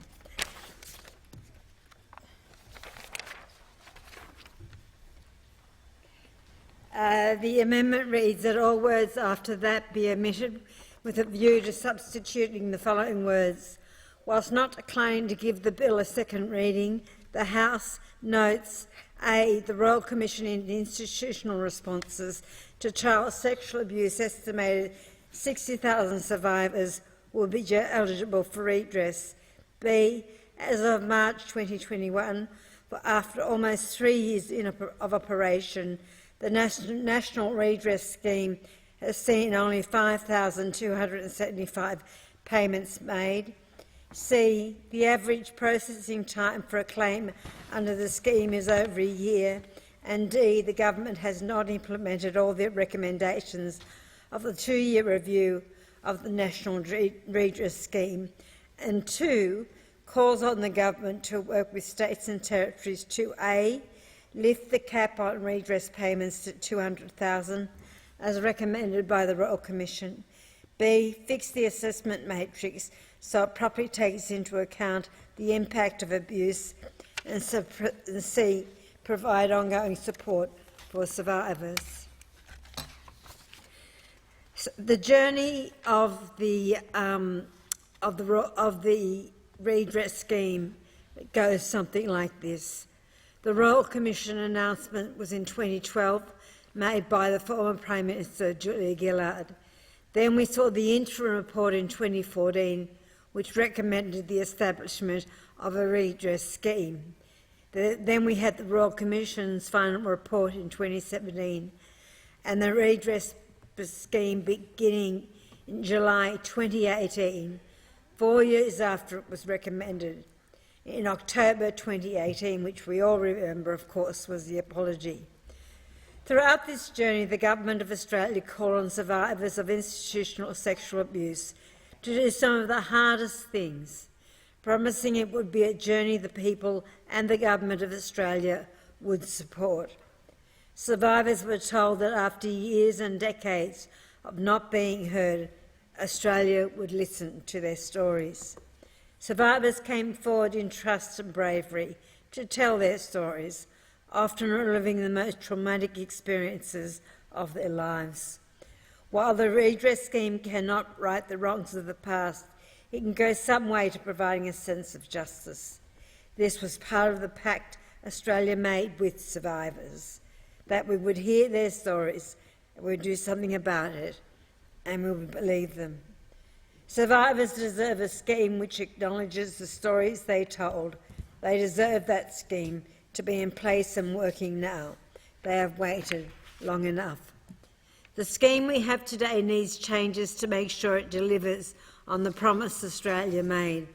Access to justice through the scheme is too hard and too slow, and it leaves so many survivors behind and re-traumatises too many along the way.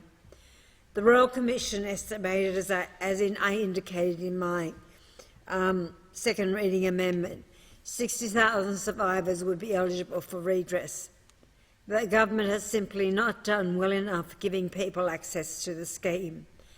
As of the 31st of March 2021, the scheme had received 10,047 applications and 5,275 payments have been made.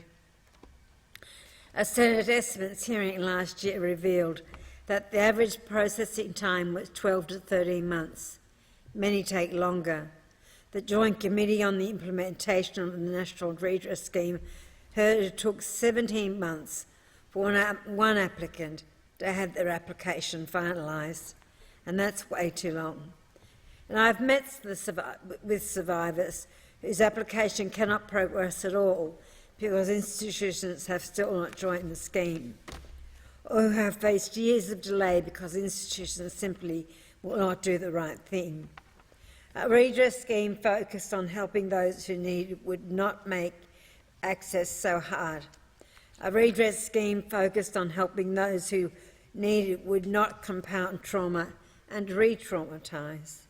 A redress scheme focused on helping those who need it would not take a year on average to decide on an application. Labor has listened to the recommendations of the Royal Commission.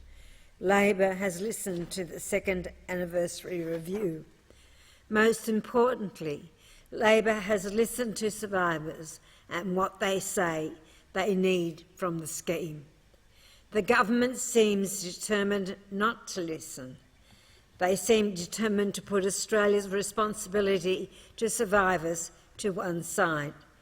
This bill introduces two changes from the list of changes the scheme needs, namely, allowing governments to take on the role of funder of last resort if no organisation exists to claim against or does not have the financial capacity to participate in the scheme. And secondly, improving the name and shaming rules for institutions that do not join the scheme. And Labor does welcome those two changes.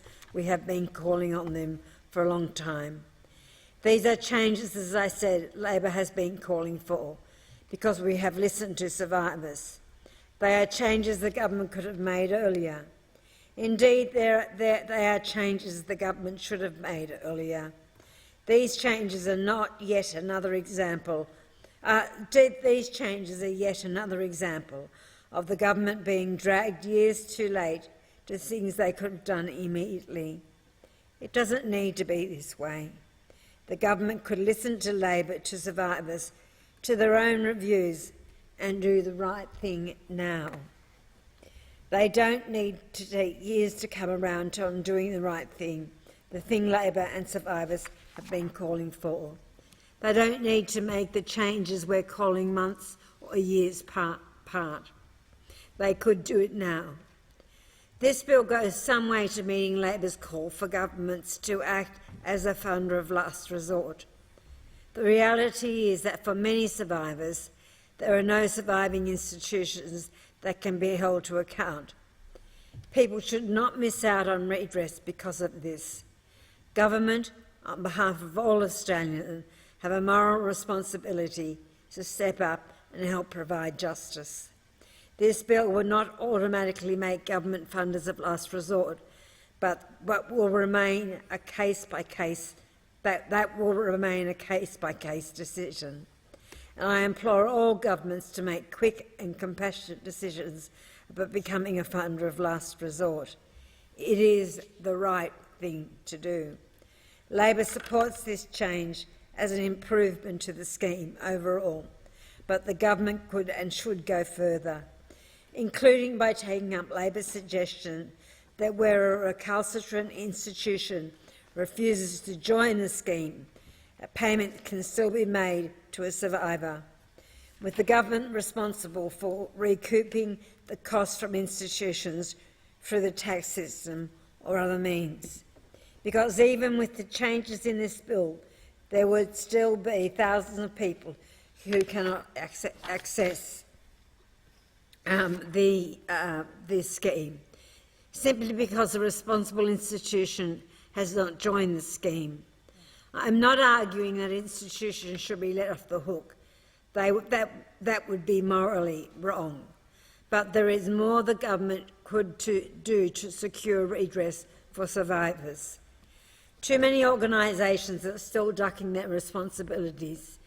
Everybody in this place knows how powerful transparency is. The changes in this bill, which improve the operation of the public register of institutions who are not participating in the scheme, the name and shame register, it will bring the power of public opinion to bear on organisations not doing the right thing and living up to their responsibilities.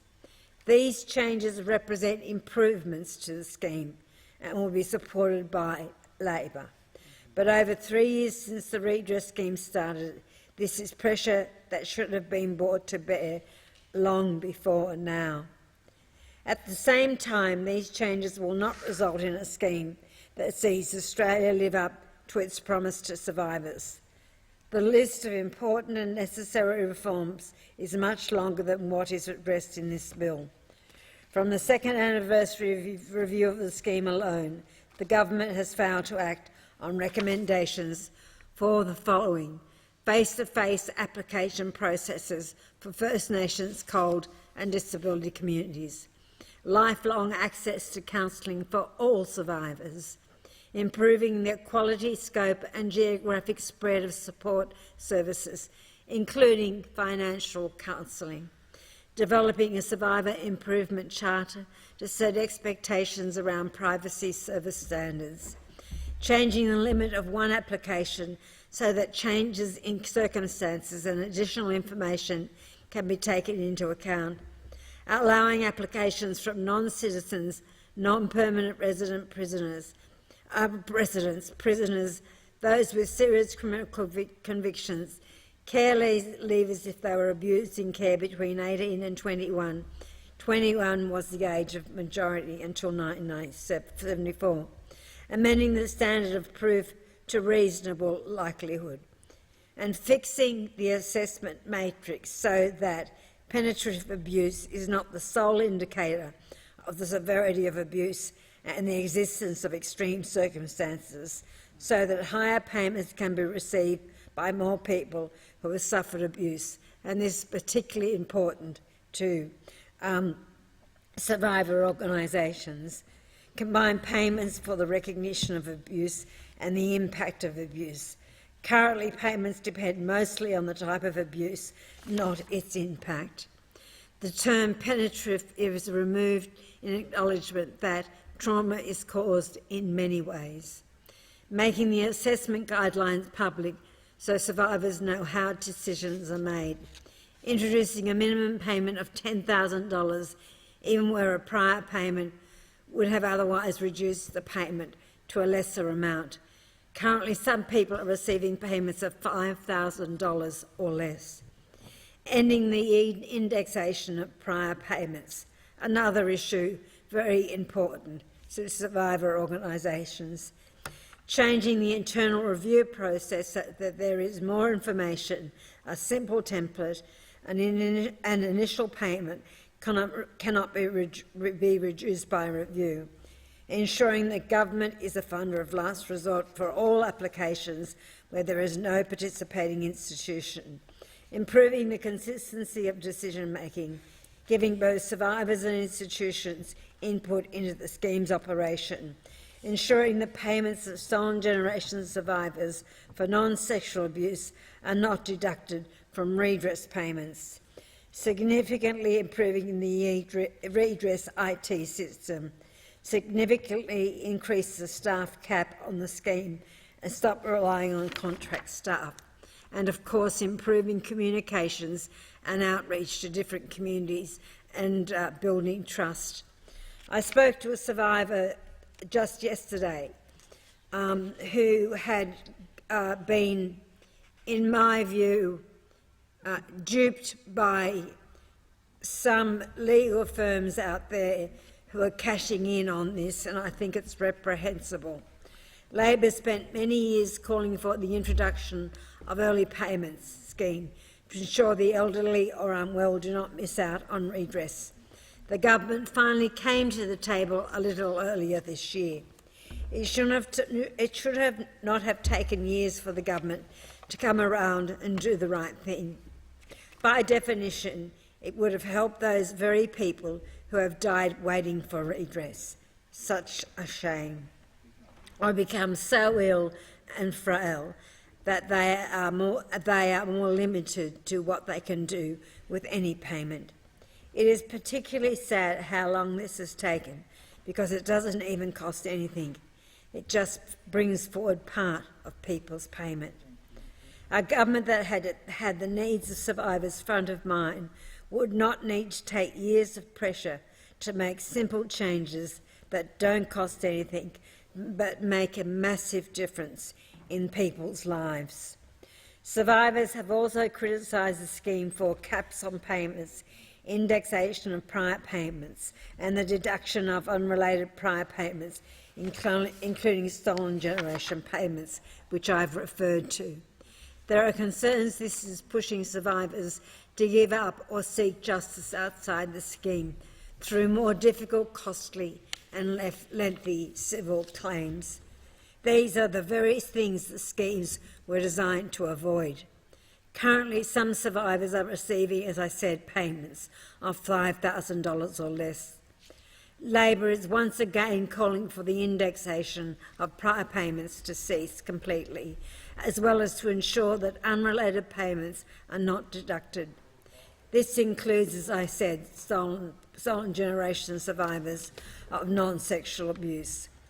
We are also again calling on the government to lift the cap on payments from $150,000 to $200,000 as recommended by the Royal Commission. The government should also build in a guarantee that a review of an offer of redress will not result in the offer being reduced. This is what survivors have been calling for and goes to the heart of my second reading amendment. This is what the Royal Commission recommended, and this is the scheme Australia should have.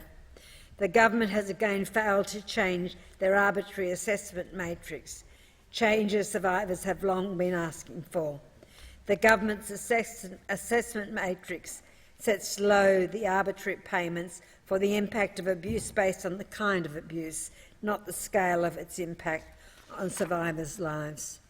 This is yet another deviation by the government from the original recommendations of the Royal Commission. This is why Labor has called on the Minister to remake the redress assessment framework to properly recognise the impact of abuse when calculating redress payments. The government should also make the assessment guidelines public so that survivors know how decisions are made.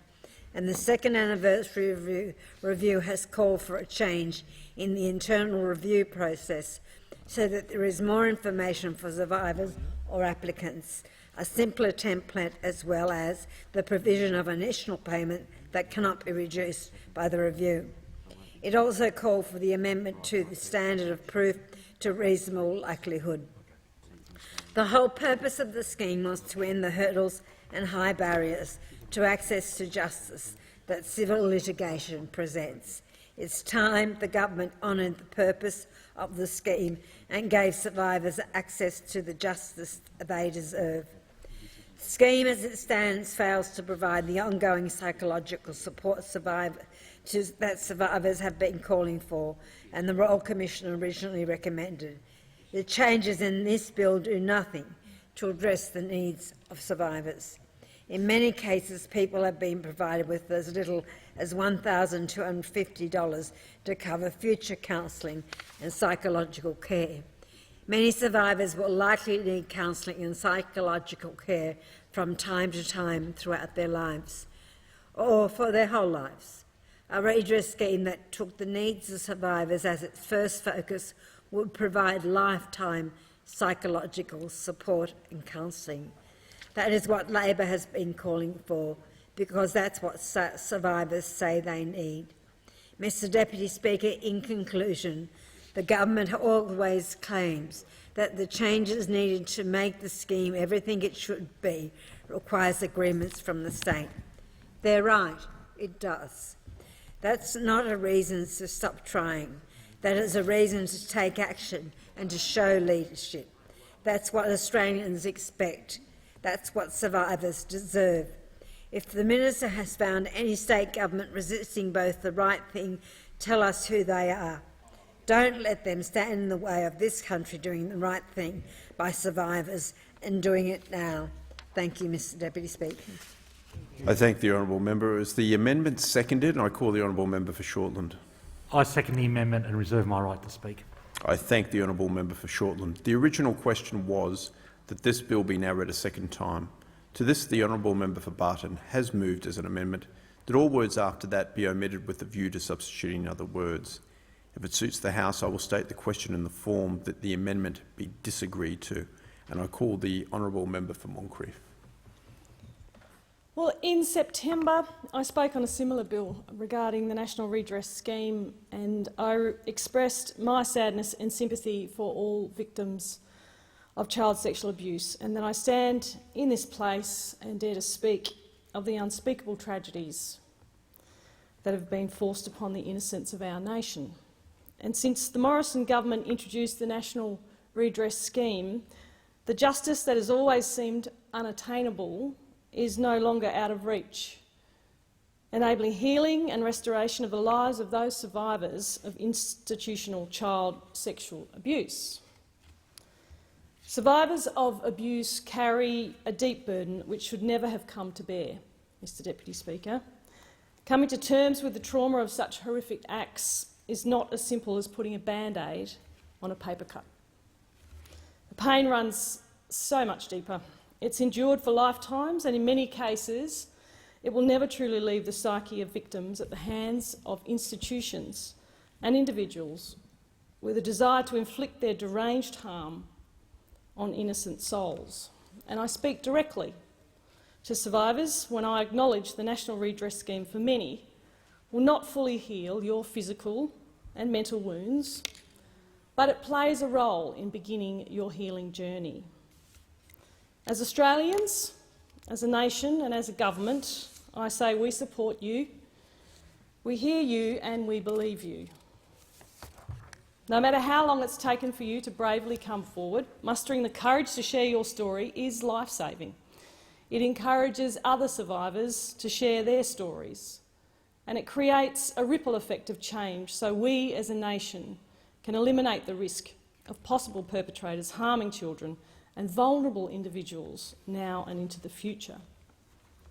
I speak to the victims who have not yet found their voice, for those victims who have not yet seen justice or have had justice denied, and for those who have been brave enough to stand before the law, stand before their perpetrator and yet still be denied their justice for the gross and callous theft of their childhoods by these evil, selfish and deranged sexual predators. There will be survivors who may be watching this or listening and have not yet found their voice. To those individuals, I implore you not to be discouraged. Do not be frightened. When you are ready to speak, we are ready to listen. The National Redress Scheme is not just monetary compensation. The component of the scheme which covers monetary compensation is for the purpose of rebuilding lives stolen by individuals and institutions who abused them. All of these institutions are listed on the National Redress website, and for the public's information, those institutions who have not signed up to this scheme are also listed on the website. We know there are victims who have been and continue to be sexually abused in non-institutional settings. For example, in the home or by a relative or in a sporting environment. It must stop. The harm is caused to children and society more broadly, and it must stop. There's no greater cause of pain than to be abused by someone who is supposed to protect you, and this affects the ability to create what are considered normal functioning relationships across individual lifetimes. This bill reflects the next instalment of legislative change in response to the second-year review of the scheme. It expands the funder of last resort arrangements, a significant recommendation made as part of the second-year review, and one in which the government has been very public in its support for.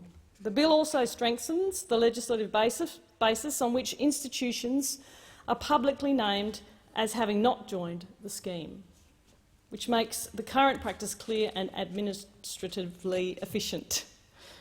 It's late in the day, Deputy Speaker. This bill responds to recommendation 5.2 of the second-year review and recognises that some survivors continue to be unable to access redress through the scheme. And currently, a person can only access redress under the funder of last resort arrangements where a government, either state, territory or Commonwealth, is equally responsible for the abuse of the person.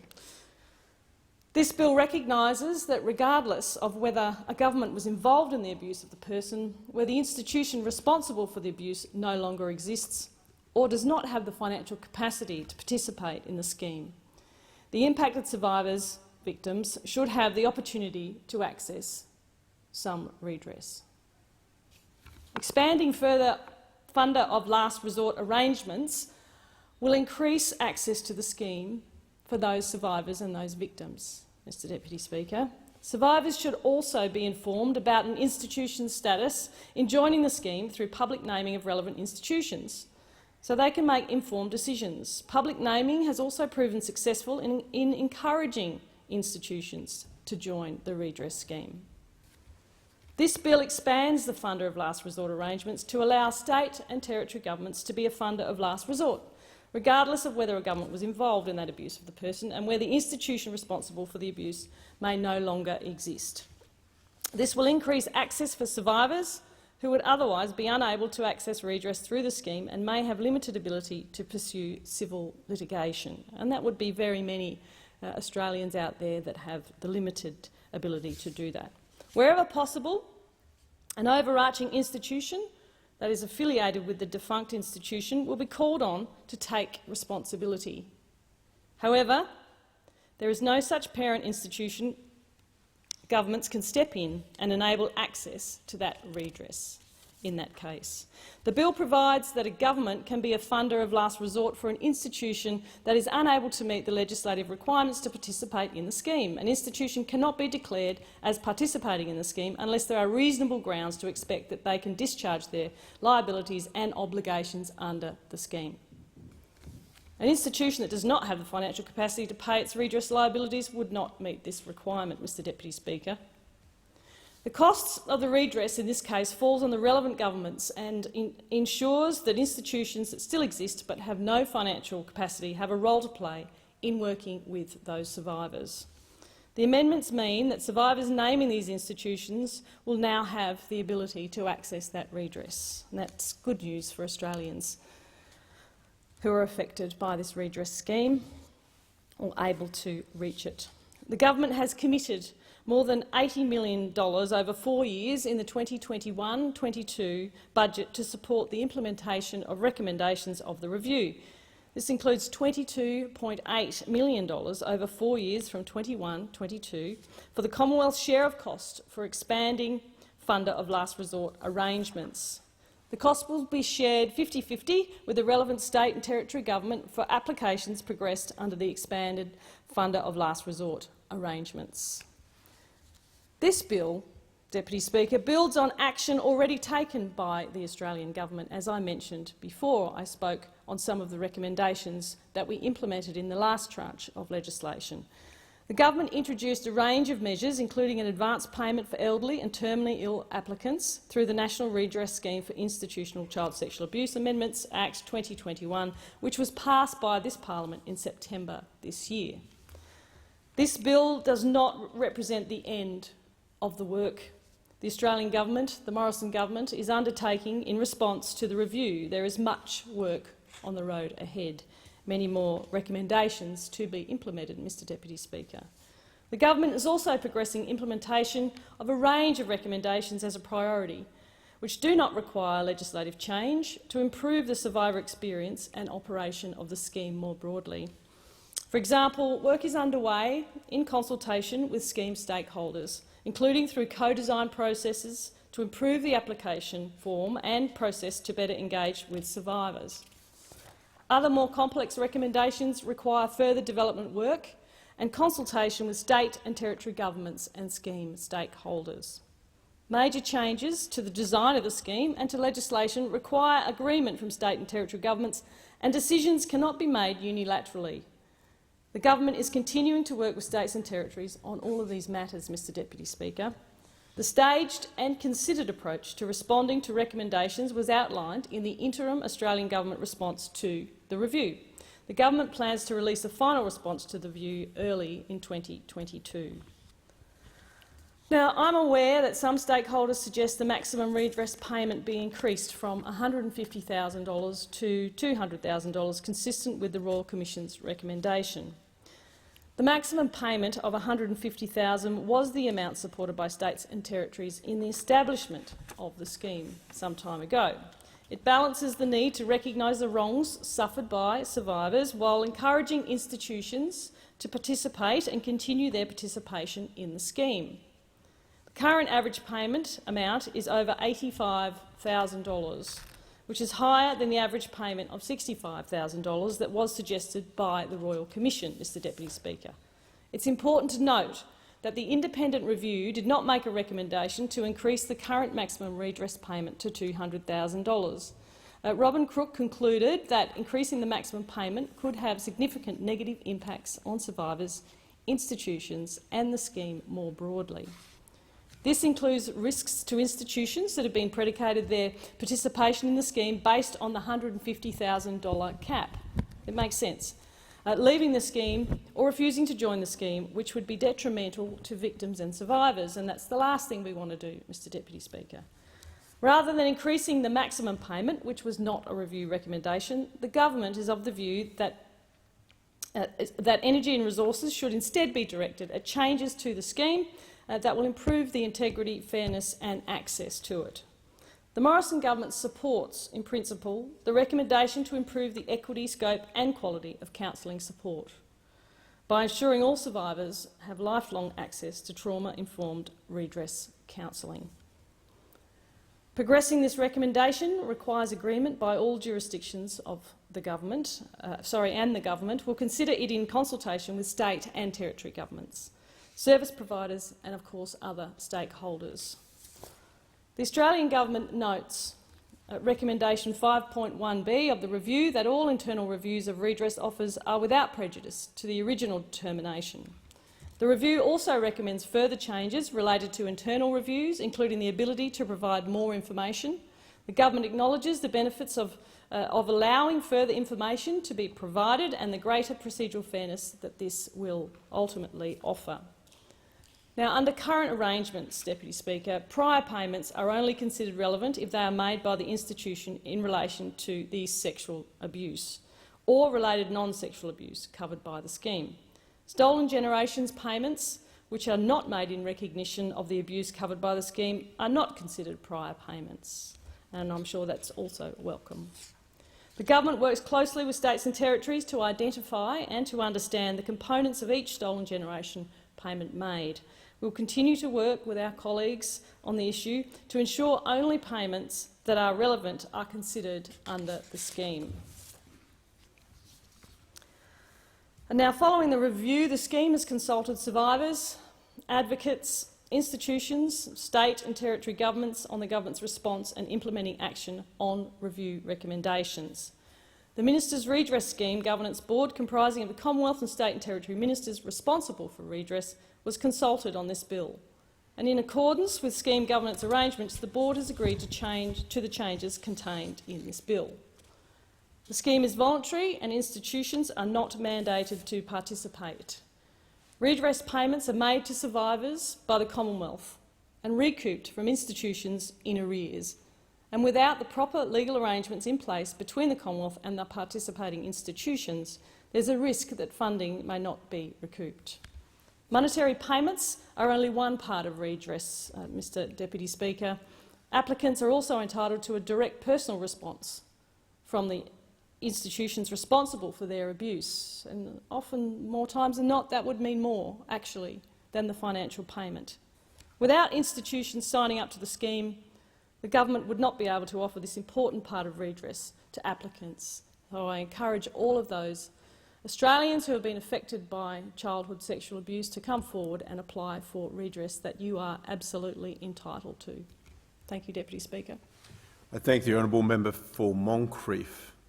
The question is that the amendment be disagreed to, and I call the honourable member for Newcastle.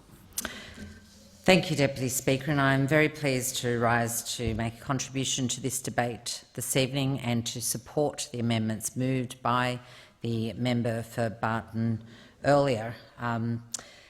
As always, it is an honour to stand in this parliament and try to give voice to survivors of child sexual abuse in institutions. As members of parliament, it is our job to ensure that the processes and systems for seeking justice, like the National Redress Scheme, are implemented and operate in a way in which they were intended to do. Labor welcomes this legislation tonight because we believe that the reforms to the National Redress Scheme that are part of this legislation are absolutely essential to bring focus back to the scheme, to a survivor-centred scheme. The process for seeking redress is, however, not at all timely, and I put this government on warning. If you think for one moment that 5,000-odd payments after 3 years of operating this scheme is a job well done, then you need to rethink. The process for seeking redress, as I said, has been far from timely, and I will have more to say about this tomorrow because the Joint Standing Committee will be releasing our committee report where we looked at a number of these matters. I put it to this government that you have been told again and again and again that the National Redress Scheme is not doing what it was intended to do. This bill makes two changes. They are important changes, and that is why Labor is supporting it, making these two changes to the National Redress Scheme for institutional child sexual abuse. The first bit is it's extending the funder of last resort provisions so that the state and territories or Commonwealth governments can agree to funding equally redress payments when an institution no longer exists. And we now have many examples of this exact scenario where the institution itself is defunct and there is no existing linked institution. There is no one else you can turn to. Equally, there is an issue when an institution does exist, but it's actually prevented from, should it even wish to, it is prevented from joining the National Redress Scheme because it doesn't meet the financial viability requirements. Now, that's a statutory requirement, so we do have institutions that, in all good faith, it would seem, have sought to try and join the scheme but are unable to. These changes are important to deal with both those situations. Institutions also that are partially, they might be able to partially participate in the scheme if they don't meet the current financial viabilities, and that's a good thing too. They can still issue a direct personal response. They can still contribute to ongoing counselling, psychological support services perhaps. But those partly participating institutions, they will need to agree to a reassessment of their financial position at least annually, and that's a good thing. That is government making sure that they might well be able to become fully participating institutions down the track should they have that financial capacity to do so.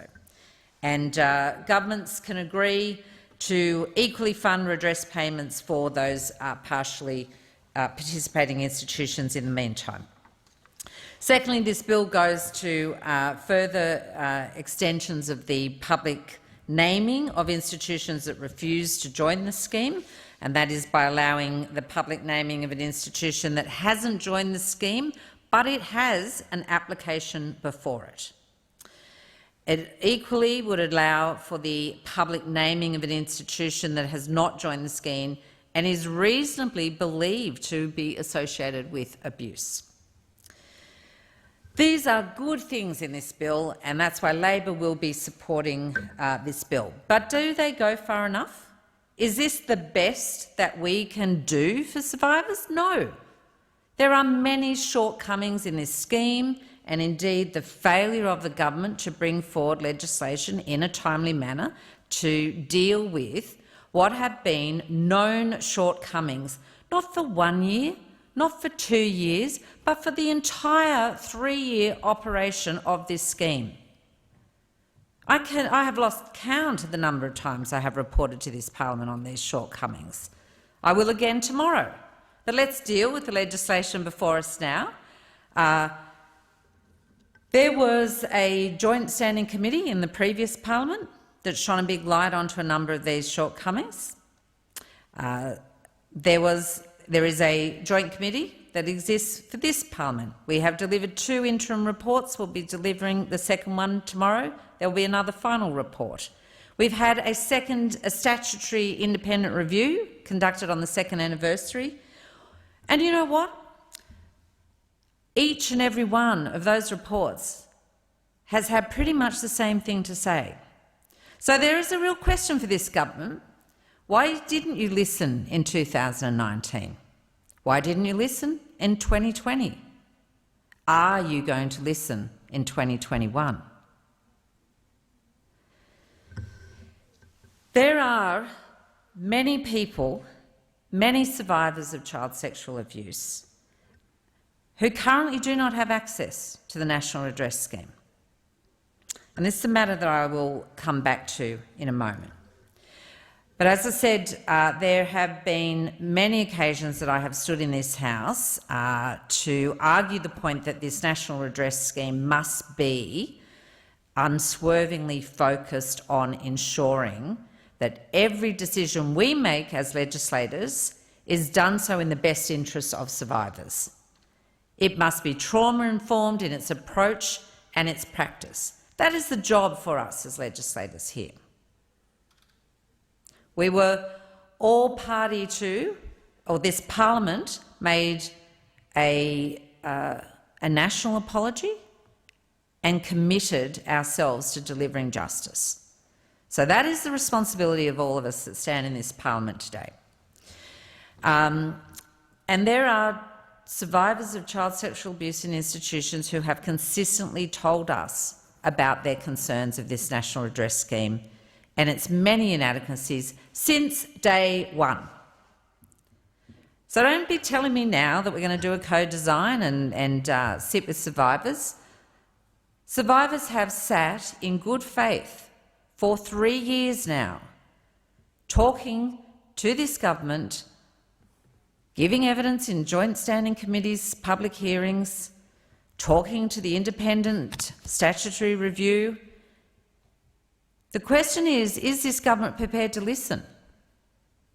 That is the real question at stake here. Robin Crook AO canvassed in her second-year review of the National Redress Scheme many of these inadequacies. As I said, the ones that were already made and put before this parliament, she's added further weight to those inadequacies.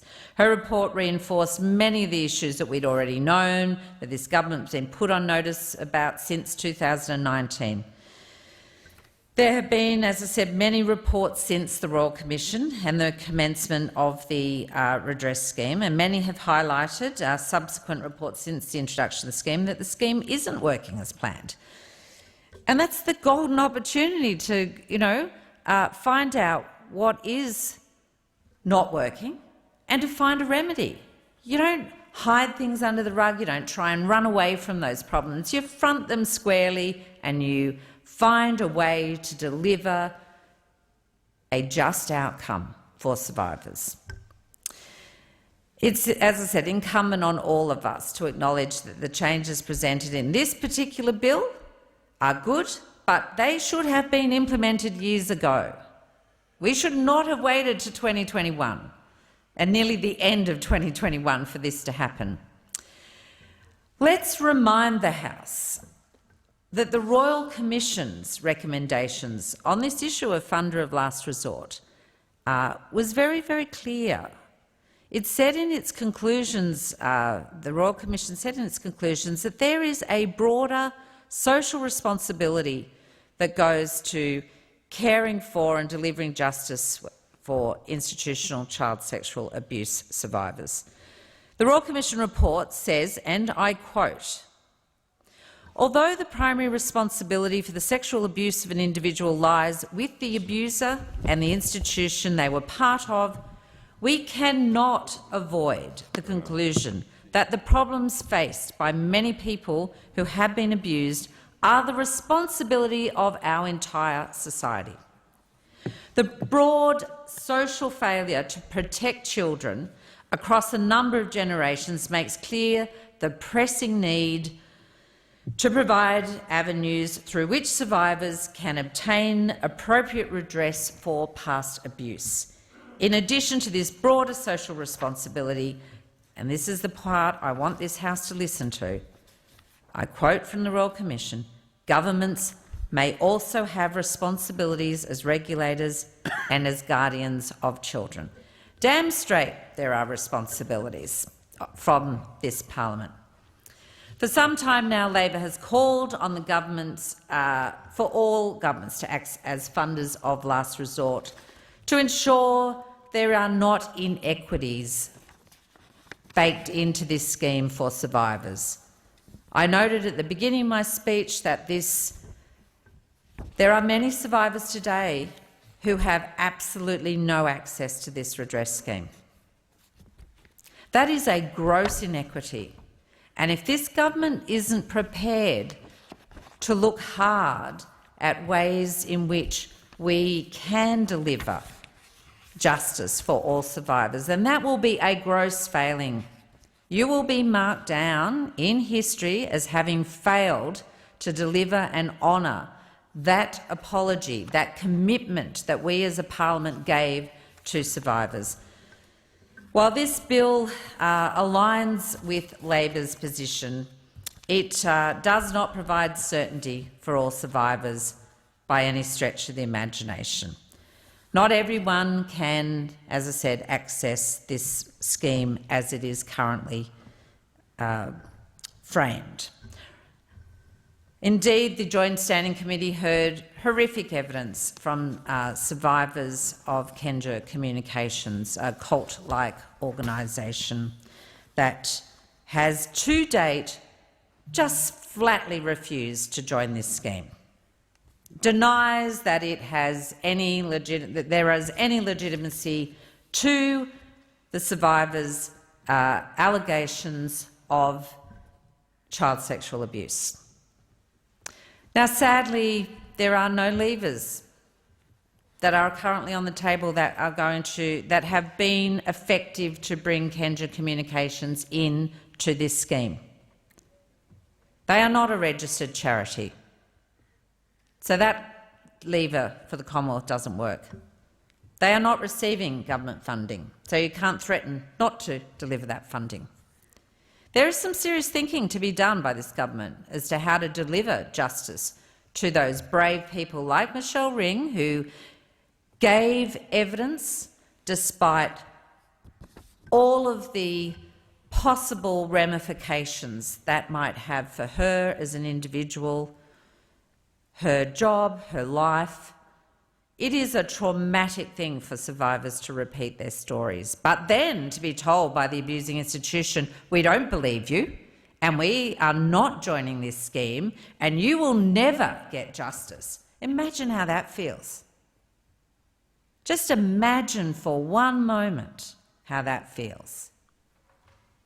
It is gut-wrenching. And it should not be beyond this parliament to consider mechanisms in which we could deliver genuine justice for all survivors. That is the test that I put this government to today. I put you on notice. I don't hear anything yet that is going to deal and deliver justice for people like Michelle Ring, for all of those survivors of institutions that refuse flatly to accept responsibility for the gross violations and abuses.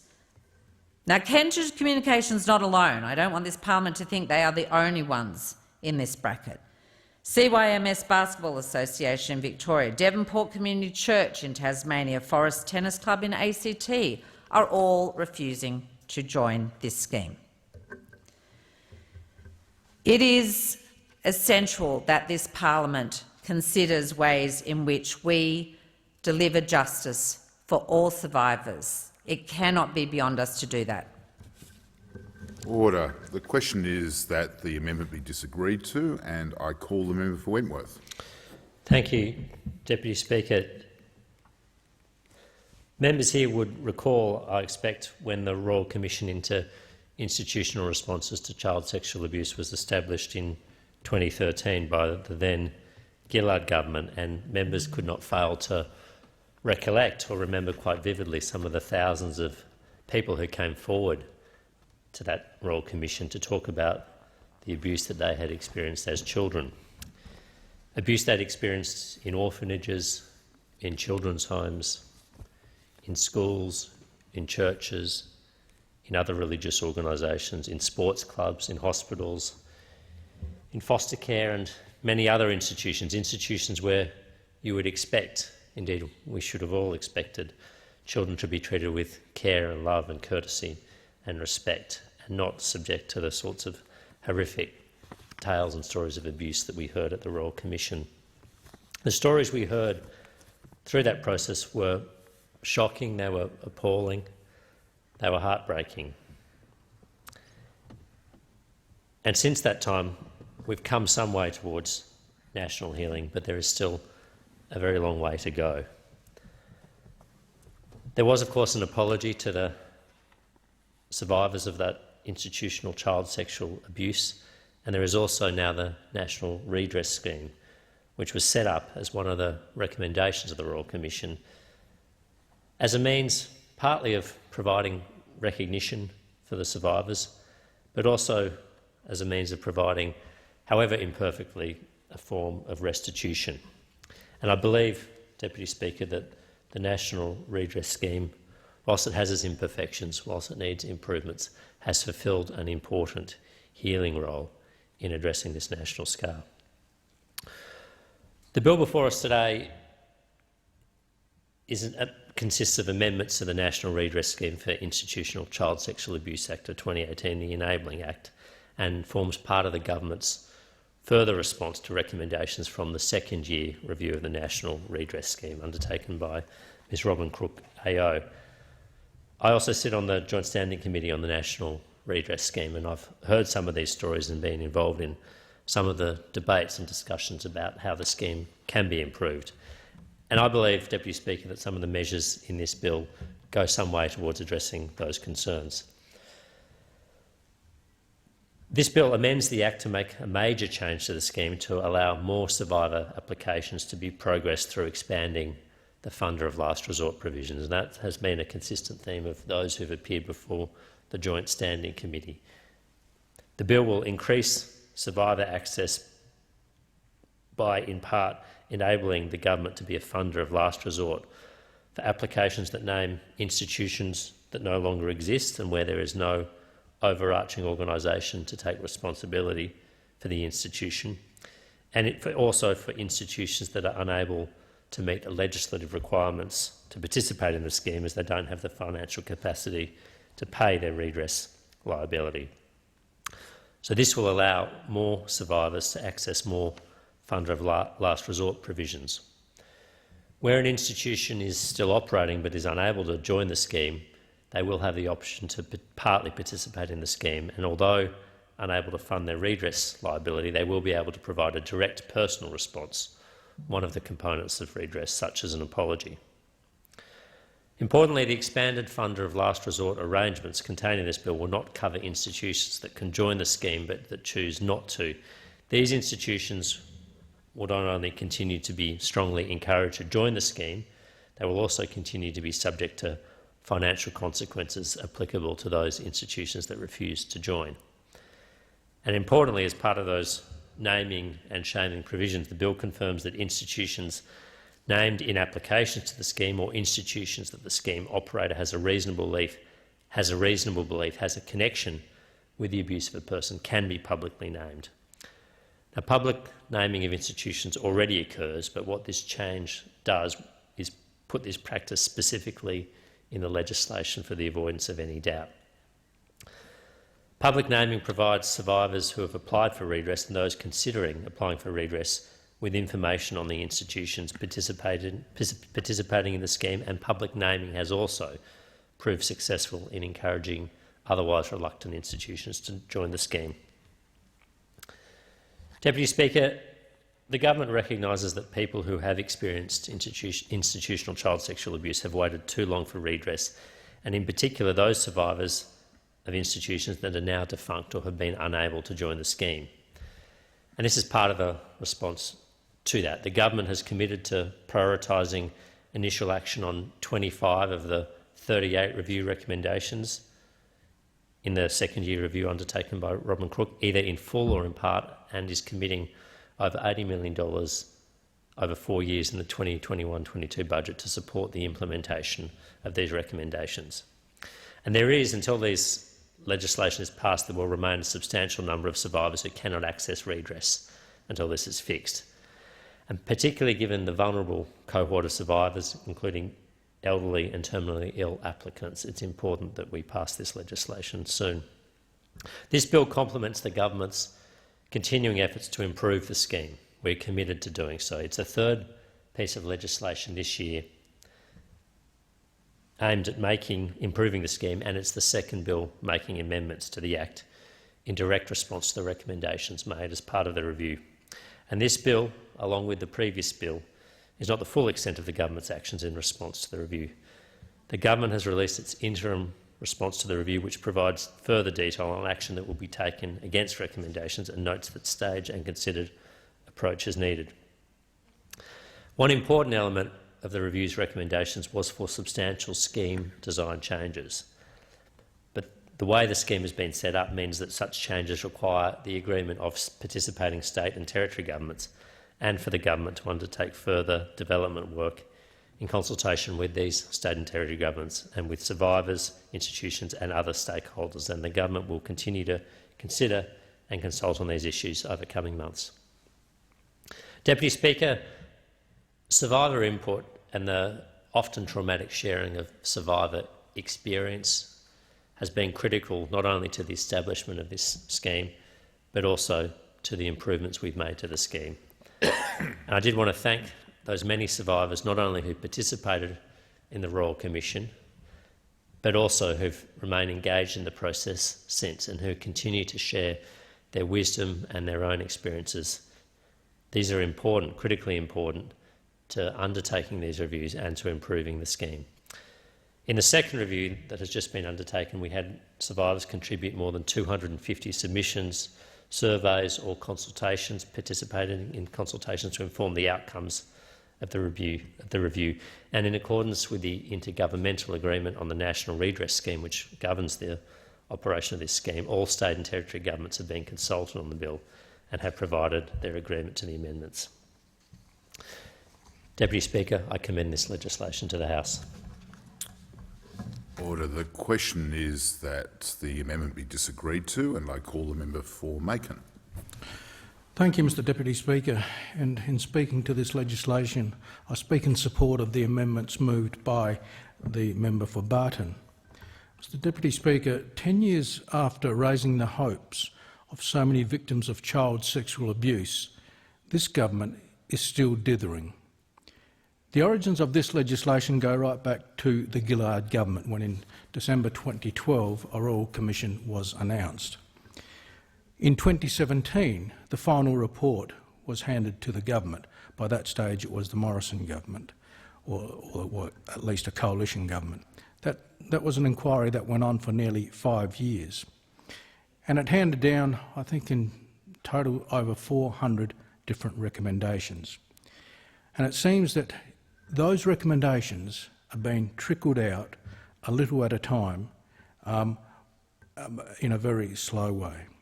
Like so much of what the Morrison government does, it is big on headlines and announcement, but very slow and very light on following through and actually delivering on those announcements.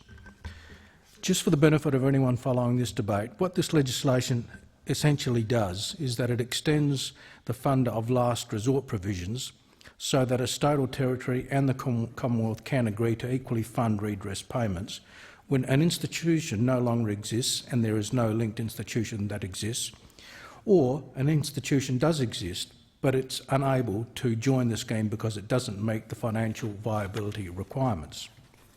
Institutions will also be able to partly participate in the scheme if they don't currently meet the financial viability requirements, and partly participating institutions will need to agree to a reassessment of their financial position at least annually and become fully participating institutions if they have the financial capacity to do so. Secondly, the legislation further extends the public naming of institutions that don't join the scheme, including by allowing the public naming of an institution that has not joined the scheme and has an application against it, and allowing the public naming of an institution that has not joined the scheme and is reasonably believed to be associated with abuse. And just on that point, Mr Deputy Speaker, I understand that, according to the Royal Commission, there was some 4,000 different institutions identified where abuse may have occurred, and yet I also understand that to date there's only been about 526 government and non-government institutions across Australia that have joined the scheme. Now, I accept that many of those institutions that might have been named in the Royal Commission inquiry no longer exist, and so that may account for most of them. But it's clear that there are other entities that have decided for one reason or another not to join the scheme, and because of that, I think it's incumbent on governments, both state and federal, to respond by at least becoming a funder of the last resort. Mr Deputy Speaker, Labor will support this legislation because it is a step in the right direction, but clearly it doesn't go far enough.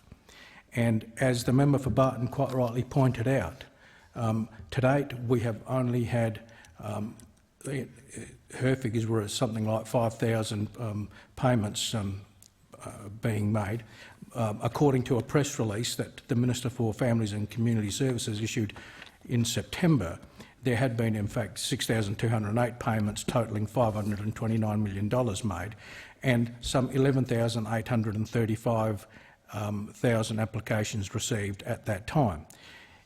Regardless of which figures are correct right here and now, the reality is that given that there were some 60,000 children that may have been in some way abused in the care of different entities, we are still a long, long way off from responding to the support that those people need. And even worse, if in the last 3 years we've only been able to deal with some 5,000 or 6,000 payments, then there is no hope for some of those people who were abused to have their cases or their applications dealt with for years and maybe decades to come, by which time it's very likely that they would have passed on. Indeed, on that very point, Mr Deputy Speaker, my reading of the Royal Commission's findings were that some 80% of the people that were identified as having been in some way abused were already over the age of 40, and that was back in 2017. So I suspect that that figure is even higher now, which tells me that if you go through the process as it is currently being handled by the government, many of those people will never ever be compensated because of the slow process that we are going through. Mr Deputy Speaker, Labor has continuously been calling for more of the recommendations of the Royal Commission to be adopted, and in particular recommendations relating to lifting the cap to $200,000, ensuring that payments made prior are not indexed when calculating the redress payment, and I'm aware that in some cases some of the institutions that have now joined the scheme had previously made payments. If the payments they had made were inadequate but were indexed, it would effectively mean that the recipients would be getting less when their application to the scheme was considered. And so that matter needs to be addressed as well. Thirdly, Labor has been calling for the government to ensure that prior payments which don't relate to child institutional sexual abuse are not deducted from redress payments. And, for example, matters and payments made to children of the stolen generation. And again, given that the Commission found that some 14% plus of all victims were people of Indigenous background, that is an important issue because they may also be entitled to some other support from the Stolen Generations report.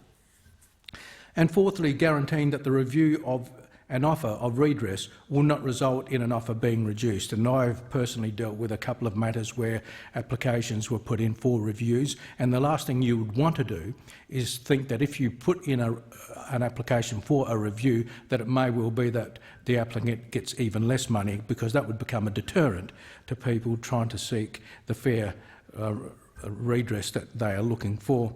And Labor has also been calling for the ongoing provision of psychological counselling and other support measures to any of the victims. These are all matters that are important to people who have been victims of this kind of abuse.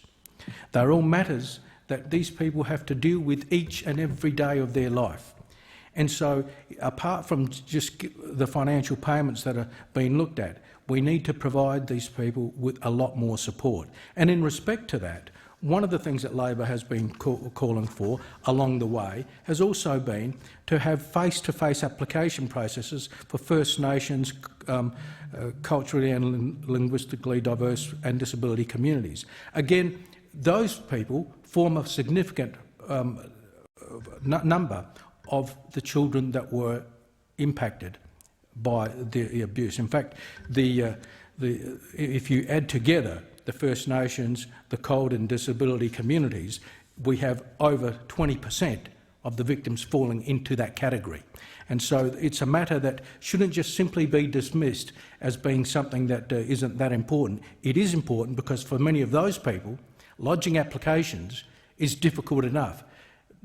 And to then consider that you have to lodge an application after you have already gone through the trauma and you have to relive it, it's difficult enough for any person to do that, let alone a person who might also have communication problems as well.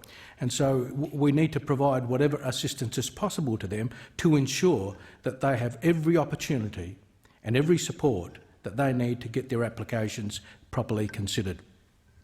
One of the other matters that, amongst the many that Labor has been calling for, is also the fact relating to the reviewing the limit of one application so that changes in circumstances and additional information can be taken into account.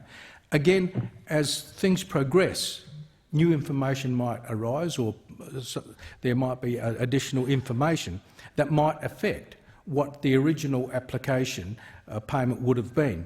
And so there should be an opportunity for every application to be reviewed if that is the case. And one of the other issues that I believe is sadly lacking in respect to the legislation that is before the scheme right now is that it does not allow for non-citizens non-permanent residents or prisoners or those with serious criminal convictions to submit an application. Mr Deputy Speaker, in my view, that is morally wrong. Those people, regardless of where they are right now, should be entitled to apply for redress under the scheme, just like everyone else should. And the fact that they might be a non-citizen or a non-permanent resident should in no way diminish their rights as a person who was abused and who should be covered by the scheme to not be able to put an application in. And so I would hope that the government is prepared to look at these matters as it considers other changes to the legislation. And I heard other government speakers talking about that the government is progressing through the recommendations, and this is, I think, the third time that this matter has come before the Parliament with improvements on each occasion. Well, that may all be well and good, but that should be done sooner rather than later. And equally, Mr Deputy Speaker, it should also be the case that where an assessment is made, that the guidelines are made public so that survivors know exactly why they received the support that they did or the financial support that they did. It shouldn't be something that's just hidden away as a decision that no one is able to understand or question. And along with that part of the decision-making, it's also important that there is some consistency in the decision-making process itself. Mr Deputy Speaker, Labor has moved an amendment, and the amendment goes to the heart of some of the critical issues, and that is to lift the payment to a $200,000 cap rather than the $150,000 that currently applies. Now, the Royal Commission in fact recommended $200,000. But what the cap will also do is this, and it relates to a matter that I've spoken to on previous occasions and to a constituent in my electorate, a person in my electorate, who was impacted by the $150,000 cap in this way. The person would have been entitled to a greater amount of compensation from the institution that he had previously lodged a claim with and who had acknowledged his rights to compensation. But because of the redress scheme coming into effect and responsibility for payment having been transferred to the redress scheme, the government-initiated scheme, the amount of compensation that person now then received was less than he would have otherwise received had the institution stayed with its own level of compensation. It's a classic case of where a person has actually been disadvantaged by this scheme, and if the cap was raised to $200,000, that person may well be much better off because of that. And my view is that while some people would say that it's not just about money, the reality is that for many of the people that were impacted, money does make a difference because they are constantly having to pay out for health and medical bills which have resulted because of the impact that the abuse has had on them over a lifetime. And as a result of that, they've had to incur costs, whether it's because from time to time they haven't been able to secure work, whether it's because of the mental health state that they're in that might have limited their employment opportunities and the like. So it is not an unreasonable ask to give them a payment that much more fairly responds to their needs. The other issue that I'll quickly touch on, and it relates to comments that I made earlier, Ryan, when I talked about the number of cases that have been dealt with and the number that are still outstanding. Given that there's some 60,000 survivors possibly identified, this is a very serious issue. The member for Barton quite rightly pointed out that the processing times are well over a year and in some cases have reached close to 18 months. That cannot continue. Under that time frame, there will be people out there who are victims who will simply not lodge applications because they know that it will put them through another 18 months or so of trauma and reminiscing and recollections about what happened to them. And so it would deter them. It is unreasonable. We need to deal with them much more speedily, and I would urge the government to, if they need to, increase the staffing level so that all applications can be dealt with in a very timely way. Order. The question is that the amendment be disagreed to, and I call the Minister. Thank you, Deputy Speaker. This bill will amend the primary legislation for the National Redress Scheme for Institutional Child Sexual Abuse scheme. The amendments form part of the government's response to recommendations from the 2-year review of the scheme and the government's commitment to ongoing improvement of the scheme. Some survivors of institutional child sexual abuse are unable to access redress through the scheme as the institution responsible for the abuse no longer exists, or the institution cannot meet the necessary requirements to participate in the scheme. Currently, applications from these survivors cannot be progressed. This is why changes to the scheme's funder of last resort provisions are critical. This bill reflects the next legislative changes in response to the review. It expands funder of last resort arrangements, a significant recommendation made as part of the 2nd-year review and one in which the government has been very public in its support for. The bill also strengthens the legislative basis on which institutions are publicly named as having not joined the scheme. The amendments in this bill complement the government's continuing efforts to improve the scheme for survivors. Thank you. Order. The original question was that this bill be now read a second time. To this, the honourable member for Barton has moved as an amendment that all words after that be omitted with a view to substituting other words. The immediate question, therefore, is that the amendment be disagreed to. I'll put the question. All of that opinion say aye. To the contrary, no. I think the ayes have it. Division required. Ring the bells. The House will divide. Ring the bells for 4 minutes.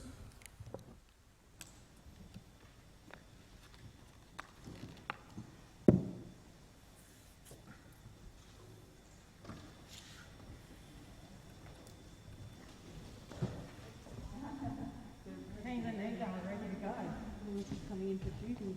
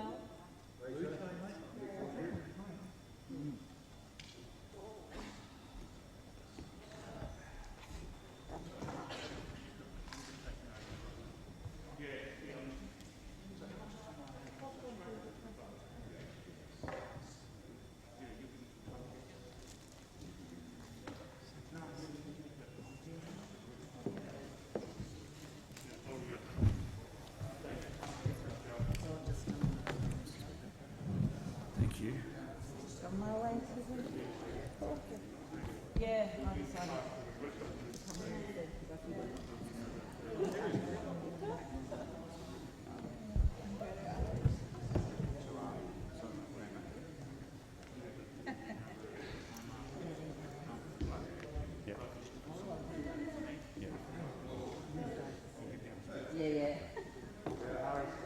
I know, brother. I don't like to mess it up.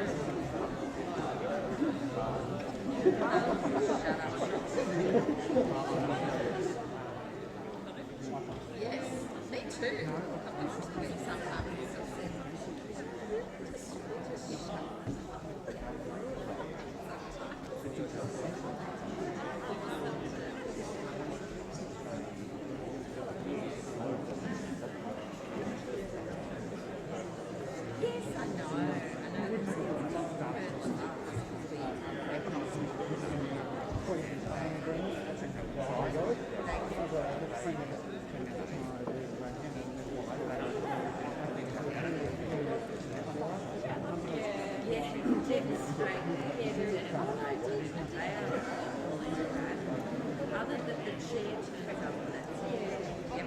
Everybody is the same way.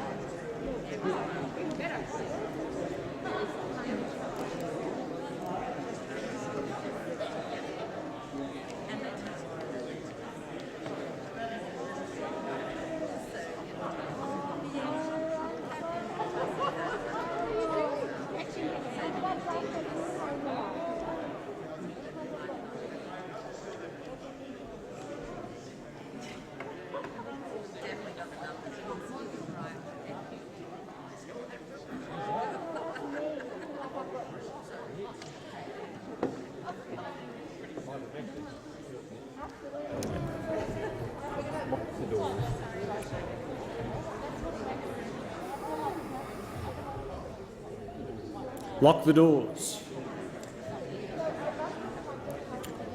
Order. I'll state the original question, that this bill be now read a second time. To this, the honourable member for Barton has moved as an amendment that all words after that be omitted with a view to substituting other words. The immediate question is that the amendment be disagreed to. The ayes will pass to the right of the chair and the noes to the left. I appoint the honourable members for Nichols and Gray as tellers for the ayes, and the honourable members for Werriwa and Lawler as tellers for the noes.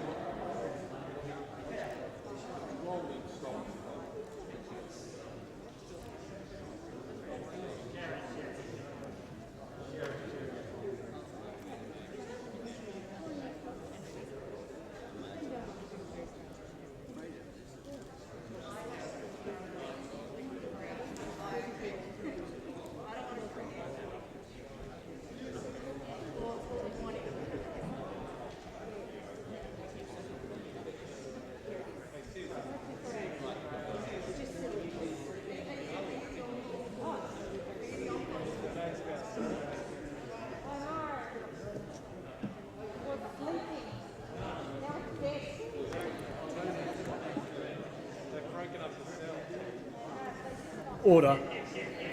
Order. The result of the division is ayes 65, noes 59, the question is therefore resolved in the affirmative.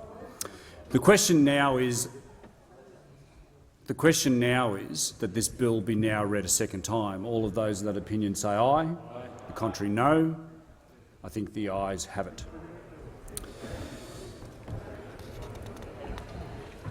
The clerk. Second reading.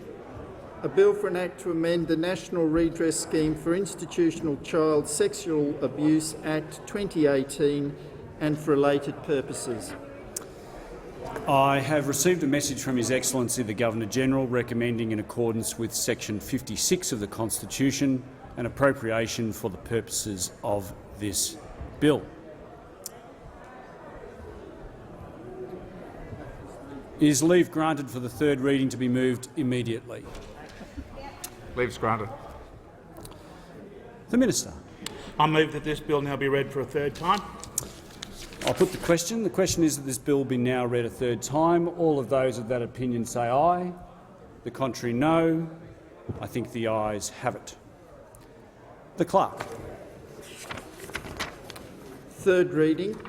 A bill for an Act to amend the National Redress Scheme for Institutional Child Sexual Abuse Act 2018 and for related purposes.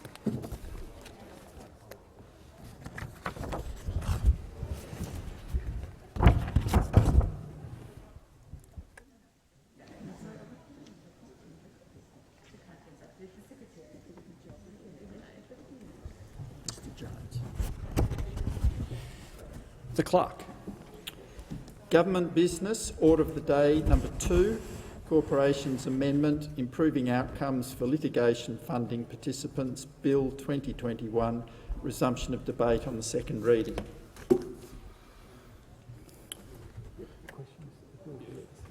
The question is that this bill be now read a second time, and I give the call to the member for Whitlam. Thanks, Deputy Speaker. Pleased to be speaking on this Orwellian-named bill.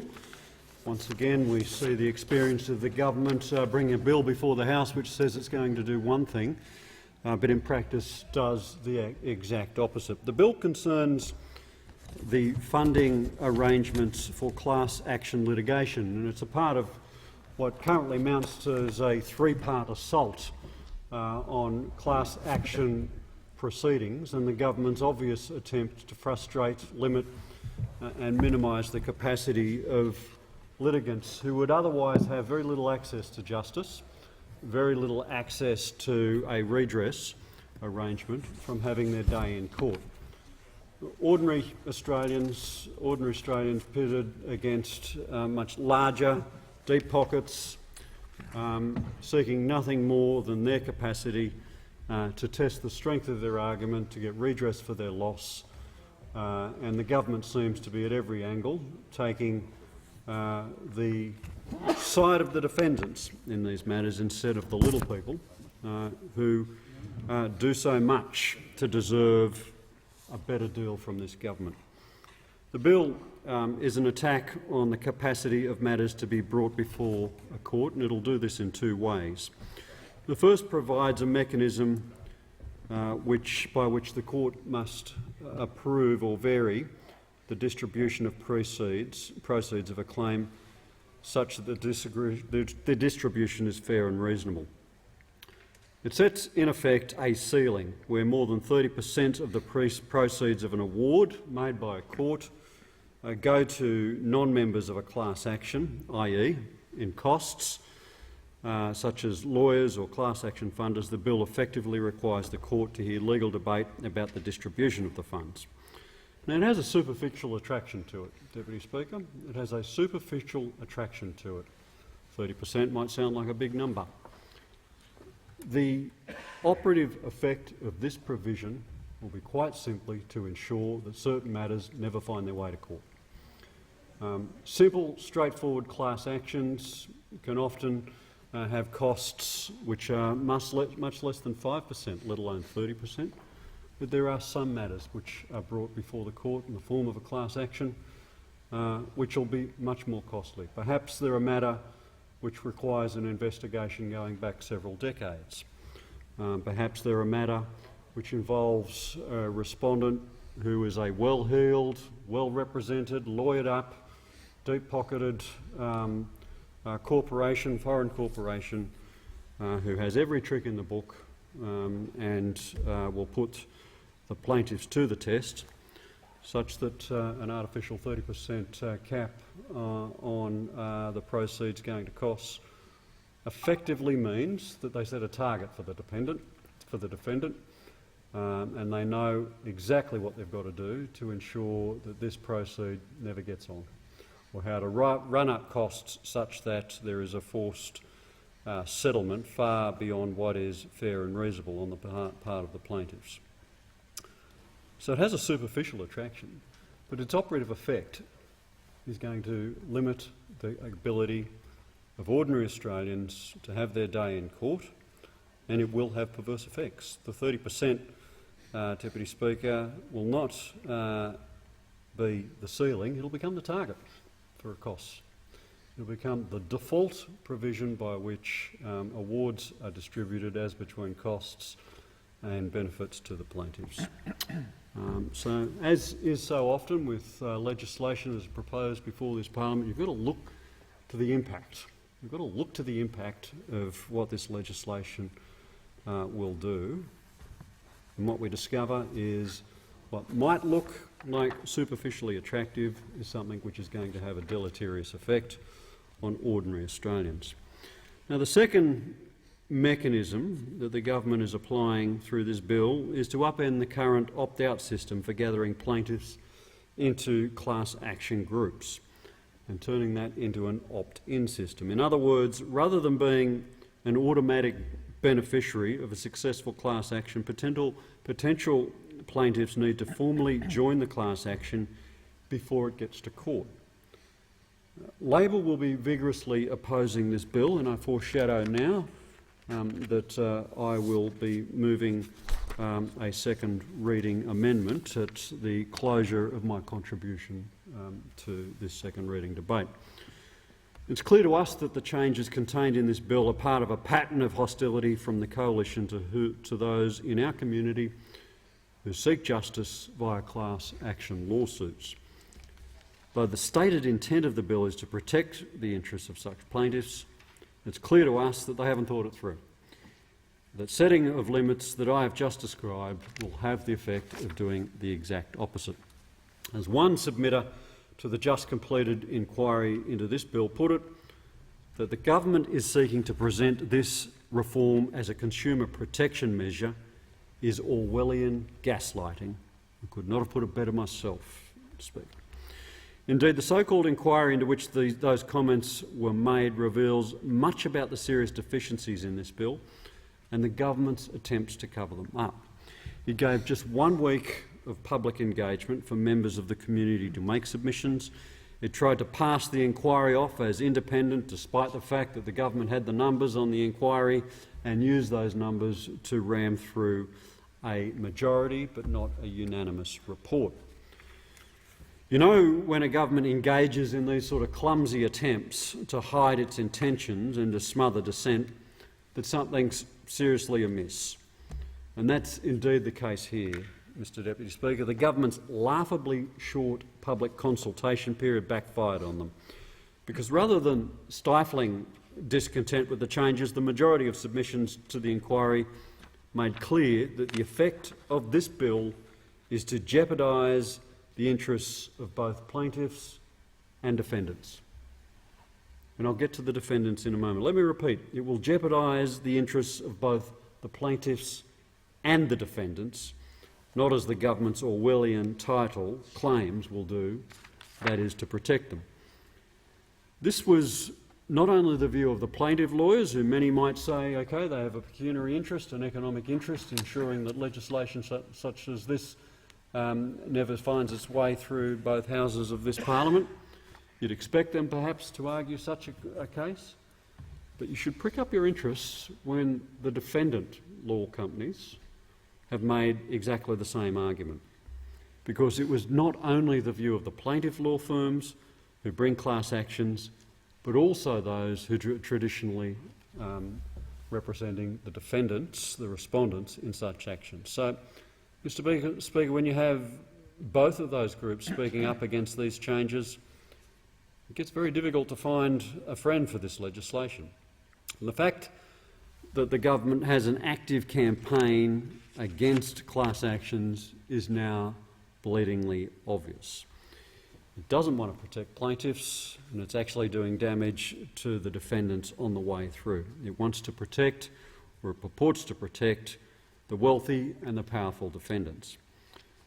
These will constrict the path to justice for those who have been wronged, for example, by the actions of large multinational corporations. And where an action is successful, they will limit the financial penalty on those who have been found to be responsible for causing harm. And let me explain in detail how this is the case.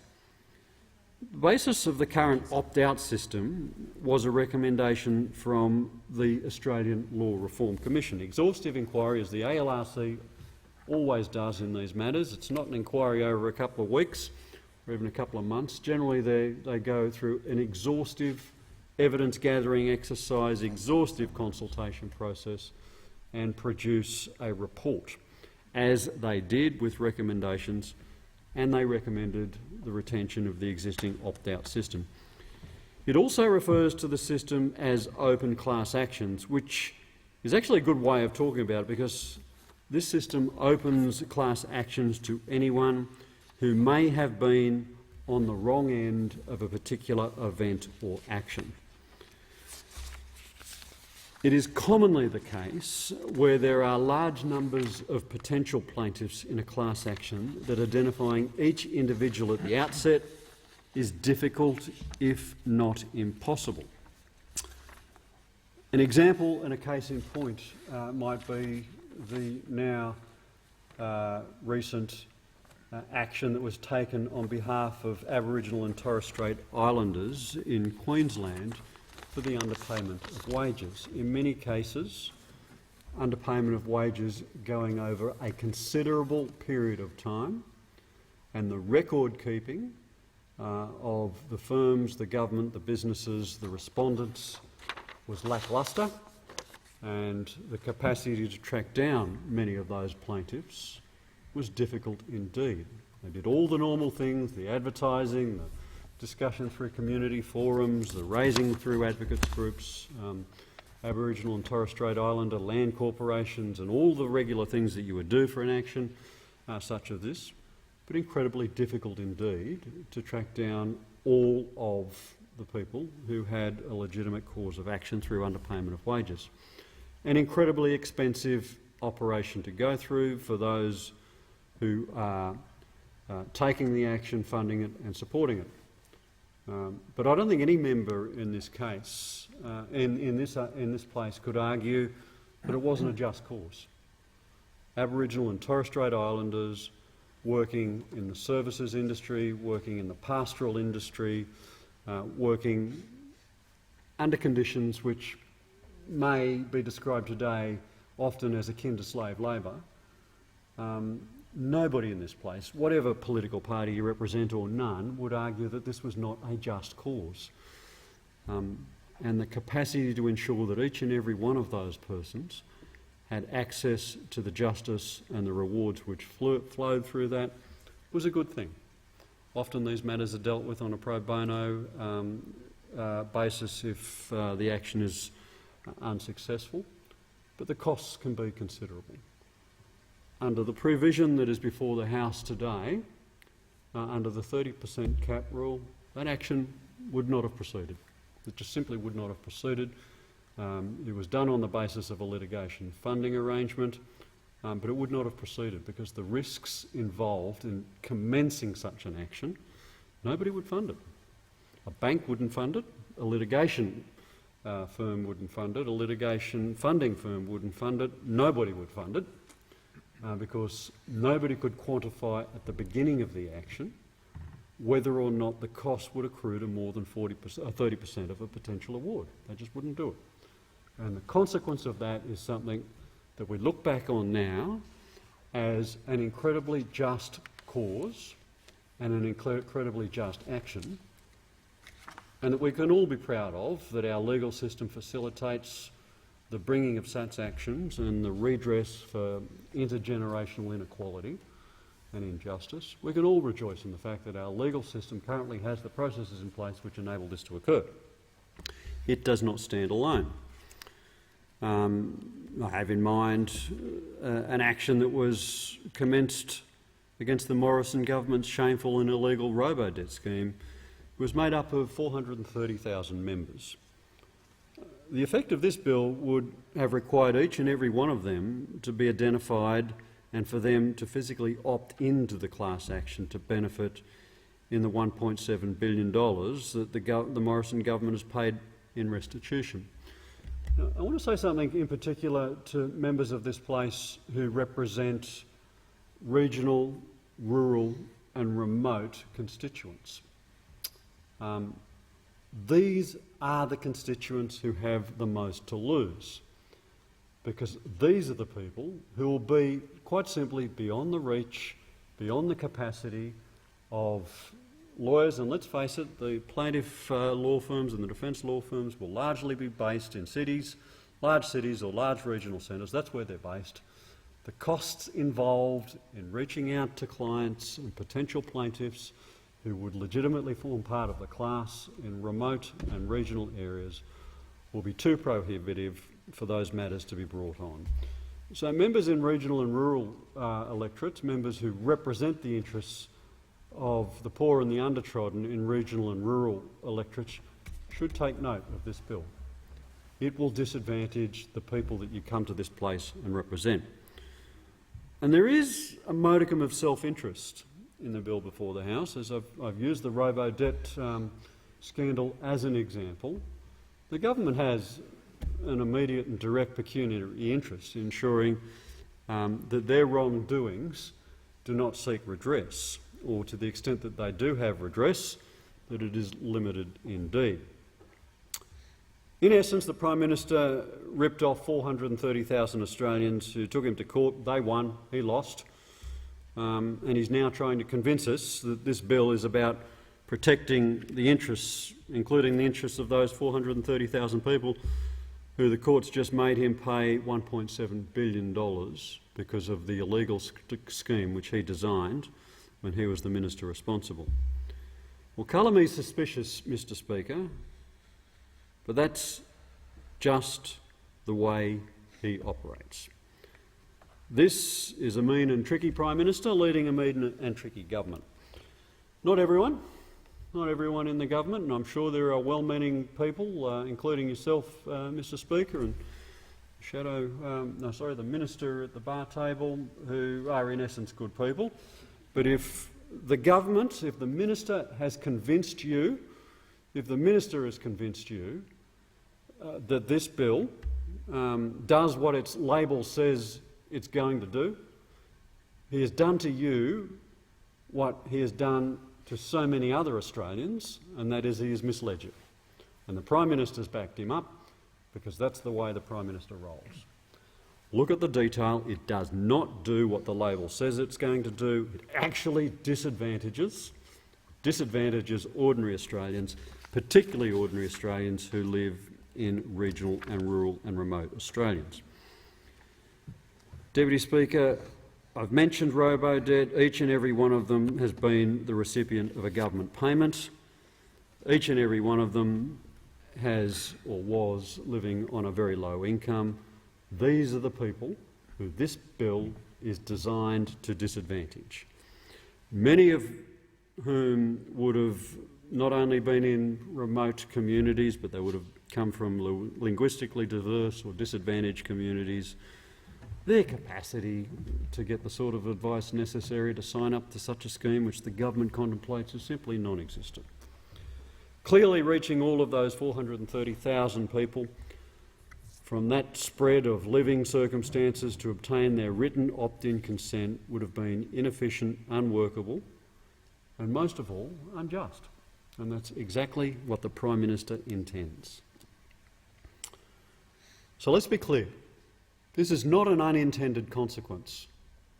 It's not an unintended consequence. It's a design feature. This is precisely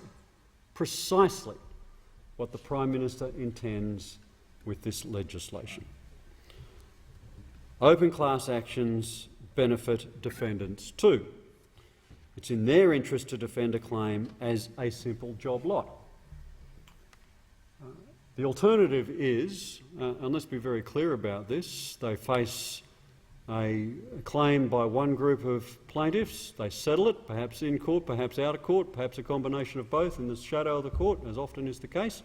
As a former litigant myself, I know a hell of a lot of the stuff gets dealt with in the minutes before the first mention comes on. But for a defendant, they now face the prospect, if this matter is brought forward, that in one of these big litigations, that they'll be doing that time and time and time and time again, as each group of individual plaintiffs brings their separate claim. It's going to cost defendants more as well. It's as simple as that. It will cost defendants more because the open versus the closed action is just a more expensive way of doing it. A point that the defendant law firms made in the ever-abridged inquiry. Deputy Speaker, it is conceivable, if not likely, that under this system,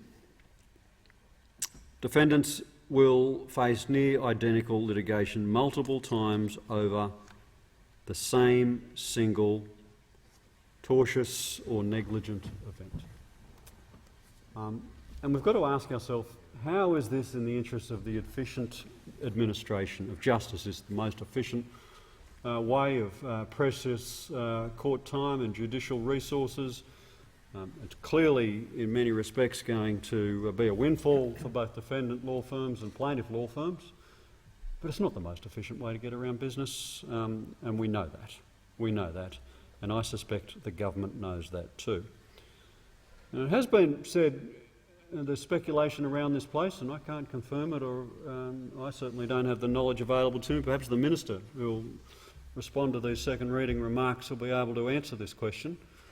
It has been said that this bill comes before the House arising out of a deal with the One Nation political party, that it didn't arise out of the Attorney-General's Department, it certainly didn't arise out of the Treasury, it arose out of an agreement between the One Nation political party and the government. God knows what the price of it was, but we do know what the cost will be to plaintiffs, and we do know what the cost will be to the judicial system. So I'd invite the Minister representing the Minister, when he comes back into the House, to make clear what's the deal they've done with One Nation. No sensible person, nobody who's thought about this for more than 30 seconds would bring such a bill before the House. So what is the deal that they've done with One Nation? And I'd encourage other speakers, government and other speakers in this debate, to be cautious about the comments they make. Because as is so often with the case with the deals that have been made with that particular political party, they melt and fall apart quicker than an ice cream in the midday sun. So I'd be cautious about making brave statements in the debate about the virtue or otherwise of this particular piece of legislation, because you don't know the deal that underpins it. The one thing that we can be certain of, it'll be pretty dirty, it'll be pretty dodgy, and it'll be something you don't want to put your name to. We know it's going to disadvantage people in rural and regional Australia. We know it's going to clog up and be a burden to our judicial system. We know that it's going to disadvantage plaintiffs, and we know that it's going to cost defendants more. So, Deputy Speaker, against that background, beggars belief that somebody would want to speak in favour of the bill, and even more astonishing that somebody would want to vote in favour of the bill. So we encourage the government to withdraw the matter. We encourage government members of goodwill, and there are many of them, and all of the members of the crossbench. Think about this. It disadvantages members in remote, rural and regional Australia. It will exclude people from justice who have otherwise had access to justice. It will cost defendants more. It will clog up our judicial system. And it will lead to the most inefficient way of bringing a matter before the courts and adjudicating a matter. Why on God's earth is this government insisting on this bill when there is so much other important business that should be before the House. With those very, very brief comments, Deputy Speaker, I formally move the second reading amendment that has been circulated in my name. Is the amendment seconded? Yes, thank you. I second the amendment and reserve my right to speak. The original question was that this bill be now read a second time. To this, the honourable member for Whitlam has moved as an amendment that all words after that be omitted with a view to substituting other words. If it suits the House, I will state the question in the form that the amendment be disagreed to. I call the honourable member for Curtin.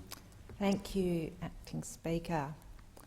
I thank the member for mercifully ending his speech with brief comments.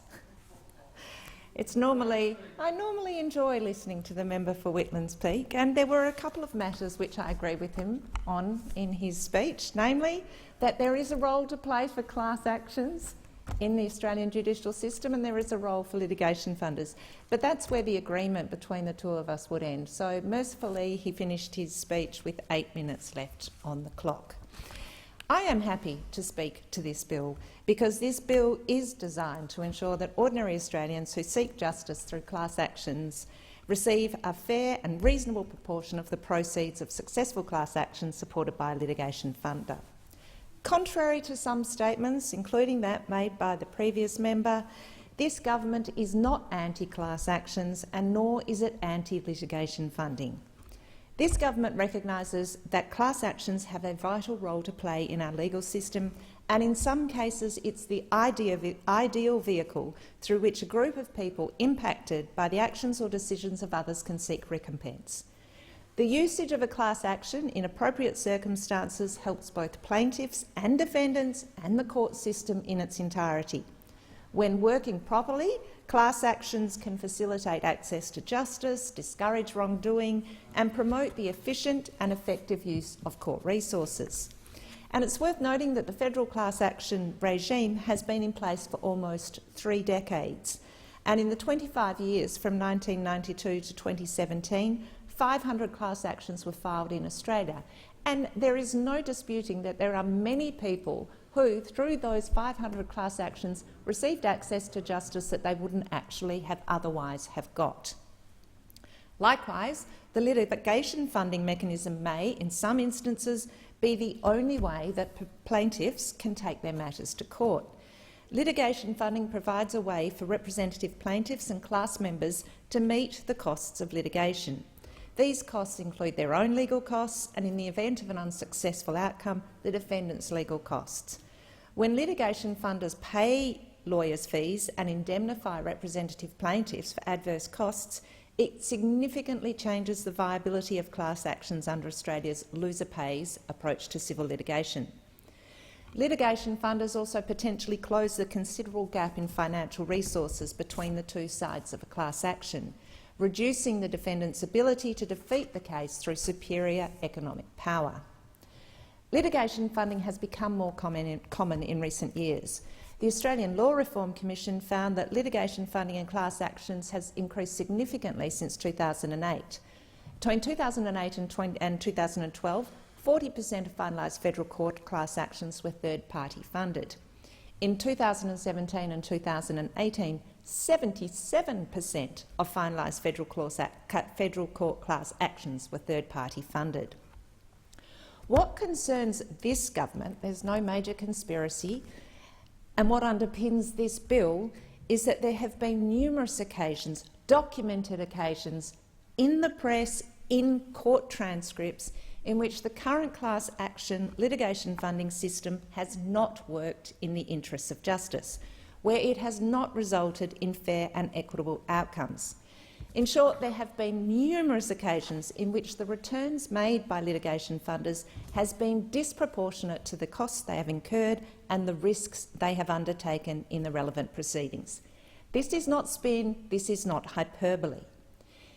In 2019, the Australian Law Reform Commission found that when litigation funders were involved in a class action, the median return to plaintiffs was just 51%.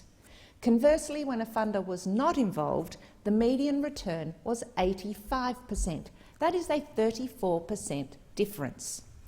Last year, the Parliamentary Joint Committee on Corporations and Financial Services, of which I was a member at the time, undertook a review into class actions and litigation funding. While there were a variety of views and opinions expressed through the course of that inquiry, there was virtually unanimous agreement from all submitters and witnesses that the current regulatory arrangements for litigation funders are too light touch and greater oversight of the industry is required. The only debate was about the nature and extent of that regulation. I would also state that at the time of undertaking its inquiry, the exact number of litigation funders operating in Australia was unknown and impossible to pin down with any precision.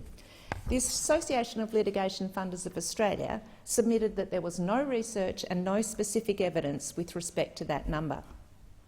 In 2018, the Australian Law Reform Commission indicated that approximately 25 litigation funders operated in Australia and 33 funders operated in either the UK or Australia or both jurisdictions.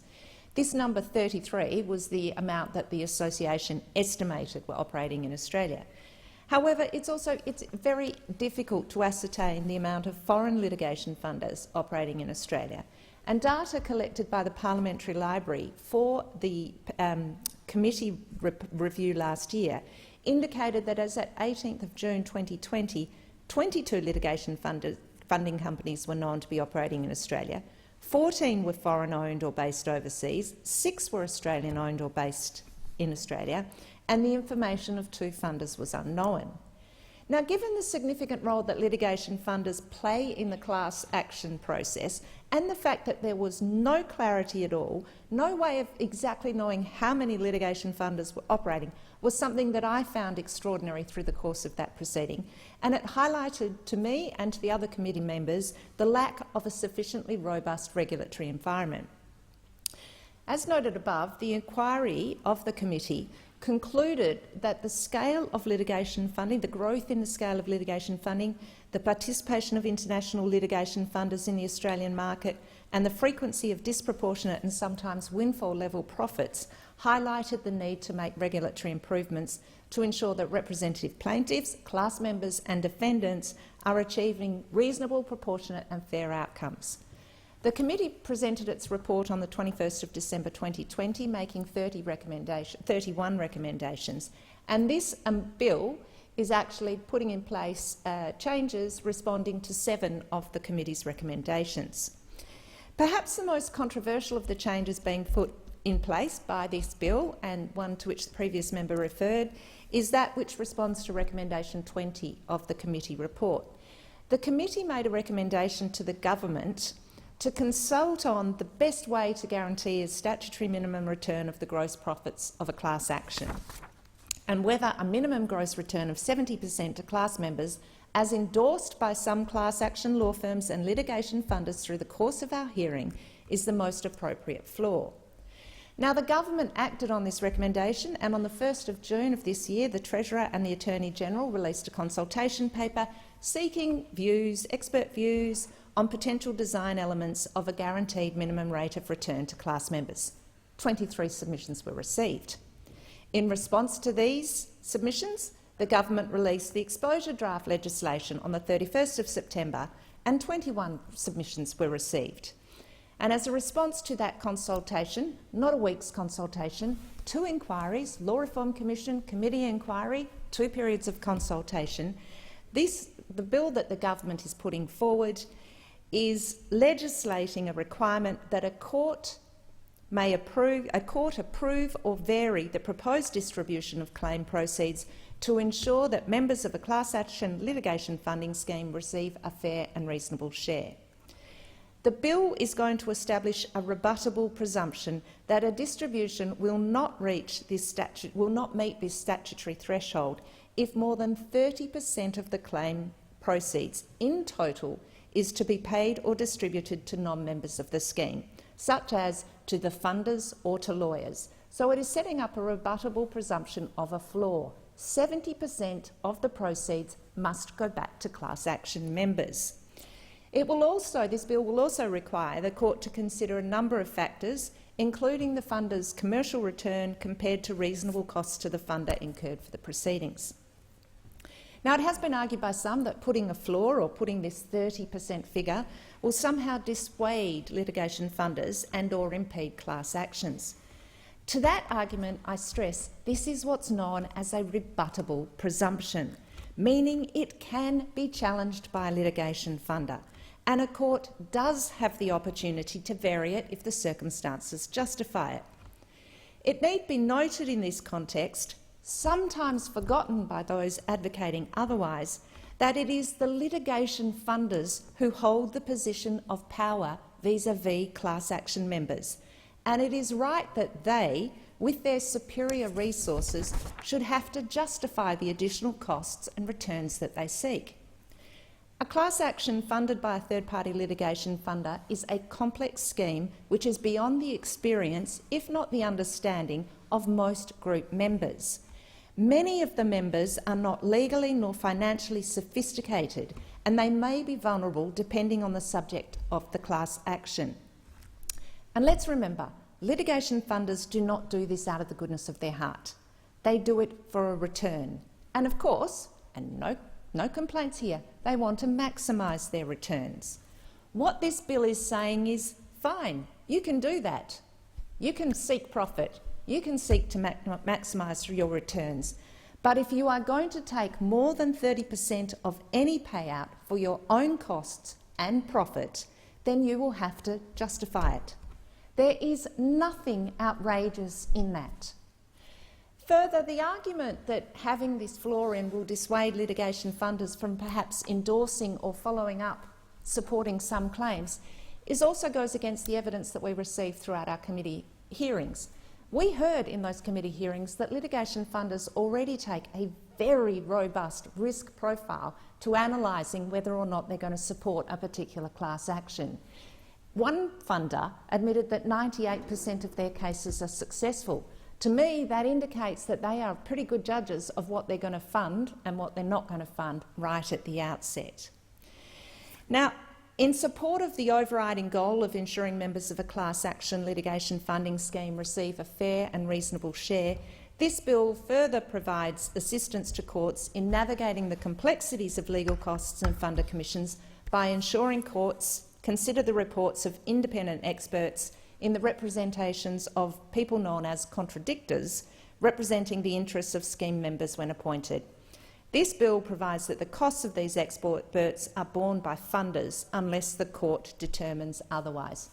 Now, there are other elements of this bill, and I'm sure that my colleagues will get up and address a number of those others, the other elements here. The only other element that I want to pick up on is that this bill also seeks to implement a consistent approach to class actions across all jurisdictions, maximising protection for class members throughout Australia. This avoids the risk of forum shopping, which is very much real, forum shopping by funders filing in courts which do not have the same level of protection for class members. So by way of concluding on this, there is a lot of spin and rhetoric. There will be spin and rhetoric from all sides of the argument here. We heard it through our committee hearings. We heard various parties throwing allegations that litigation funders ripped people off, and then the other side that this side of the government was trying to shut down class action law firms and somehow harm rural and regional people, neither of which are true. The truth is here, we need our legal system to deliver justice. Class actions and litigation funding have a role in there, but litigation funding needs to be regulated. It's not sufficiently regulated at the moment. Fine for litigation funders to go out and seek to make profits. That's absolutely acceptable. But we've got to make sure that those profits, those returns that they are making, do not come to the harm of the plaintiffs, or those 430,000 people who are making a claim against the government for this, or are making a claim for product liability against another company. We want to ensure that those people who are the members of the class, who might suddenly find themselves signing a complex litigation funding agreement about which they might not necessarily understand all the particular details of it, are given adequate protection. And this particular bill is designed to do that. It's to back in our justice system. It's to ensure that people who are taking class actions are protected. And on that basis, I am a friend to this bill. Even though the member for Whitlam said there'd be no members for it, I am a friend of this bill. Thank you very much, Deputy Speaker. The question is that the amendment be disagreed to, and I call the honourable member for Kingsford Smith. Thanks, Speaker. Well, the effect of this bill is to make class actions beyond the reach of many Australians and therefore access to justice beyond their reach as well. It's clear this bill is primarily aimed at making class actions more difficult for plaintiffs and to protect the interests of wealthy and powerful defendants. It's part of a continued pattern of hostility on the part of this government to the ability of individuals to access justice through class action lawsuits. This bill is supposed to protect the interests of plaintiffs in class actions by setting limits on litigation funding schemes. The intention is to do this by firstly providing that the court must approve or vary the distribution of claim proceeds as fair and reasonable, and secondly by imposing a rebuttable presumption that a proposed distribution will not be fair and reasonable if less than 70% of the proceeds go to the plaintiffs. The bill has been subject to a short inquiry through the Parliamentary Joint Committee on Corporations and Financial Services, but it was rushed and it wasn't adequate consideration of the details and the effects of this proposed law. Firstly, members of the public were given less than 1 week to review an exposure draft of this complex legislation and make submissions to the Treasury. And secondly, after ignoring most of the feedback the Treasury received from those submitters, the government introduced the bill into Parliament on the 27th of October and gave this Government Control Committee 3 weeks to conduct its inquiry. Now, the committee gave members of the public only 7 days to make a submission, citing the 3-week timeframe for the inquiry as the reason. And the Government Control Committee held one public hearing on the 12th of November and gave witnesses less than 2 business days to respond to questions on notice.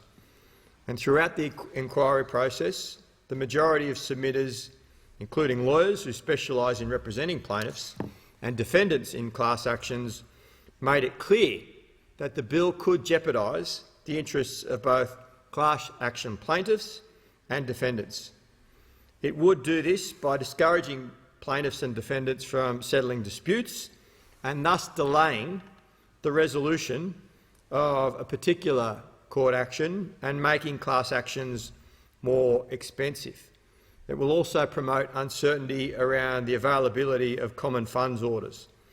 And by requiring class action members to agree in writing to be members of a funded class action, the proposed approach would lead to increases in closed actions, potentially increasing the number of multiple class actions for any given events. Now, it's for these reasons that Labor is strongly opposed to this bill. And having been involved in financial services for many, many years now, particularly when I started in the Parliament through the Trio capital collapse and the inquiry that was undertaken into that particular financial scandal, and the Parliamentary Joint Committee on Corporations and Financial Services inquiry that heard some harrowing evidence from victims of financial fraud and misconduct, people who were encouraged to spend their life savings in particular managed investment schemes. But not only that, Speaker, encouraged to mortgage their homes that they paid off already to buy further shares into these managed investment schemes after people had retired. Absolutely crazy financial advice that was given to working people. When the scheme collapsed, they lost a lot. And not only did they lose their life savings and their house, but they also squandered their kids' inheritance. Now, there were prosecutions that came from the collapse of Trio Capital, criminal prosecutions, and I think one person went to jail. A number of people were disqualified and a number were suspended from providing financial advice and auditing. But there are many people who, because they weren't or they'd invested through a self-managed super fund and therefore they weren't in a regulated superannuation scheme, lost the opportunity to make a claim against the scheme that the government has set up to ensure that people who are the victims of financial fraud through the regulated superannuation system can recover in circumstances where there is misconduct and fraud, as there was in Trio Capital. But many of those people, many of them, were in self-managed super funds. They weren't in the regulated superannuation industry, and they lost the lot. Now, sending someone to jail doesn't help them when they lost their life savings. They can't access the regulated compensation scheme because they're not part of a regulated superannuation fund. They were the ones that were, if you like, swimming outside the flags, and they lost the lot. Now, why would you want to make it harder for people like that to be involved in a class action when that's all that they've got left? That's all that they potentially have left to try and get some justice when all of the other systems, ASIC, other regulators, what is now AFCA, but the preceding bodies that were set up to investigate financial fraud and look at complaints on behalf of applicants, when they couldn't give them justice, all that is left is the court system. But we know that the court system is quite expensive. And let's face it, taking a matter to the federal court around a financial fraud is not an easy thing to do. You need legal representation if you're going to be effective in recovering. And the effect of this particular bill is to make it harder for those people to be involved in a class action. The only way people like that can get justice for the wrongdoings that are perpetrated on them, when all of the other government bodies that have been established to assist people in making complaints through this system have failed. And the point about Trio Capital was that there was no money left. So there was nothing for them to recover. Sure, you could have gone to AFCA and AFCA could have said, yeah, you've been wronged. There was fraud. There's a claim that you have, but there's no one there to pay it. There's no money for them to recover. And that is why people like that need access to the justice system and need the protection of being able to be involved in class actions and access to litigation funders, because there's no way in the world people like that would be able to fund and be involved in legal matters on their own. And that is why this is particularly important. But I suspect that this government, again, has an ideological bent, particularly against people that take matters in court associated with environmental issues and protection of the environment. And it will be hard-working Australians who end up in situations of financial fraud and lose the lot that will be disadvantaged by this proposal and once again left in the lurch by this government. Won't affect big corporations, won't affect wealthy individuals who will be able to afford to take matters on a solo basis to court, to be able to pay expensive lawyers and barristers to do their work. It will be the poor Australian worker that doesn't have the financial means to support such an action in the court that will be disadvantaged by this proposal. And that is why it is bad law. It removes access to justice for people who rely on class actions to get that access to justice. And in that respect, this proposal is unfair, and in that respect, it should be opposed by this parliament. The question is that the amendment be disagreed to, and I call the honourable member for Mackellar.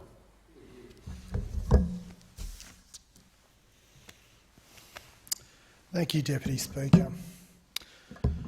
Before I begin my substantive remarks on this bill, I once again want to express my complete and utter disgust at the Labor Party's ongoing game playing in this chamber with moving second readings amendments which are designed for one reason and one reason only, to use them with Open Australia Foundation and theyvoteforus.org to misrepresent, to lie, let's be clear about this, to lie about what members of this parliament have been doing in their voting.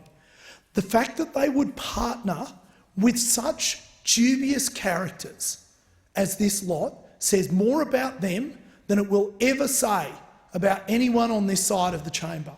And I say to you opposite, if this is the way you want to carry on, if this is the way you want to reduce Australians' democracy to the lowest common denominator and below that, if this is the sewer you want to take Australian democracy into, don't think for a minute that Australians will not see through you and your behaviour. Don't think for a minute that they won't know that you called them extremists and neo-Nazis because they had the temerity to disagree with what Daniel Andrews wanted to do. And it goes to the core. It goes to the core of their objection to this bill. They say that they're in favour of justice. They can't even spell the word. Because the fact of the matter is that what they are doing is they are standing up for a group of people who have been making 500%, 600%, 700% returns on equity and capital invested. And when I say it's not that they invested in buy now, pay later, or Afterpay, or Atlassian, or they picked Microsoft or Amazon at the nadir, they helped create value that helped millions of people around the world. No, they're making their money off the suffering and misery of their fellow Australians. They're hiding it in offshore tax havens. It always amazes me. There are some journalists, Deputy Speaker, who can't help but say, oh, you know, BHP, they don't pay their fair share of tax. Rio Tinto, they don't pay their fair share of tax. Atlassian, they don't pay their fair share of tax. But they don't mind covering up the fact that Maurice Blackburn has a litigation funder that operates out of Singapore, incorporated in Ireland, that operates a trust in the Netherlands with an accountant and lawyer based in London. As the tax commissioner said, well, that's like the triple bogey, isn't it? That ticks all the boxes for tax evasion. They just left out Cyprus along the way. The bank account in Cyprus, that's what they left out. But those same journalists, so concerned about publicly listed companies that pay billions of dollars in tax in Australia, have nothing to say about Maurice Blackburn. They'll have nothing to say about the indefensible defence and support that the Labor Party is providing to these shonks. They'll have nothing to say. Maybe it's got something to do, Deputy Speaker, with the fact that on the day that Jill Hennessy, the Victorian Attorney General, or the then Victorian Labor Attorney General, announced contingency fees, delivering a multi-million-dollar bonanza to these vultures of justice. She met with directors of Maurice Blackburn, according to her diary that she released, the very same day. Imagine, Deputy Speaker, imagine, a coincidence, I tell you. Deidre, imagine finding you here. And on that very same day, clearly the meeting went very well, because that very same day the directors clearly went back from the meeting with Jill Hennessy and decided to donate $100,000 to the Labor Party. Mind you, not to the state Labor Party, but to the federal Labor Party, a distinction that I'm sure most Australians understand is very important. And so on that very day that the Victorian government delivers a multi-million-dollar bonanza to these bottom feeders who make money off the suffering and misery of their fellow Australians, they turn around, after a meeting that the Attorney-General have, they turn around and give the Labor Party $100,000. Now, I just ask you, Deputy Speaker, no doubt you've heard about this story because it's been on the front page of the Sydney Morning Herald. Because if BHP, Rio Tinto, Atlassian, etc. had done something similar with this government, you wouldn't stop reading about it. Not a single story. Not once. Why is the Australian media so afraid to tell the truth? I mean, they don't even have to make it up. It's all there in the public record. What are they so afraid of? We know what the Labor Party's afraid of. We know why they won't stand up for ordinary Australians. We know why they won't stand up for the hard-working men and women of this nation, because they are shills. They are fully captured shills of litigation funders, industry super and litigation lawyers. They don't represent organised labour anymore. They just represent organised capital. So they can come in here and they can accuse us of somehow trying to stop people from getting access to justice. But I notice one thing they haven't done. They haven't critiqued at any point the amount of money that litigation lawyers charge their clients. If they were so concerned about people having access to justice, you'd think that they'd be critiquing the $3 or $4 million that partners at Slater and Gordon take home every year, or Morris Blackburn take home every year. And that, by the way, Deputy Speaker, is after their donations to the Labor Party. You'd think they'd be more concerned about the 500-600% that these litigation funders get in return on invested capital when they send them off to tax havens in Singapore, Cyprus, Gibraltar, Ireland, the Netherlands. I mean, they should send all of us a postcard every time they go there. You'd think they'd be concerned about that, but not a single time have I heard a member of the Labor Party and all the people that they rely on ever once say, hey guys, do you think it's a good idea? Do you think it's a good idea that we're charging people who are going through suffering and misery $300, $600, $800, $900 an hour? An hour, that's what they charge them, an hour. So they can take home $3 or $4 million in their pay packets. The member for Kingsford Smith talks eloquently about the Trio disaster, and he is right and proper to talk about that, but I notice he ignores the Banksia case.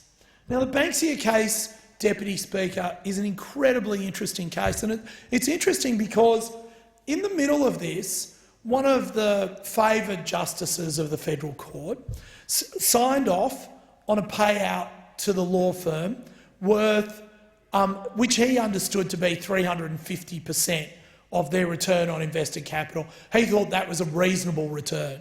I mean, Deputy Speaker, if the Commonwealth Bank lent you money or issued a credit card where the interest rate was 350%, those opposite would be coming in here calling on those executives to be sent to jail.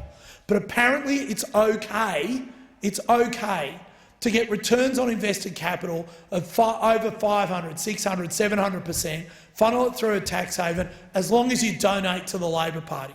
That's okay.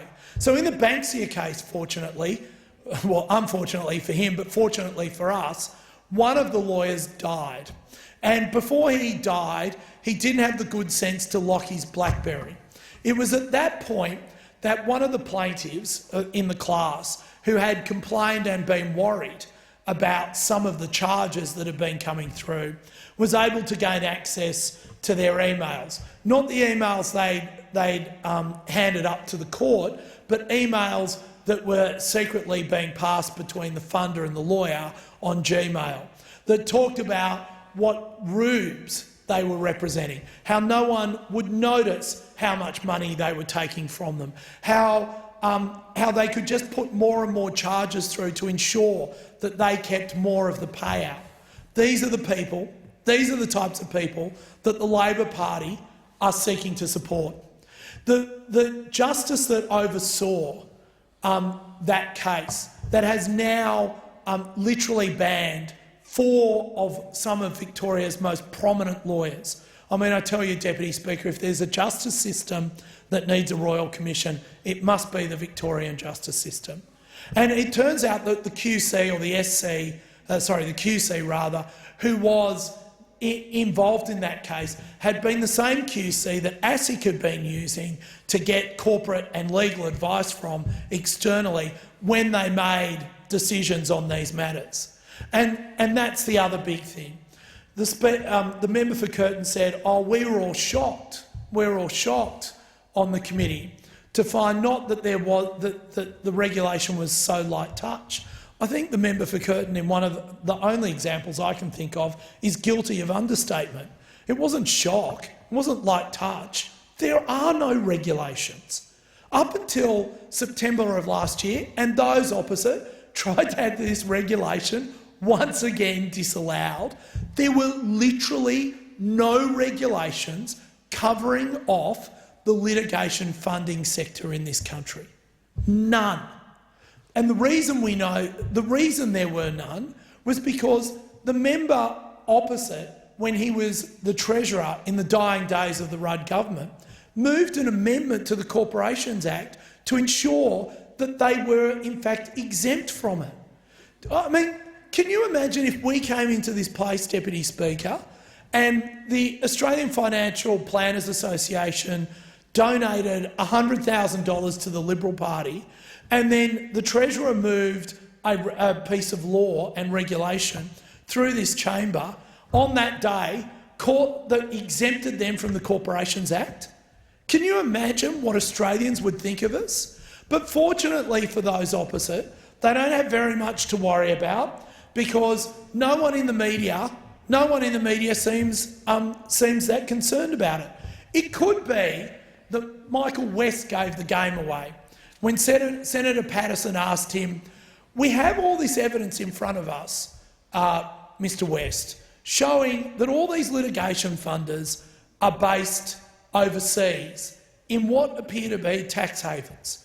But you don't seem very interested in all the work you do for Greenpeace, the Greens, the Labor Party and others. You don't seem to want to investigate these tax haven dwelling litigation funders. Is there a reason for that? To which Michael West said, oh, yeah, we don't like criticising litigation funders and litigation lawyers because they provide me with a lot of good material that I can use in my column. So there you have it. The ecosystem of injustice that is present at the moment in this country, that is stacked against people who genuinely need justice from our justice system, is so great, is so manifest, it makes Mount Everest look like a molehill. And I say to this Parliament, I say to this chamber, the question before us is a very, very simple one. Do you believe that the justice system should be about justice, or do you believe that it is about providing profit to offshore tax haven dwelling litigation funders who are already charging those people suffering loss, suffering pain, hundreds and hundreds of % of interest that they are demanding for their return on invested capital? The other thing, of course, that litigation funders are doing, that this bill seeks to change, is that it is undermining the very precepts of how our justice system is meant to work. Because a lawyer has an obligation to the court and to their client. But because of litigation funders, their client is no longer the plaintiff, is no longer that class seeking justice. It is in fact the funder. And we have seen in the Banksia case, there is no great... The decision on the Banksia case used the word egregious 18 times. Egregious. Now, Deputy Speaker, I don't know if you know that much about, common parlance amongst lawyers and judges, but the word egregious is used rarely and judiciously. For it to be used 18 times in one judgment, I suspect is a new record. To have 4 senior lawyers on the Victorian bar given lifetime bans is pretty serious. That is what our current regulations have ended up providing, and those opposite wish to defend these people, wish to allow this to continue, to keep going on. while they move their silly and stupid second reading amendment speeches Order. designed The member's to time mislead has and expired. deceive. The question is that the amendment be disagreed to, and I call the honourable member for Bruce. Thanks, Deputy Speaker. I'll finish with about 5 seconds of agreement with the previous Speaker. That Banksia case was a disgrace. That was discussed in the hearing, was ventilated extensively, and what happened there was utterly unacceptable. It was also, as all the lawyers who presented said, the only case that anyone can point to out of the hundreds of class action cases where that kind of conduct was found to occur. And the court system did pick it up, and it underscores the role of contradictors and cost assessors that they can play. So I'll start with that. But let's be clear. What the government wants the parliament to do today, in the last 2 weeks of this year, is to rush through a manifestly, apparently unconstitutional bill to deny millions of Australians in the future their ability to sue big corporations and rich and powerful individuals. There are serious concerns that have been raised about the constitutionality by the Law Council of Australia, by QCs who practice in this area, and indeed by Justin Gleeson SC, the former Solicitor General of the Commonwealth, one of the nation's leading constitutional lawyers, has given advice publicly to the committee about the number of ways in which this bill is almost certainly unconstitutional. That means, in plain English, the parliament doesn't even have the power to pass these laws.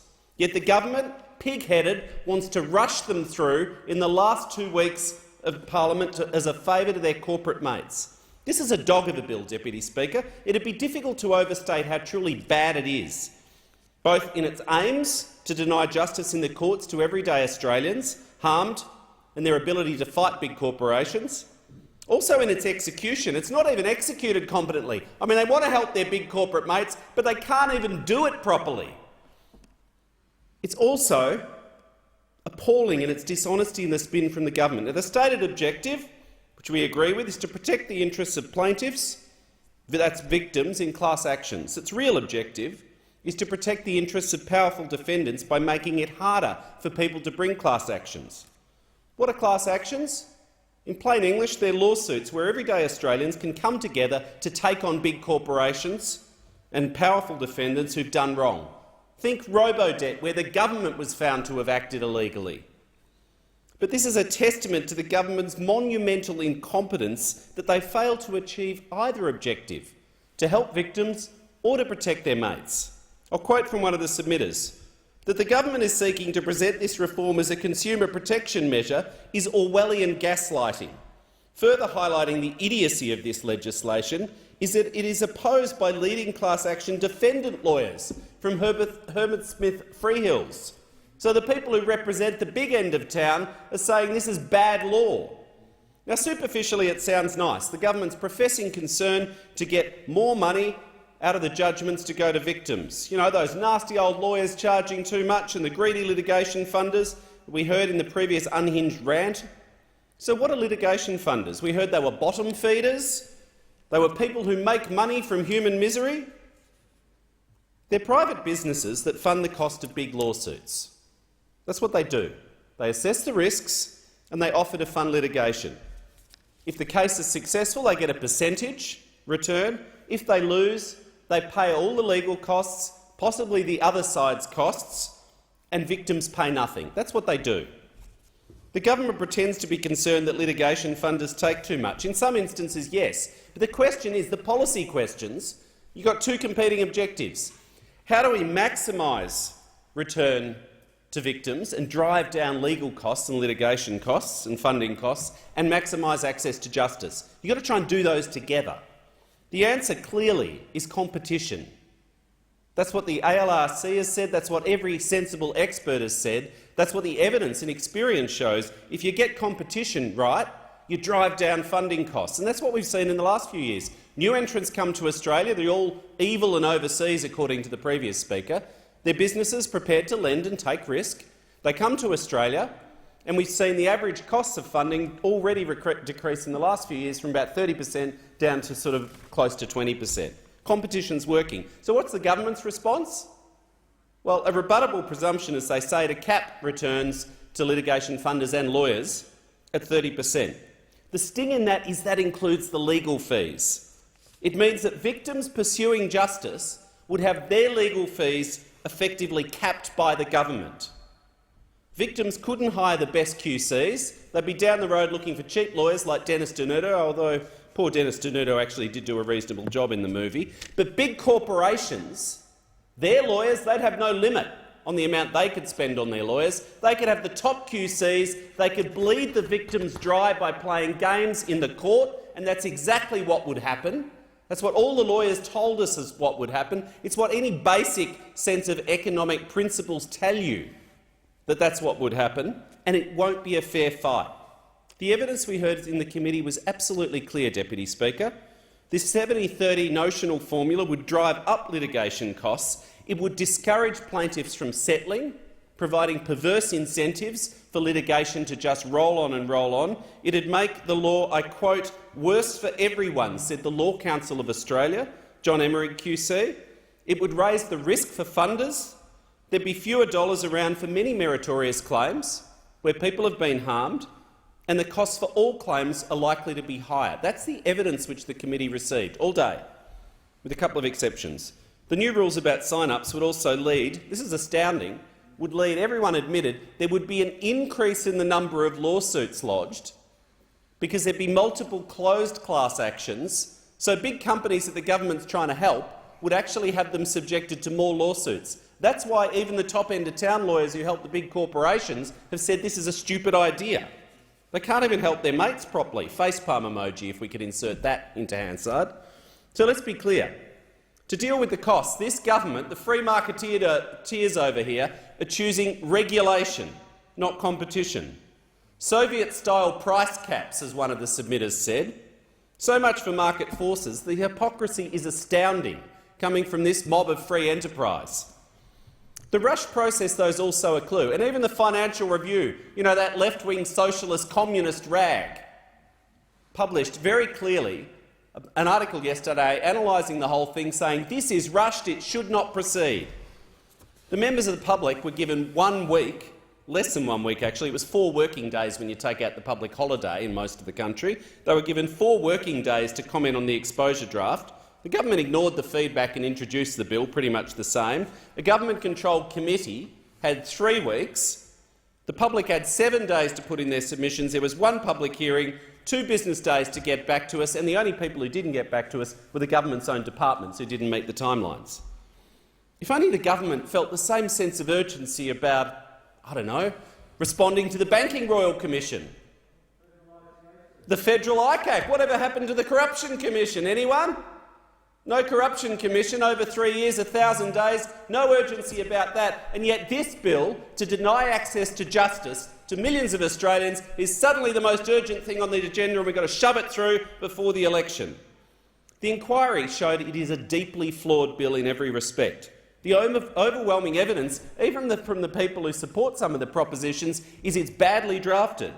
And the report, frankly, is pathetic. I mean, it's probably, to be fair, the best you can do in a few days. I feel for the Secretariat, but Labor members had less than 24 hours to respond to the report and deal with it on this most complex of issues. The government struggled to find anyone to submit to support the bill. The Australian Industry Group loyally turned up. I suppose they had to, and said some stuff, but they couldn't really engage in the detail. The Business Council hadn't put in a submission when they appeared, couldn't engage in the detail. The poor AICD didn't put in a submission. They seemed almost embarrassed to be there. To their credit, they put in a supplementary submission after the hearing, then reversing their position on some aspects, which was good. The funniest moment, though, the moment of levity, was the Rule of Law Association. They had no submission, but they turned up. I don't know, the government invited them. They had no ability to engage in the bill. It was kind of the vibe of the thing, you know. The presenter had no expertise. He was unwilling or unable to engage in any substantive discussion. I asked whether I could join the Rule of Law Institute because I like the rule of law, and they said no. It's not a membership organisation. They wouldn't tell us who funded it, but they love to write op-eds in right-wing newspapers. They were later accused of misstatements by other submitters who listened to their evidence, but the government, in their wisdom, are relying on their evidence in this report to back in this bill. We also had Stuart Clark QC, who paraded himself around on paper as the former president of the Law Council and an adjunct professor at Macquarie Uni. He didn't turn up, which was a pity. We had some good questions for him, like did you plagiarise your evidence? Because mysteriously the evidence that he put in was identical to the submission from the United States Chamber of Commerce on the exposure draft. Just a Deirdre Chambers-style coincidence, no doubt. It was sad he didn't appear, although last time he appeared I don't think he had a great experience. I think he had to register as an agent of foreign influence in the end, just to be prudent. But look, Deputy Speaker, I want to make some very serious remarks on the constitutionality of the bill. There are serious doubts whether we can even pass this bill. Let that sink in. The Law Council, the former Solicitor-General of the Commonwealth, gave compelling evidence that this bill is not constitutional. Justin Gleeson SC said there are serious concerns about whether the corporation's power in the Constitution or the referral powers to the Commonwealth support the provisions we're now being asked to vote on, whether the provisions wouldn't amount to an inconsistency with state class action provisions so as to override them pursuant to section 109 of the Constitution, potential issues arising in respect of overriding the power of state courts or directing state legislatures. Despite this, the explanatory memorandum from these geniuses over there, the government, doesn't mention the constitutionality at all, not a word. We spent an hour or more grilling the Attorney-General's Department. Nothing. They could not rebut one single proposition from the former Solicitor-General. Nothing. Absolutely nothing. Now, I can't go into what we discussed at the committee, but let's just say I'm confident that there's members of the government that share these concerns, and this is not the end of the constitutionality questions. As everyone from the legal profession said clearly, if this bill goes through, what it will do is tie up the profession in years of litigation in the High Court to pull this legislation to bits, because everyone knows that large swathes of it are not constitutional. Now, in the real world, this all sounds very esoteric, but in the real world, what it means is if these laws are passed, numerous cases where victims in Australia have suffered harm and have a meritorious case will not proceed in the future.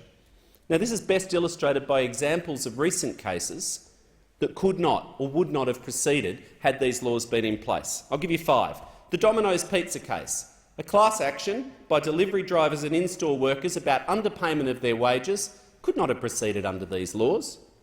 The stolen wages case for Indigenous Australians, the reason it couldn't have proceeded under this regime, it's one of the most complex of cases. It's expensive to fight, and you can't just go out to remote Aboriginal Australia and sign up defendants all over the country.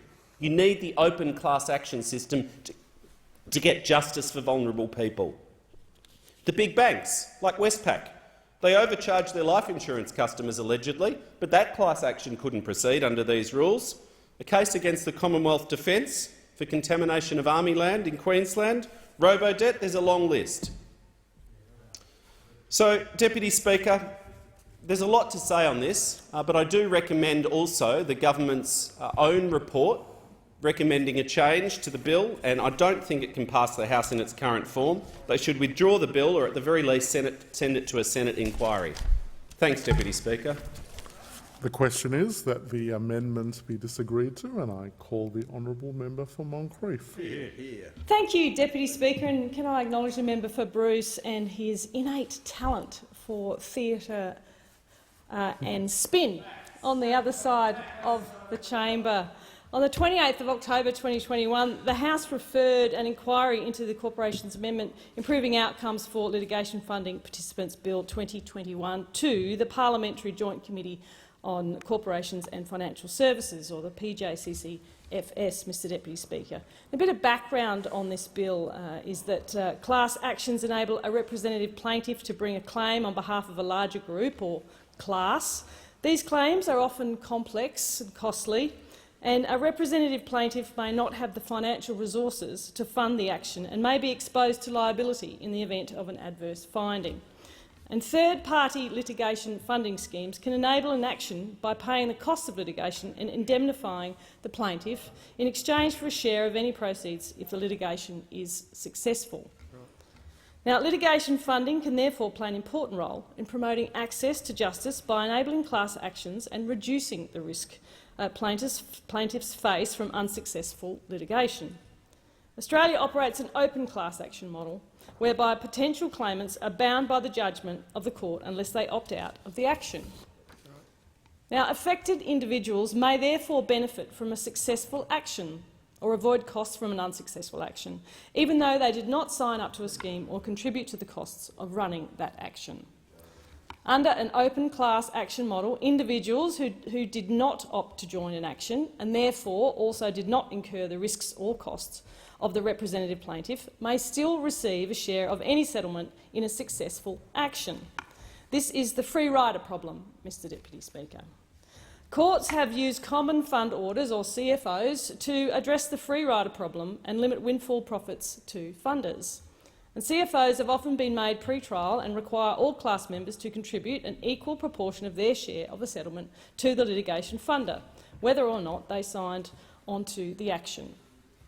CFOs encourage open class actions and promote certainty and finality for defendants. However, the legislative basis for CFOs remains unclear, leading to uncertainty, procedural contests, delays and increased costs. CFOs may also promote speculative actions that are backed by funders without adequate investigation and may run counter to common law doctrine with regard to informed consent. Courts have also used funding equalisation orders, FEOs, to address the free rider problem and the issue of disproportionate returns to funders. FEOs require non-scheme members to contribute to the cost of an action borne by scheme members out of any settlement funds. And such orders are designed to ensure all group members contribute equally to the costs of running a class action from which they benefit. In contrast to many CFOs, FEOs are made at the conclusion of a proceeding, meaning that they account for the actual costs incurred during an action rather than expected costs.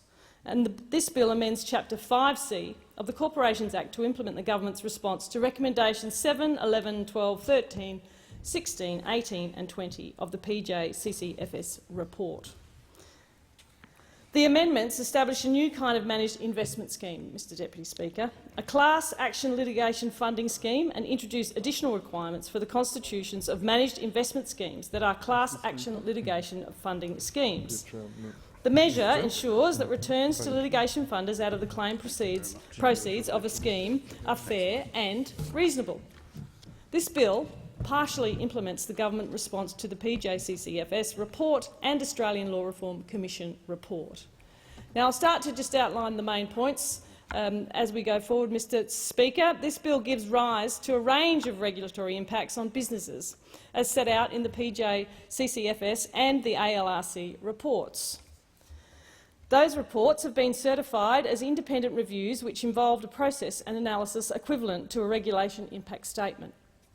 To address the gap in analysis between the reports, inquiries and the government's consideration of options for class action and litigation funding reform, supplementary analysis on the costs, benefits and risks associated with the new measures was prepared consistent with the Australian Government Guide to Regulatory Impact Analysis, and a number of key impacts were identified in that report. Litigation funders will experience greater barriers to charging unfair and disproportionate fees and commissions in class actions, reducing the availability of windfall profit-making. Litigation funders may be incentivised to undertake greater book building. Order. It being 7:30, I propose the question that the House do now adjourn.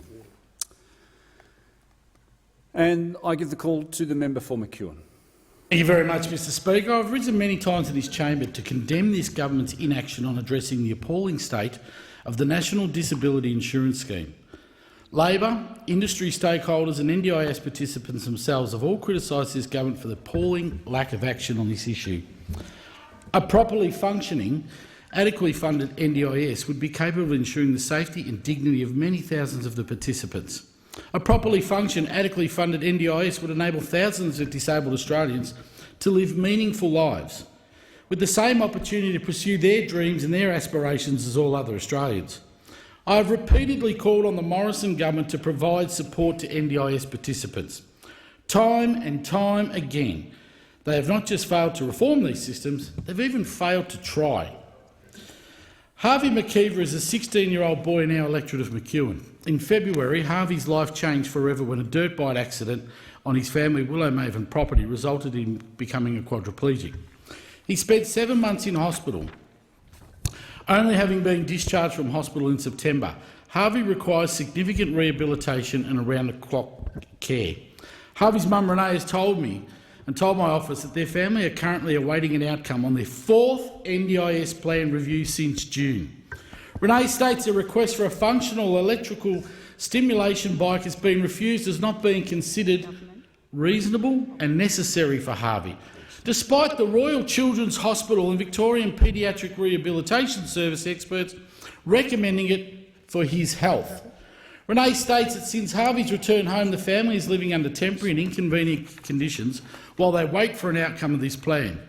They've purchased their own portable ramp, a bed and a shower buddy so that Harvey could return home from hospital, but they're finding it extremely difficult to continue without certainty and assistance from the NDIS.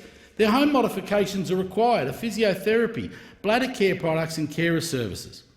The NDIS has told Renee that their family's request will require assessments, quotes from relevant professionals. Renee has already provided these assessments and quotes. The NDIS told her that if she was unhappy with the outcome of their plan, they would have the right to request an internal plan review. Already, she has done this 4 times. Renee is a mother who wants nothing more than to adequately compare the adequate capacity to care for her son at home.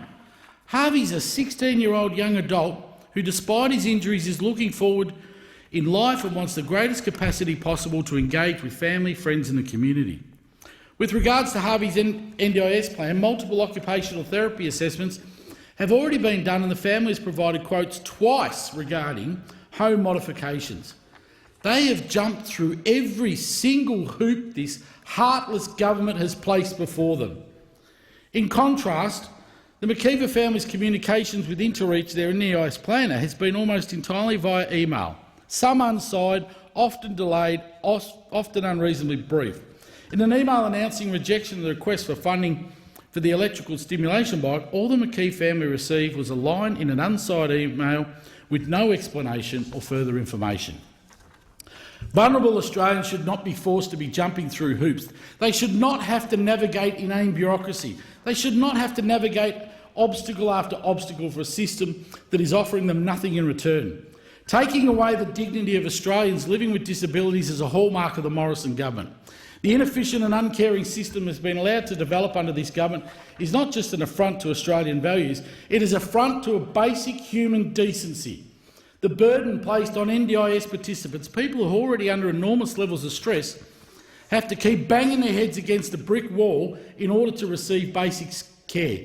It is an absolute disgrace. This government have had years to fix these problems that they created and they haven't. In fact, the problem has gotten worse and worse under their watch. We need a government that cares about Australians. We need a government that places the issue of vulnerable Australians at the forefront of national policy so that our country moves forward, no one gets left behind. The Morrison government has seen the NDIS as an inconvenience. Again and again, they kick the can down the road, failing to institute the necessary reforms and safety and efficiency of the NDIS. Labor, industry, stakeholders, NDI participants have all criticised this government for its appalling lack of action. Almost every day in this chamber, my Labor colleagues share stories from their constituents. Stories like that of Harvey and his family, NDIS participants completely left down by a broken system. Australians deserve more than this. An Albanese Labor government is the only government that Australians will be able to trust to be honest and deliver a functioning NDIS. An NDIS that gives vulnerable Australians what they... The time has expired, and I give the call to the member for Bonner. Well, thank you, Mr Speaker, and congratulations on your elevation. Fantastic, jaw-dropping, heartwarming and iconic. All words to describe the return of this year's Wynnum Fringe Festival in my electorate of Bonner. Mr Speaker, I rise tonight to celebrate this festival and its showcase of the arts over 6 jam-packed days last week. In the weeks leading up to it, there was an incredible buzz in our community. Every corner of the Bayside was transformed with pop-up stages, bars, eateries and countless local businesses who offered their space to be used as performance venues. Everyone got involved, whether it be as a volunteer, patron, local business owner or a performer.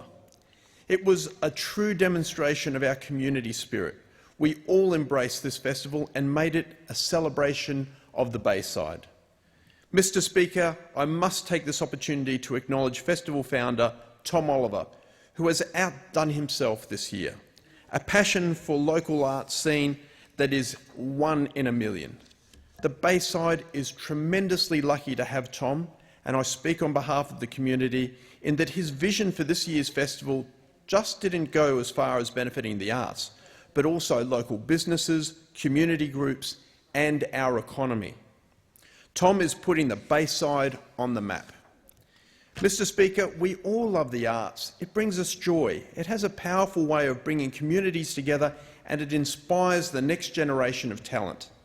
The Morrison government is committed to this sector and secured the return of the Wynnum Fringe Festival as an annual event by delivering $236,000 in funding. It's been another challenging year for our arts and creative sectors, but we're seeing the light at the end of the tunnel. And events just like this give us great excitement as we enjoy the simple things that we have really missed. It was a privilege to attend the Fringe Festival's opening ceremony alongside Tom Oliver, Brisbane Lord Mayor Adrian Schrinner, as well as the community. What a turnout it was, Mr Speaker. As part of the special ceremony, the Quandamooka elders presented Yana Marumba, which means walk good. We started at the shores of Moreton Bay and walked up to the festival hub on Bay Terrace, where we finished the night with a free street party. People of all ages came together for this ceremony, united by our love of the arts. I also want to take this opportunity to recognise the over 300 artists, performers and musicians that took over the Bayside, entertaining locals and visitors alike. There was sell-out show after sell-out show, Mr Speaker, which just speaks volumes of the level of talent that we were so honoured to have in town. We couldn't have been more excited to welcome them to the Bayside, and the countdown is on to next year's Fringe Festival, and I can't wait.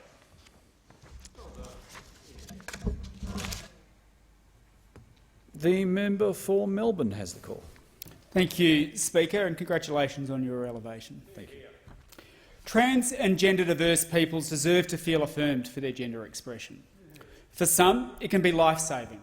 In our current system, trans people have to spend up to $30,000 to access surgery and transitional health care because it isn't covered under Medicare. This is unacceptable. No matter how much or how little money you have, you should be able to access health care that affirms your identity and your expression of who you are and helps you to be seen in the way that you want to be seen. Affirmative health care has incredibly positive consequences for trans and gender diverse people, improving their mental health and reducing rates of suicide, especially among young people. And Mr Speaker, last year alone, nearly 50% of trans and gender diverse young people reported attempting suicide. We are failing them. A young community member started this petition to cover affirmative health care for trans and gender diverse people under Medicare, and it has gathered over 140,000 signatures. It's a privilege to be able to bring those voices to Parliament today, as I seek leave to table this petition and present it to the House of Representatives. The member for Melbourne doesn't need to seek leave. The petition has been considered by the Petition Committee and found to be in order. It's clear that there is a need for this, and it's our duty to make sure that socio-economic barriers don't stop trans and gender diverse people from accessing life-saving support services. Currently, numerous barriers exist in the healthcare system that disadvantage trans and gender diverse people, and removing the socio-economic barrier to affirmative healthcare is an important step in upholding our responsibility to care for trans and gender diverse people in this country. The Australian Greens want gender-affirming medical care, including access to surgical procedures, prescribed hormones, products and services to achieve authentic gender identity and expression, to be provided at no out-of-pocket costs as part of Medicare. Congratulations to the petitioners and to everyone who is pushing for change. I want to speak tonight about the situation in Ethiopia and the tragic violence and suffering that we've witnessed there. I want to recognise the impact on diaspora communities in Australia, and particularly on those in my electorate of Melbourne. The events in Ethiopia have been devastating. A recent open letter signed by Global Centre for Responsibility to Protect and 30 other organisations, summarised as follows. Since fighting erupted in November 2020, civilians have been trapped between the parties to the conflict, largely cut off from assistance and communications, and displaced to other parts of Tigray, other regions of Ethiopia and into neighbouring countries. The blockade put in place by the government of Ethiopia on June 28 has caused the number suffering from extreme hunger to increase dramatically. Amnesty International has documented that, and I quote, "Soldiers and militias subjected Tigrayan women and girls to rape, gang rape, sexual slavery, sexual mutilation and other forms of torture, often using ethnic slurs and death threats."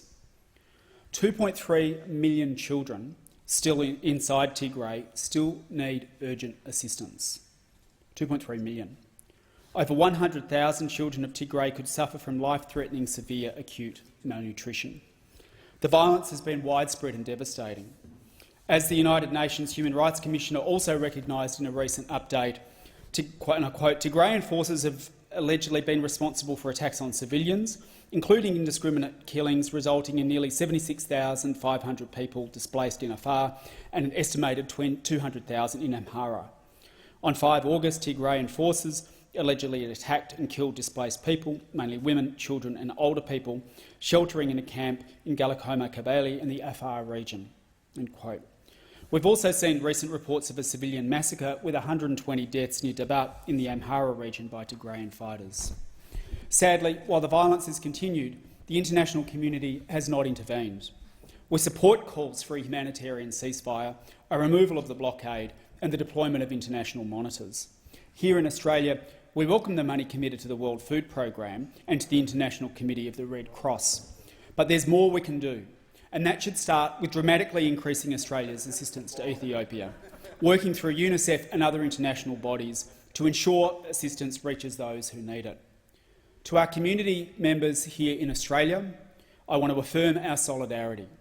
We hear your pain and we will support your calls for urgent action. The member for Higgins has the call. Thank you, Mr Speaker, and congratulations on your elevation. Thank you. Well, Mr Speaker, it has been a big 2 years of delivering for the people of Higgins, and I'm only just getting started. Since my election to this place, I've been determined to see the commitments I made to the people of Higgins delivered in full, despite the massive impact of COVID. And I'm getting on with the job of taking care of Higgins. Mr Deputy Speaker, no project speaks to this more than the brand new Headspace facility that will be opening its doors in Higgins very soon. It is important that people experiencing mental health challenges receive support as early as possible to help them stay on track, and this has never been more than important than during COVID. 1 in 4 people aged 16 to 24 years experience some form of mental health every year, and 3/4 of all mental health illness manifests in people under the age of 25.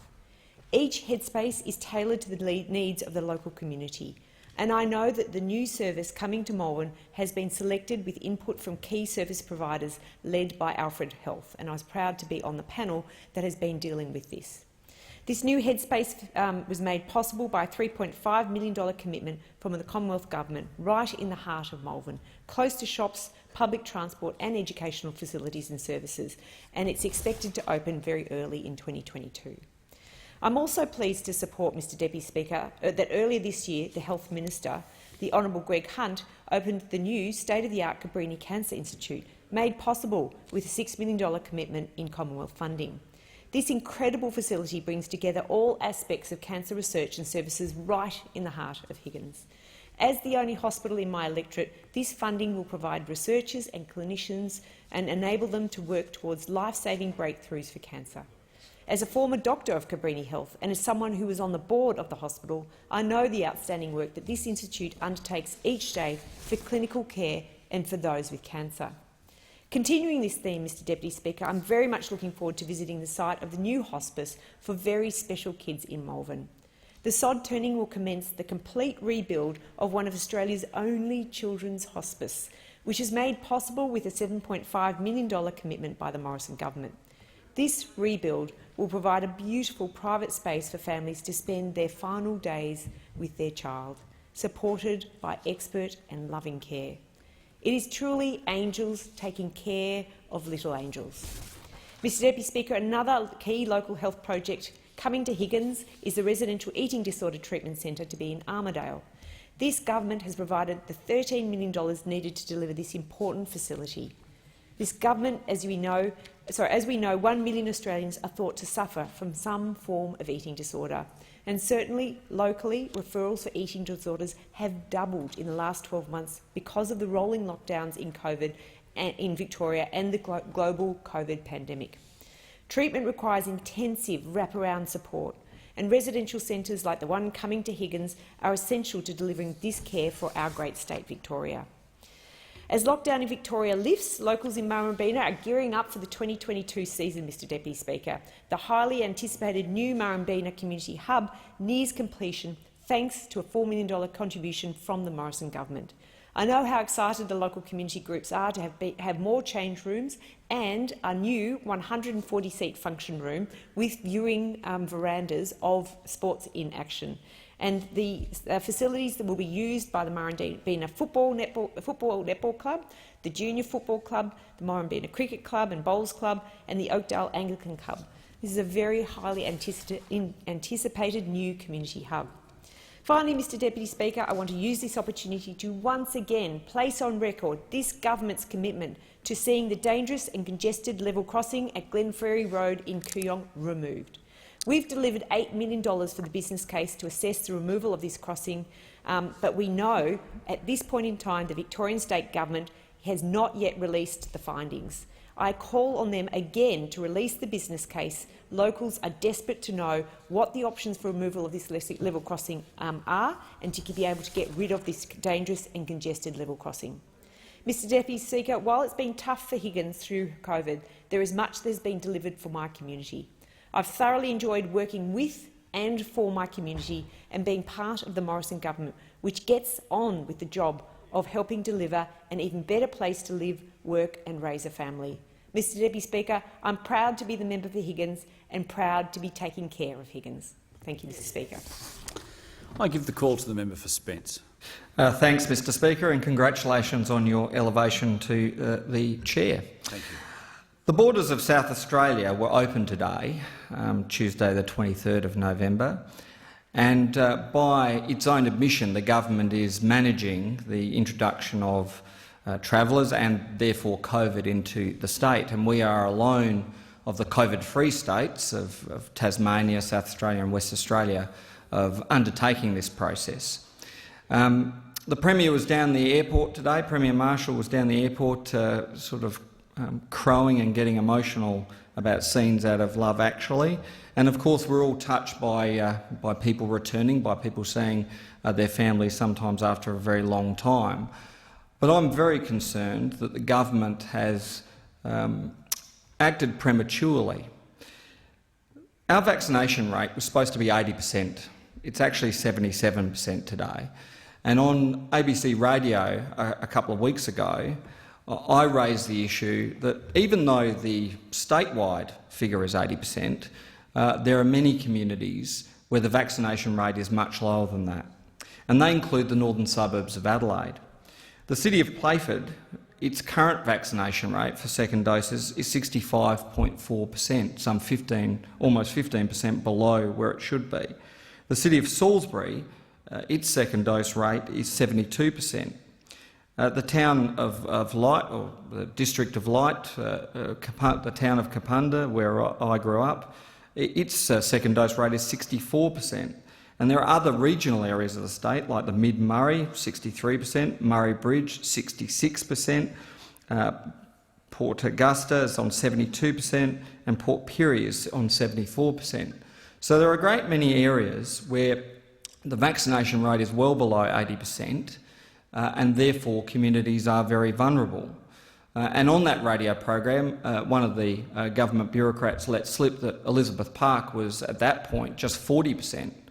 So we have some suburbs where the vaccination rate is very low indeed.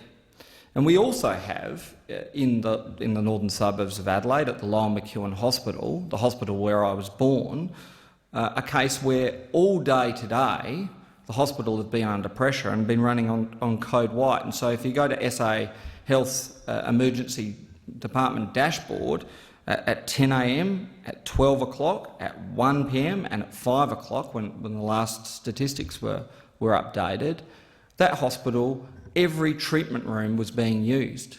And this has been consistent over the last year, where we've had emergency departments under pressure without COVID and without a flu season.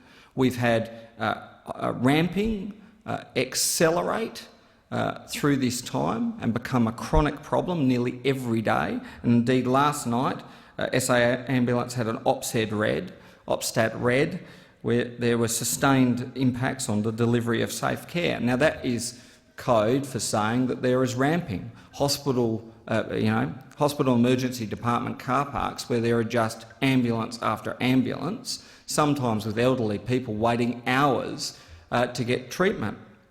This in the very community where the vaccination rates are still 15% below where they should be for safe opening of the state's borders. It is very concerning indeed.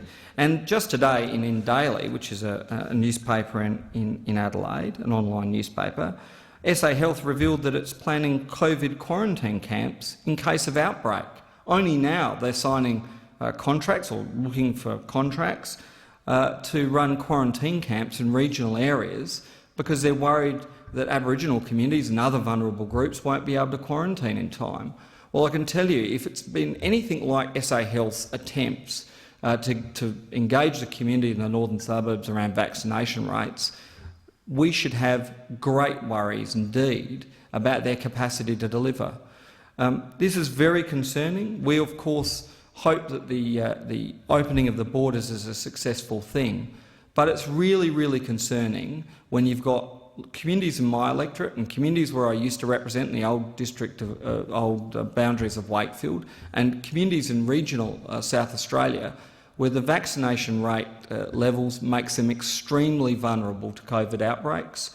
And while there have been scenes of heartfelt joy down at the Adelaide airport today, we just have to hope there are not tragic scenes in our local hospitals and in our local communities after COVID arrives in South Australia. The member's time has expired, and I give the call to the member for Mallee. Thank you, Mr Speaker. Mallee is a proud agricultural electorate. Recently, I travelled through the electorate and dropped into Longrenong Agricultural College.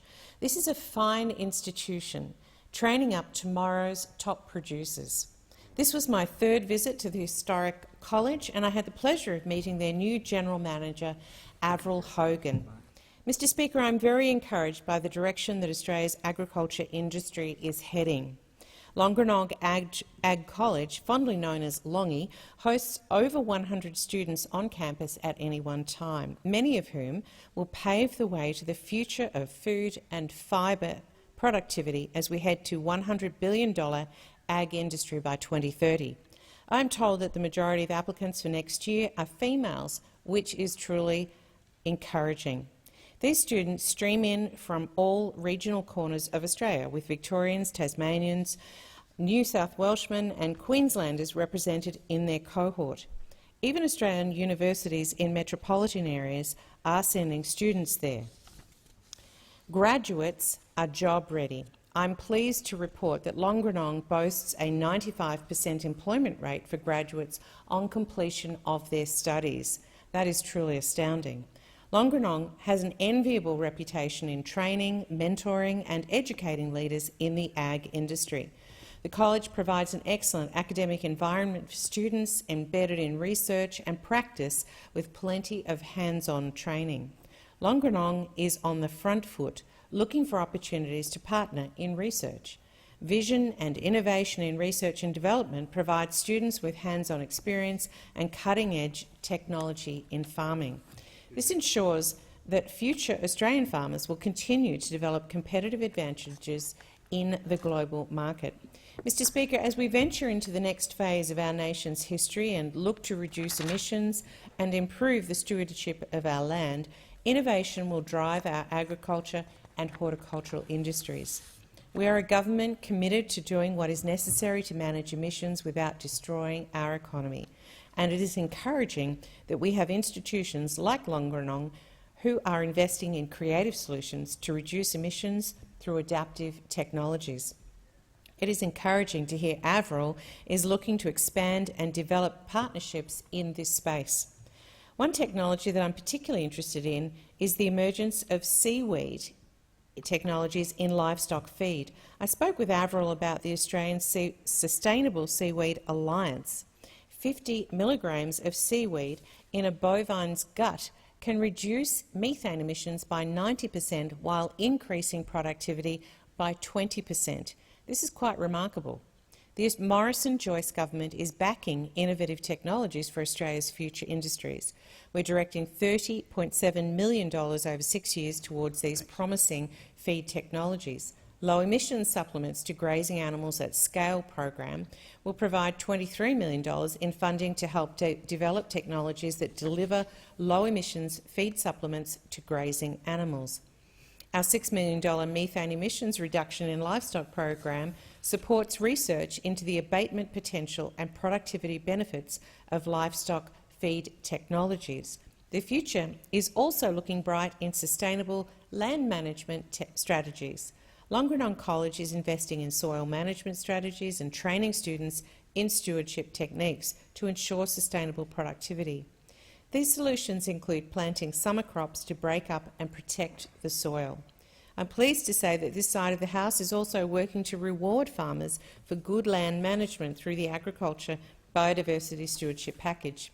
This package demonstrates the potential for financial returns to farmers by piloting projects that deliver biodiversity outcomes and enhance remnant vegetation. The Liberal Nationals government will also soon begin consultation to develop legislation that will support new income streams for farmers who improve biodiversity outcomes on their land. And so we should. Farmers are the most committed to soil health as their livelihood depends on it. This proposed legislation will be designed to deliver a range of benefits, including opportunities for farmers to earn additional income by delivering sustainability outcomes. It will recognise that farmers already delivering environmental services and incentivise others in the sector to engage in these practices. The proposed legislation would build on the success of previous pilot programs and develop a long-term pathway to market for farmers. Order. The honourable member's time has expired. Being close to 8 o'clock, the House stands adjourned until 9 a.m. tomorrow.